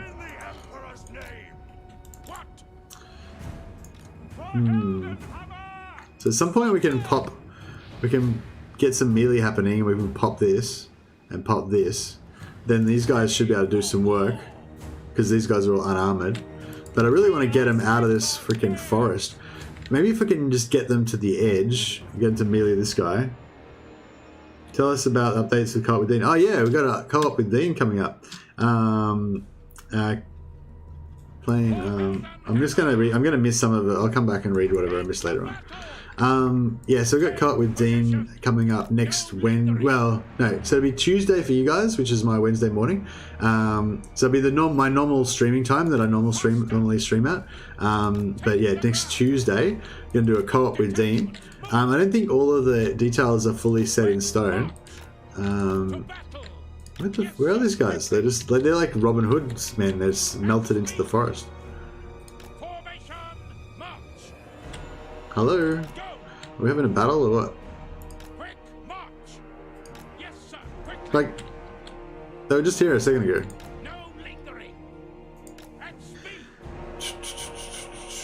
There we go. Alright.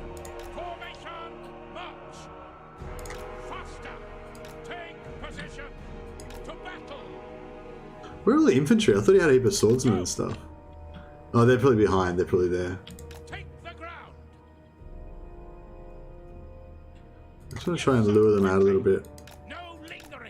Again, this is like a totally... like, I could have just not done this battle and it would have had no effect on the campaign. It's like a complete waste of time. All that's happening is, like, maybe you're getting a bit more XP with this guy. Maybe? Not even sure we actually are. Let's get this guy in there as well. Fuck it. Let's get some hero hammer happening. I just want to get these guys out of the forest so that our archers can start wrecking shop on them. Alright, there we go.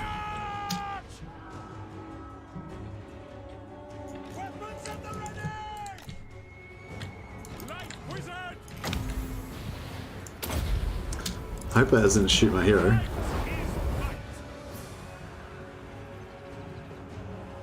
Did he just fire that into the side of the hill? Oh no, he just cancelled it for some reason.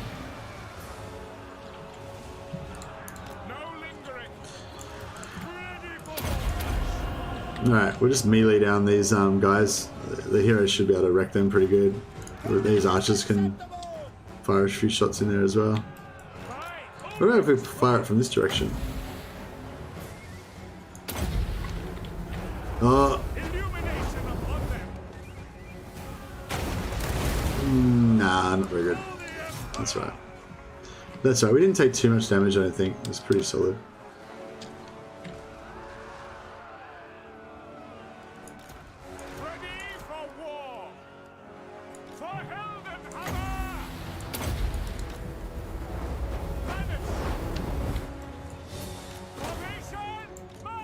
No, that didn't work too good. Alright, now we're in, now it's all happening now. What about we get you guys to wait, you wait out of the... How about you just chill back for a second?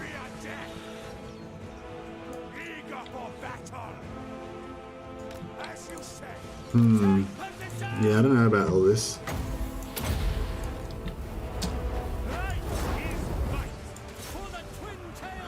Yeah, this is probably not really going to work out too well, is it?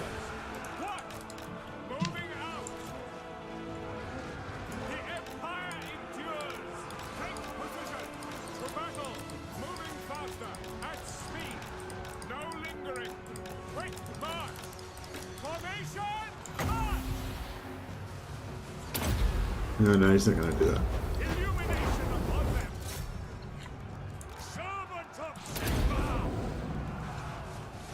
wonder if we can actually take out their hero. I think we're going to lose this battle. I kind of get the feeling.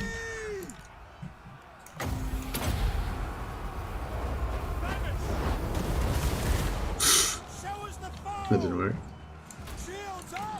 Are these guys going to take him out or not? Where is he? Nah, not really. If they could take him out, it would be pretty sweet.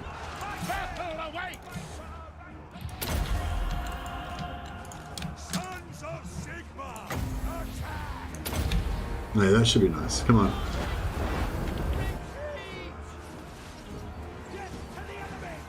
What? Come on, shoot. Oh yeah, that was a good one.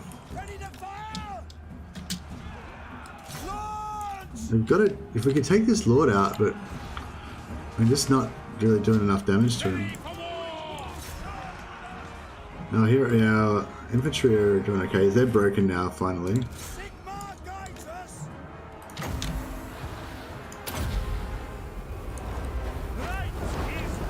Come on.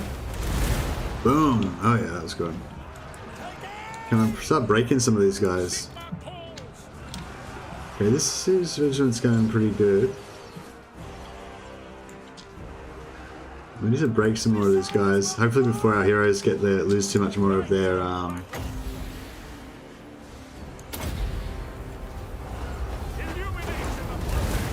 Oh yeah. Oh yeah. Nice. Alright. It worked out alright. Oh yeah, we're gonna kill this guy.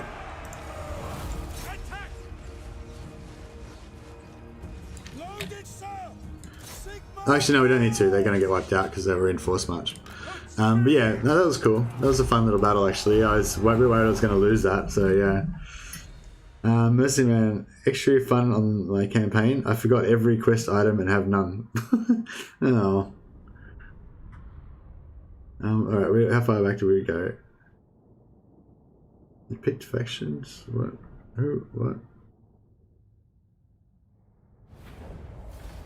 Should I focus on Chaos or fight Clan Mulder for the settlements they stole? Are you already at war with Clan Mulder or not yet? If you're not at war with Clan Mulder, then I'd say the no-brain thing would be to, you know, focus one enemy at a time. Kill Chaos first. Yeah, I mean, imagine you could probably get peace with Clan Mulder more easily if you want to. Yeah, if you can fight on one front at a time, that'd be ideal. You picked factions. Oh right, yeah. So I'll just check just on the Dean gaming Dean. I haven't even checked my messages today. Actually, I don't even know if anyone sent me a message or anything. Oh yeah, we need to get back to some more 40k quotes at some point too. Well, we don't need to. We need to stay away from 40k quotes, but you know.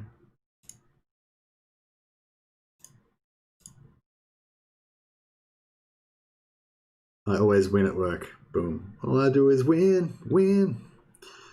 Yeah, and I will enjoy.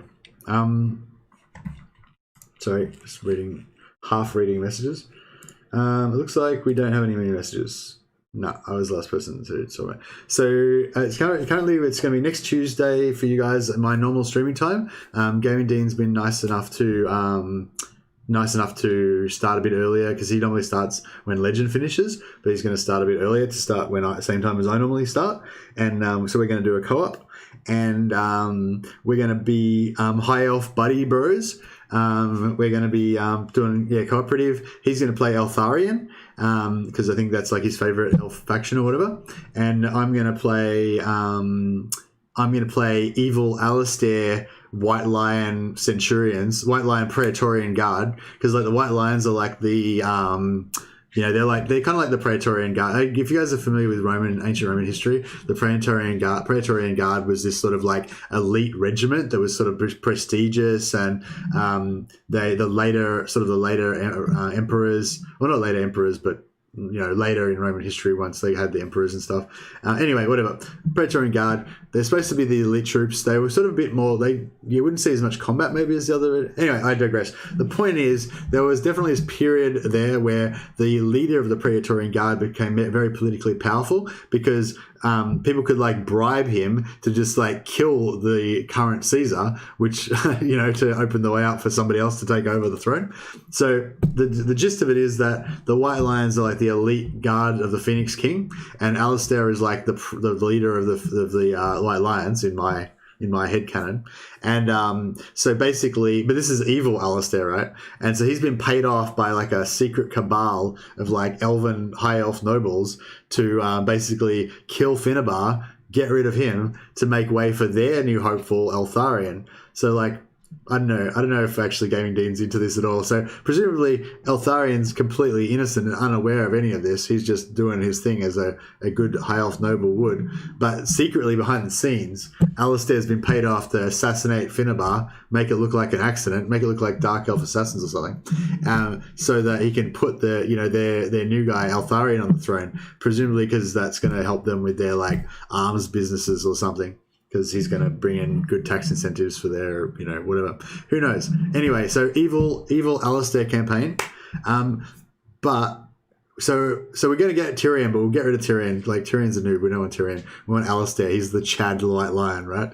But we don't want to have, like, Virgin Lothar Alistair with the white clothes. We want to have dark Chad Nagarath Alistair. So we're going to start off with Alithanar, and then we're going to confederate Tyrion on like turn 12 or whatever, like as fast as possible. And then, unless, I don't know if maybe co-op like messes up the confederation. Normally I can confed Tyrion on like turn 12, turn 15 or something like that. Pretty much reliably every time. So we're going to go for that. And then we're going to get Alistair, and we're going to have like Chad Dark Nagarath closed evil Alistair with the White Lion meme army. That's what it's all about. And because we're playing Alithanar, that means that his Chad White Lion army is going to have ambush. So we're going to be able to just ambush and fucking, you know, White Lion charge everyone all the time. It's going to be sick. Well, you know, it's going to suck and we're going to get owned, but, you know, it'll be fun. Anyway, so yeah, that's basically, you know, well, actually hardly any of that is the story. The story is just that we're going to play co-op on Tuesday with Gaming Dean, and Legend might drop in later on. You know, but then just privately in my own little world, there's this whole storyline going on with evil Alistair and all that stuff. All right. So yeah, I hope that wasn't a complete waste of your life.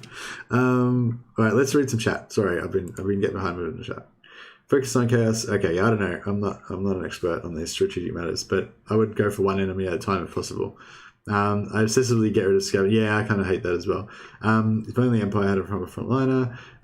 Yeah, well, I mean, I would argue that great swords with a couple of warrior priests to bolster their morale is a pretty good front line. I mean, you know, not that great, but whatever. You're mainly going to use your artillery and your handgunners to shoot them anyway. Mammoths. Yeah, again, Mammoths, just put a bunch of halberdiers there to slow them down and then just shoot the crap out of them with your handgunners.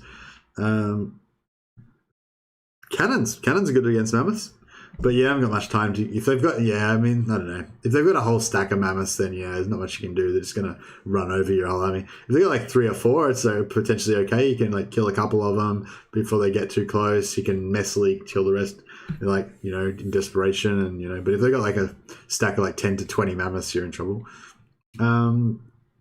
Medieval 2 is so aggressive with the religion. I made every place 100%, which is hard because at 1% heretic appears, yeah. Medieval 2 is so good. You're on attack, so they're not coming. Shot them with one volley and they should follow. What was that about? Can't handle those mammoths every time I play Empire. Yeah, mammoths would be hard. Actually, I don't know. Yeah, I don't know. I don't have an answer for that one. Playing as orcs, got rid of Scaven before doing everything else. Woo, maybe F. Oh yeah, me nearly dying in that last battle. Stream has been informative. I learned coffee is robot oil and Schrodinger should have used a Scaven instead of a cat. Yes, exactly. Mercy, extra fun campaign. I forgot every question I have done yet. Magic saves the day. Yeah, Magic. He was the star, wasn't he? I don't care though. I still don't like him. I'm getting rid of him. But yeah, that was the best use of that spell that I've ever done. You're spoiling the plot. Well, no, that's just the setting. That's not the plot. That's just the baseline. Like that's what's already happened. Like Alistair's already killed Finnabar at the start of the campaign. You know, that's why Finnabar's not in the game. Like because Alistair got paid off to assassinate him. You know, and yeah, I guess Alithanar is one of the cabal of nobles. You know, what difficulty is the campaign? I don't know because I normally play on legendary, but I don't think that Gaming Dean normally plays on legendary. But he said he offered straight up, like he said that he's happy to play on legendary. So I mean, if he's happy to play on legendary, then that'd be great to play on legendary. But I've said to him like a couple of times that we don't have to play on legendary. I'm not like a legendary. I mean, like if I was playing solo, I'd always play on legendary just because I don't find it fun to play on the lower difficulties. But I don't really consider the co-op game to be like a real serious campaign. You know, I feel like it's more of a social event, you know, bit of chatting, a bit of like back and forth and stuff, you know what I mean? Like I don't think it's going to be like a serious, you know, Total War campaign. Like I don't think you're going to see like epic strats that you want to take home and try for yourself at home or anything. Well, replenishment maybe this time. Well, the money's nothing, so yeah. No, let's just we'll just execute. Yeah, more of a party chill co-op. Yeah, that's what I think anyway. I think Gaming Dean's like he wants it to be really good, so he's. I mean, yeah, I don't know. I mean, I want it to be good too, obviously, but I feel like it. Yeah, I don't know. We haven't hashed out all the details yet. What orders? Ready to serve. I live to serve the Emperor. I think Gaming Dean wants it to be really good, and I kind of feel like it's going to be a schmozzle regardless. So we should just go with it. We should just, you know, like we should try not to take it too seriously because we're probably going to get slaughtered. Sigmar grant me strength. Oh shit! In his name. Whoops.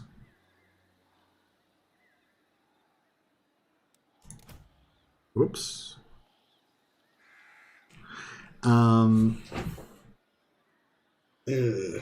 Okay, so that was a pretty bad time to get distracted. So I don't know if you guys have noticed what's going on here, but all of these armies are in forced march stance, which means if they lose, they die. And this one is not in enforcement range of this one. And this one has only got 4 units, and this one has a hell of a lot more units than that. So basically, we just killed this guy. But we're not going to let him die, obviously. Well, we killed this guy. The winds blow in favor. But yeah.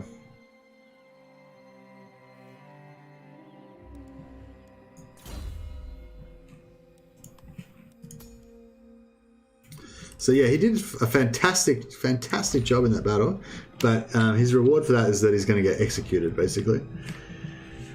Oh dear. How can I pay you to remove all? Not holding your breath.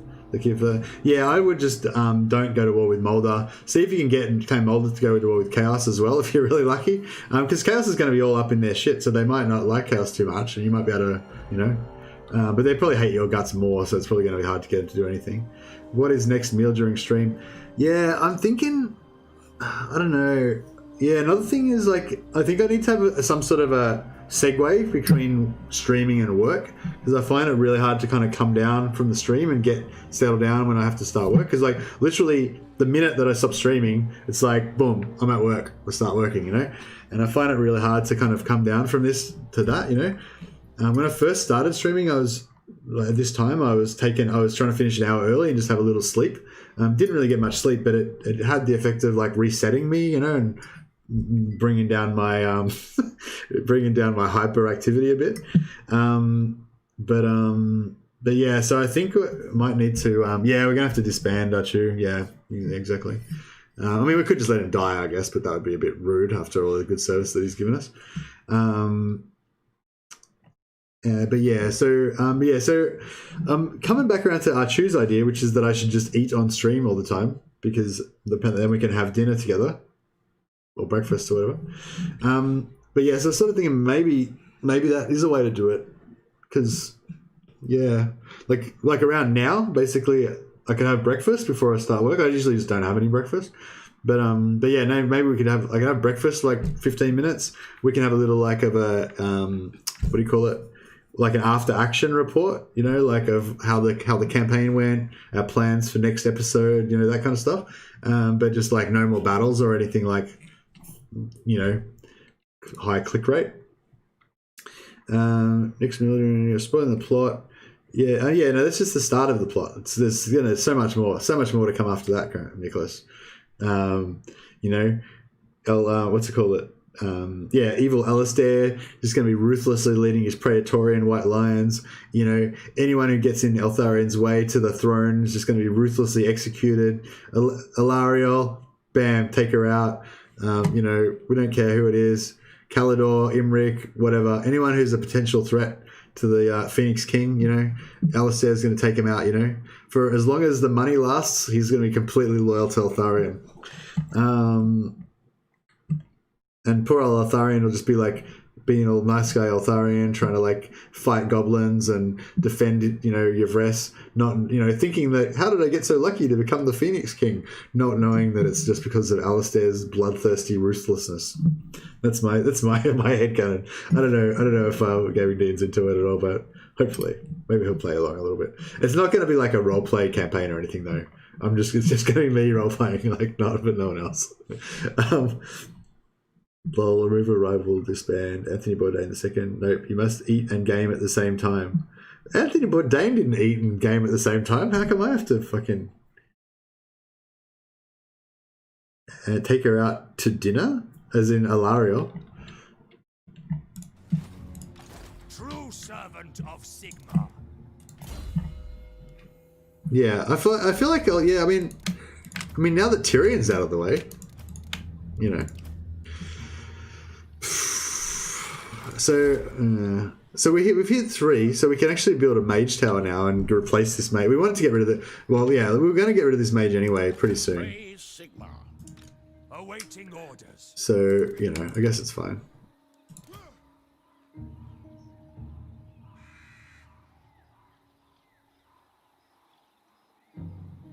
Fuck.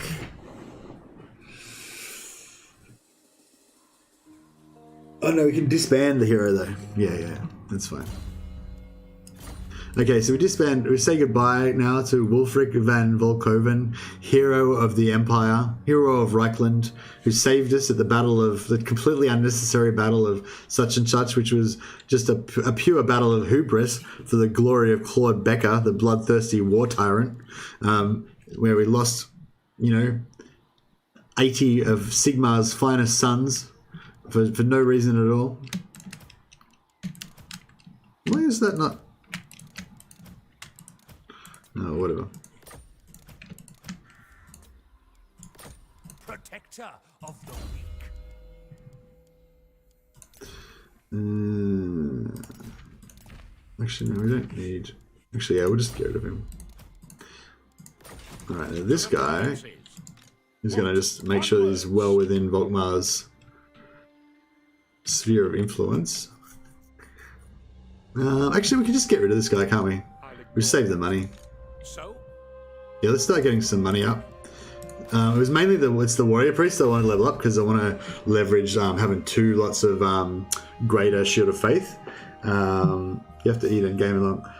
What have I got to eat? I've got noodles. I can do some noodles. Let's do some noodles. All right, we're doing it. We're doing it, Achu. All right, but you guys are going to have to hold on for... I'm going to have to go and put the noodles in the microwave. It'll take like 30 seconds. Then I'll have to go back and get the noodles again once they come out of the microwave. I'll be back.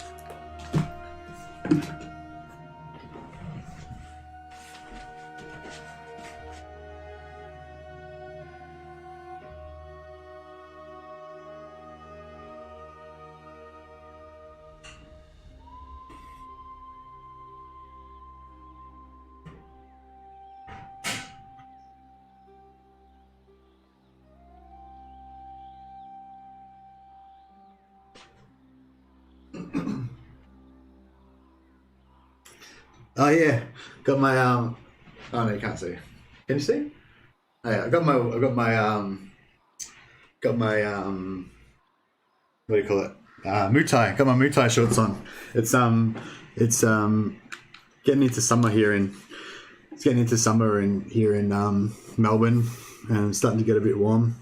So I've got like shorts on the bottom half. I'm like, I've got like office dress. Actually, no, I've got a t-shirt on, but you know what I mean. Getting into eating noodles and stressing him out.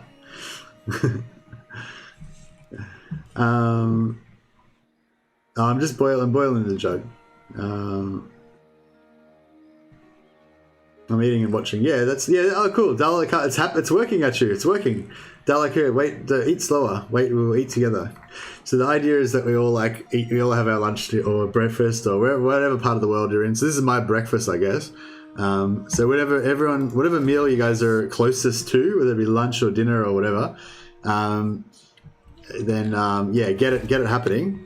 And then we're all gonna like sit down together, just have a, like as my wife always says, like, why can't we just have a proper meal and have a conversation?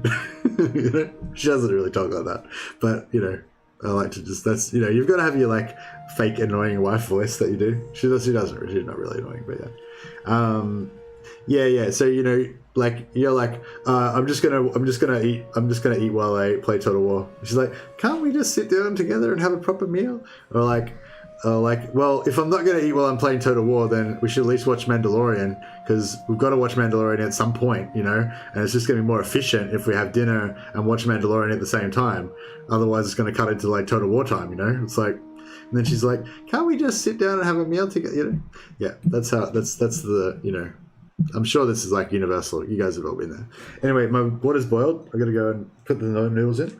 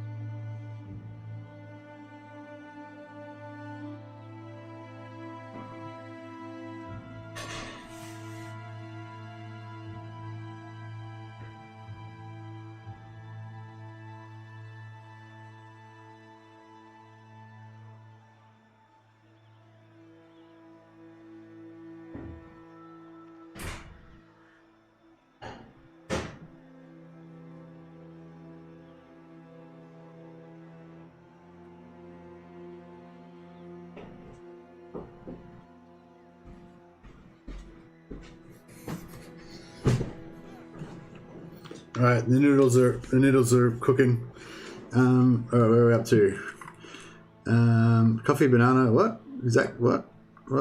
Sandwich. All right, yep. Someone's here in there. Does anyone know? Good. What? Kitchen. All right, I think I'm back to it. Winter is starting for me in this day. Yeah, I'm upside down. I'm like upside down world down here. Does anyone know what happens to Secessionist Swordman when he gets hit by a Hellblaster volley and a Hellblaster volley gun and a Hellstorm rocket at the exact same time? Because I do. Bloodthirsty, lustful, psychotic smirk. Oh, that's the expression. It's unfortunate. It's an unfortunate end.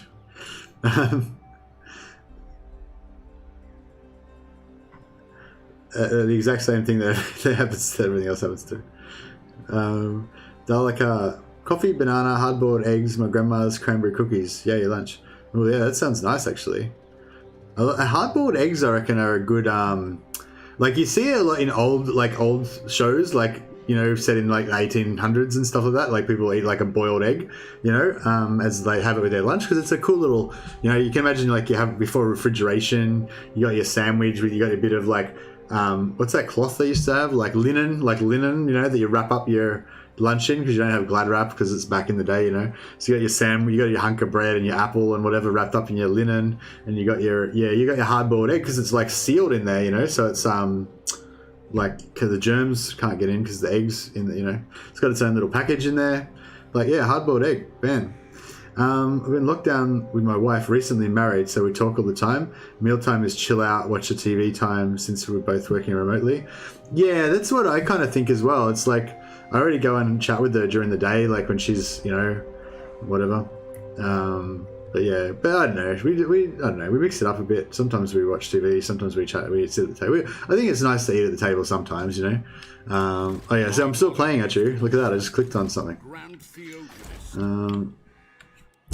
So like I want to get my mage up and running, but it's pretty expensive. It's going to be 7.5 grand. We're gonna have to wait on that a while. What we might do is. See, the other thing I do is I like to get the pottery going early because it helps you with your diplomacy. Oh, well, I don't know. I feel like it helps you with your diplomacy. I feel like if you've got something to trade, then factions are more likely to want to trade with you. So it gives you a little bit of a bump in trying to get trade relations. Excuse me. But having said that, there's some other factors that I don't really understand that are a lot more powerful. Like doing this, like you'll know that certain factions just can't get a trade deal with them. And building a clay pit is not going to make you get a trade deal with them, you know what I mean? But I think like ones where you already would have got the trade deal maybe or whatever, like they're more likely, or, you know, yeah, I think building building trade resources basically makes it easier to get a trade deal, I think. But I don't really understand how it works. But yeah, I want to do this and get just one witch hunter, just because witch hunters are really powerful on the campaign map. Like they're probably the most powerful character you can get on the campaign map. And for Empire, and even if we only get one, it's probably worth the 1,000, 4,500 plus another 1,000 for him, like 5,500 plus another 5,000 or whatever we're losing for not having built resources there that would have made us money. You know, it's worth all that just to get him. You know, just to get that one unit. We will build this up, but it's going to take us 20 turns to pay back the money that it's worth, and we haven't got our noble guy at the moment, so it's going to take longer to build than normal as well. Yeah, we're just going to save the money, and I would like to downsize this as well, but we're potentially going to get wrecked by this army as well, so we better not downsize anything right now. My noodles are ready. I'll be back.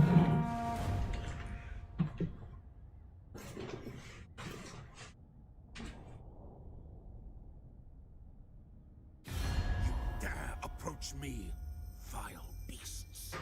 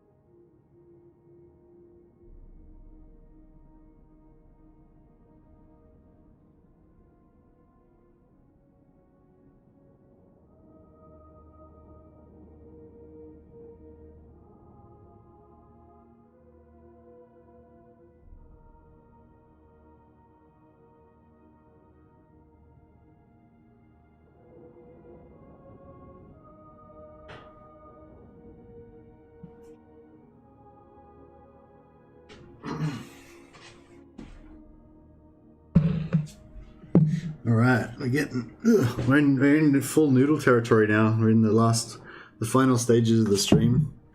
Got my noodles. Got my bucket of noodles.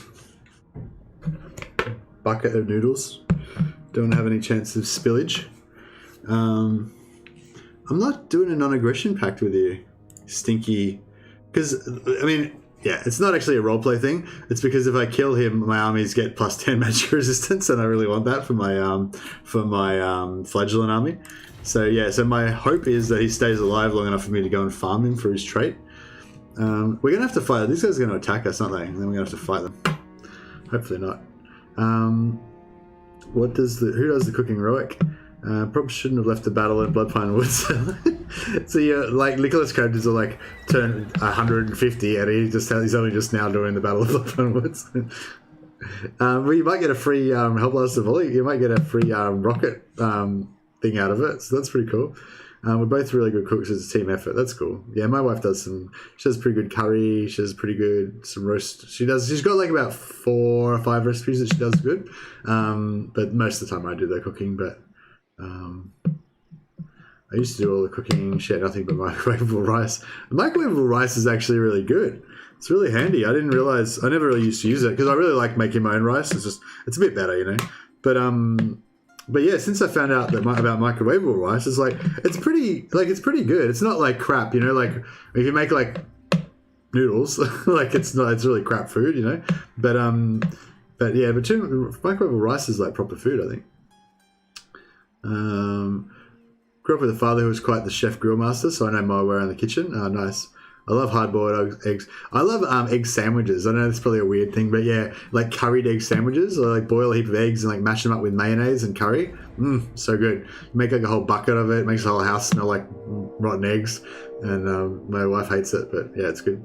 I got 30 eggs from Costco and hard-boiled a lot. Not often, but a few times a year. Yeah, that's what I do sometimes too. Like last time I did it was actually accident because I was getting something out. I was getting the eggs out of the fridge and I'm making like bacon and eggs or something, and then I put them back in the freezer because I'd gotten some like frozen spinach or something out of there. So basically, I froze a dozen eggs, and because frozen eggs aren't very good.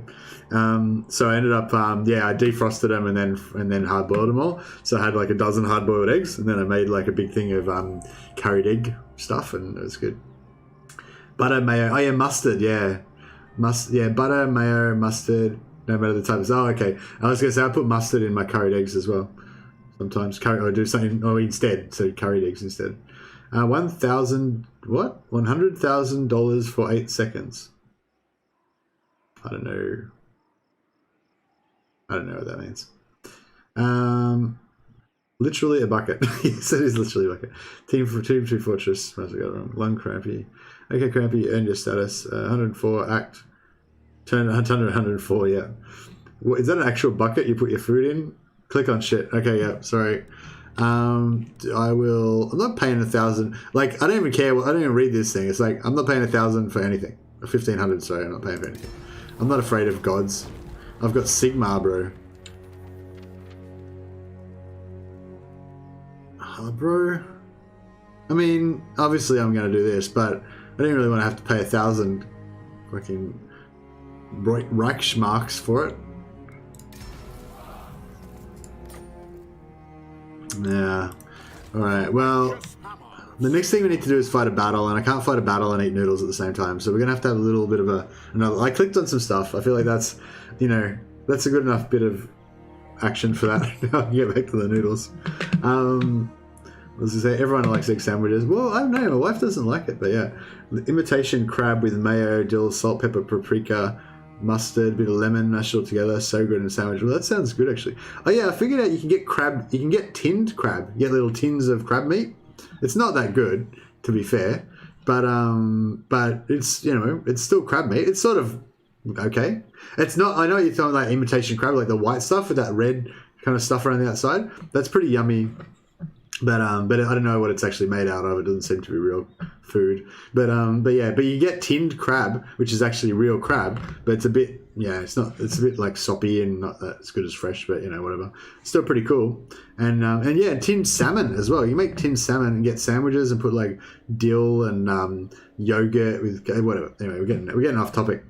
Let's get back to the noodles, right? So anyone who hasn't watched my streams before, they're probably not familiar with my pro noodle eating strategy, but what I find is when you're having like noodle soup is that you got your noodles. I think I need a spoon. I don't have a spoon, but I'll use this knife instead.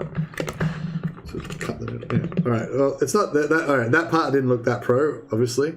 But anyway, so I've got my noodles, right, and then. But I want to like get some soup with the noodles because most of the flavors in the soup, right? You've had this situation. You got your noodle soup, you got your noodles, all the flavors in the soup, but you want the noodles and the soup at the same time, you know? So you get your noodles and then maybe you get a spoon and you kind of like put some soup in the spoon and you kind of get the noodles in the soup spoon. You kind of eat it together, or maybe you eat some noodles first and then you spoon in some soup afterwards and have it in the same mouthful. So you got that kind of like noodle soup thing to go together. So I had a lot of problems with this. You've got a beard, you're like spilling soup down your beard and there's noodles hanging off things and it's all bad. So what I figured out, the strat is you cook your noodles, then you drain the soup and you put it in a cup. And then you just get the noodles with your fork, eat the noodles, and then drink the soup. So pro. Basic.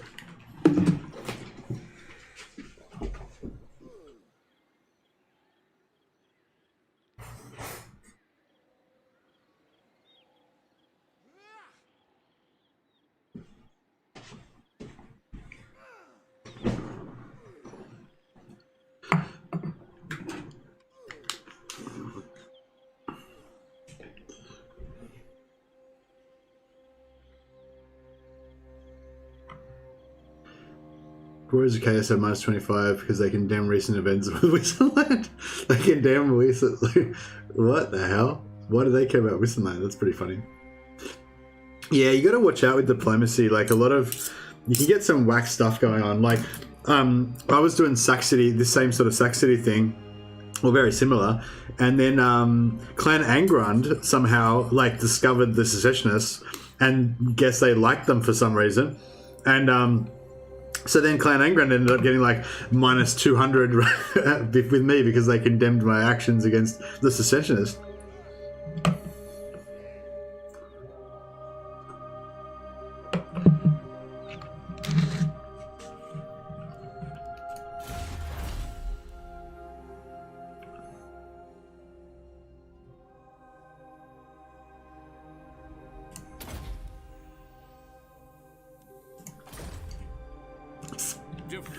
Alright, so yeah, as we mentioned before, we've got Lightning Strike on Volkmar, not really because we need Lightning Strike, but because we can get extra XP. So yeah, now we get to fight 2 battles instead of just 1. So that's pretty cool. Just auto-resolve it. Yeah, nice. So we get extra XP, extra money for killing him. That's good. Got extra magic items. Nice. Extra level. Well, everything extra. We've got Grand Shield of Faith now, that's nice. This battle is actually going to be pretty hectic. I don't think I can do this one, like, not right now anyway. I think we need to just... This could be like a cliffhanger ending. Yeah, I think we're going to have to leave this as a cliffhanger ending. I've only got like 11 minutes and I don't think I can eat noodles and fight against... How many units we got here? 15. Yeah, so it's going to be 25, 16 versus 25 battle. I think it's winnable, but it's just, yeah, it's not going to be fun. Not going to be fun. We potentially, you might get to see my, how you come back after you get wiped out on turn 13 strategy, which I have used before, more than once. And it actually doesn't matter. Like, literally, that's what I was going to say about this whole, like, Altdorf campaign, where you just only take Altdorf and you don't take anything else. It's great because even if, literally, if I get wiped out now, or if the Skull Smashers had to wipe me out or whatever, it literally just doesn't matter. You just save heaps of money because you don't have to pay all these wages. And because we're going to re-recruit anyway and have a full stack of flagellants, pretty much. Oops, that means it's time to go to work nearly. So yeah, so basically it doesn't matter if you lose, you know. Once you got your flagellant army and all your warrior priests, you don't want to lose your warrior priests, basically.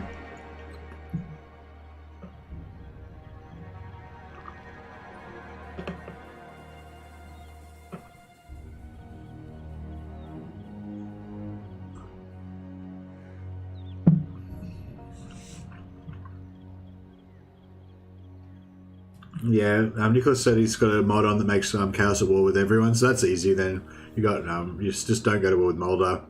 Yeah, you should be able to get it. You know, it should, well, not necessarily easy, but it should be pretty easy. Like you said, not into mods, but for Warhammer 2, I've loved mods in other titles. I thought Third Age mod was pretty good. I haven't played much of it though, but I loved stainless steel mod for Warhammer 2, Medieval 2. Pretty much most of... I did play a fair bit of vanilla Medieval 2, I guess, at the start, but once I found out about stainless steel, I pretty much never went back. Stainless steel is awesome. Like, it basically doubled the size of the map. Like, it made, like, double the amount of provinces. Like, if anyone who didn't play it, like, so just say Altdorf, right? It's got, like, three, it's got Grunberg, Obersreich, and Eilhart, right? If you played the stainless steel version of it, you'd have Altdorf, and then you'd have some other little town on the way in between Grunberg and that, and you'd have, like, another one here, another one here. It would, like, double the amount of regions in every province. Or like double the amount of provinces or whatever.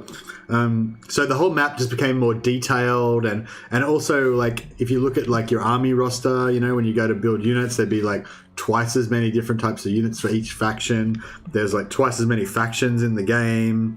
I think they had like the maximum number of possible settlements that the engine could support.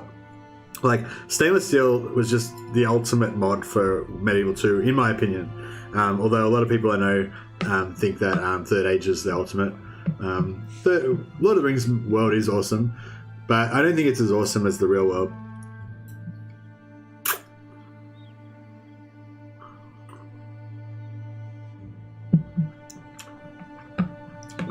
Sorry, the real world in the late medieval period, obviously.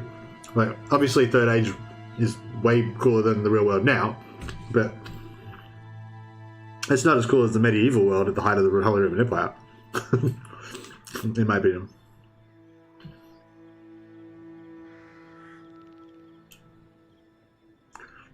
It's a stupid effect, but it's also supposed to make other AI factions fight each other more often. Interesting. Might be a good mod campaign. Might be a good mod, Crampton. Yeah, I don't know. I don't know if I like mods, because yeah, I sort of was talking about this a bit last time as well. Like, I just like it. I like it. No, I don't know. No, I won't talk about it. Yeah, it's just, yeah, play whatever you want to play. It's just hard to talk about it because if everyone's playing a different modded campaign, then, you know, it's just different for everyone. So, whereas if everyone's playing vanilla, then it's basically like, well, playing the same game, you know.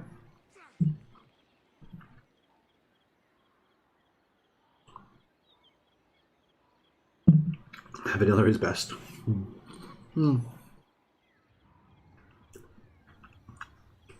I've got this camera mod on that I put on that doesn't seem to actually do anything. I don't even know if it works.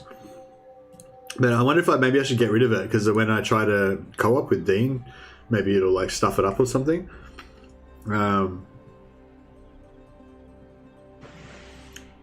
What I tried is its region trading mod. It was okay, but it opens up a new level of cheese. Yeah, I feel like stuff like that makes it too easy. Like, you know, like if, like with the Empire campaign, for example, like ideally I want to be like allied with all of the Empire elector counts, and I want all of them to have their original territories, you know, like I want Ostermark to own all of Ostermark, and I want Hochland to own all of Hochland and all that kind of stuff. I don't want them to be all like mixed up in a patchwork of wonkiness. But if I had a region trading and I could just give them those regions, it would just be a bit too easy, you know, like what's the point of playing the game, you know? Whereas in Total War, it's actually super hard to try to get them to all have their own region, so that gives you your own little mini game to try to achieve as well.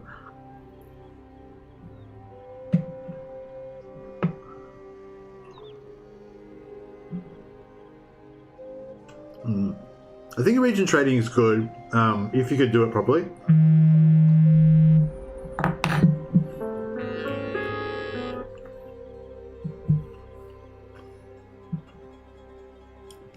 Yeah, I think region, get rid of a choose coming out strongly against mods. No mods. Oh, I know he's saying for me in case it screws up the game. Yeah, you know, I'll have to. I don't think, as I said, I don't think it does anything anyway. So, but I'll just had that one camera mod on that I did to try to help me take screenshots for my thumbnails. But yeah, I have to remember to remove it.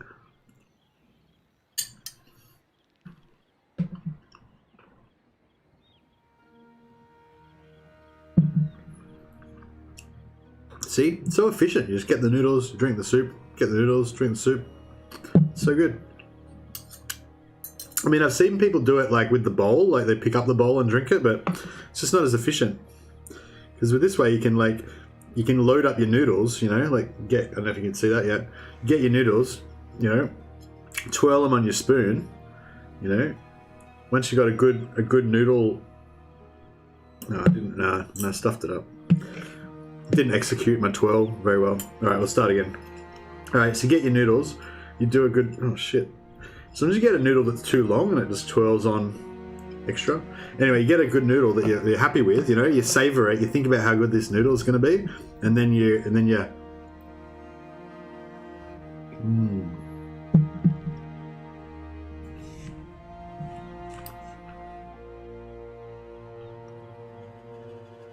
Yeah, I don't have time for this battle. Sorry guys, I got to start work in like 3 minutes. But yeah, I think maybe I will. Yeah, I don't know. I don't know about the eating. I still think it's a bit weird. We'll let you guys decide. Is it weird that I eat my noodles at the end of the stream? This is like the 3rd time I've done it. I haven't had anyone come out strongly against it, except for one person said it was a little bit like Korean food porn. But I'm not sure if that was because he liked it or he didn't like it, but you know. But I feel like it could be good for me because it sort of maybe when you eat food, it kind of brings down your, you know, biorhythms a little bit. So maybe it helped me kind of relax a little bit before work.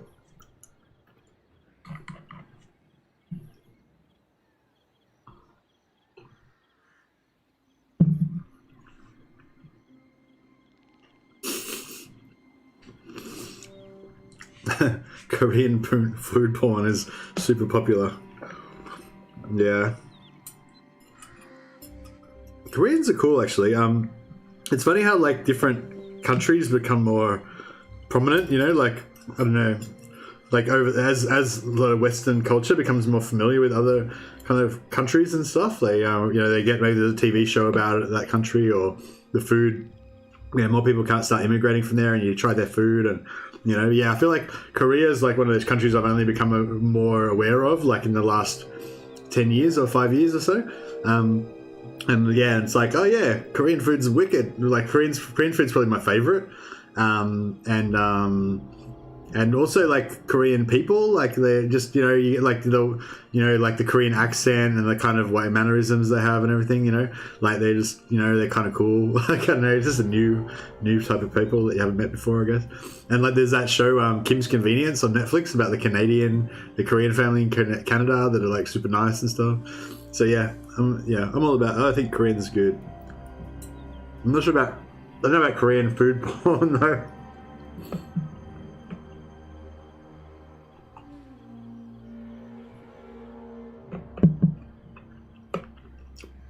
Dalekar said, depends on how you frame it.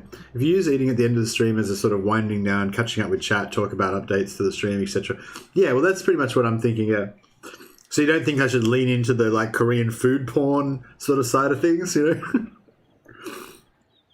Yeah, I think I agree.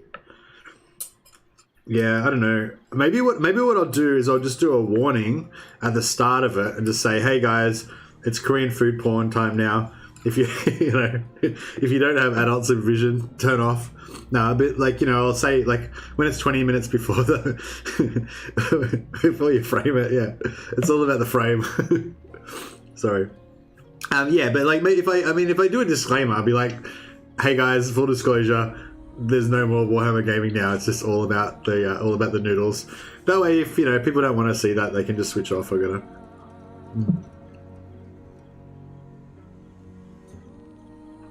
Oh yeah. I know there's not that many people in the stream right now, but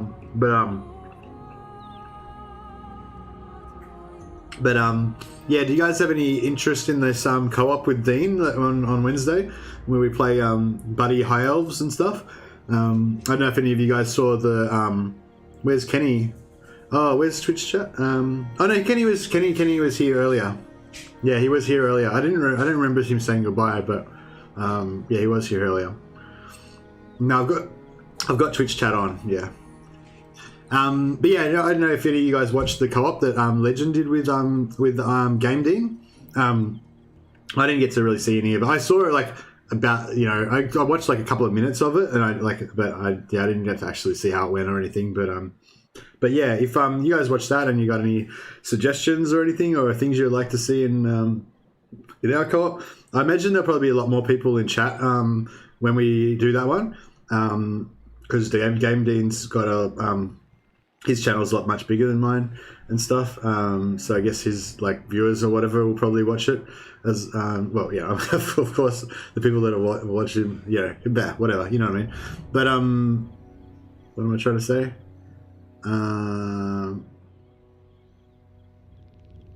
Yeah, whatever. Anyway, we're going to do a co-op on Tuesday.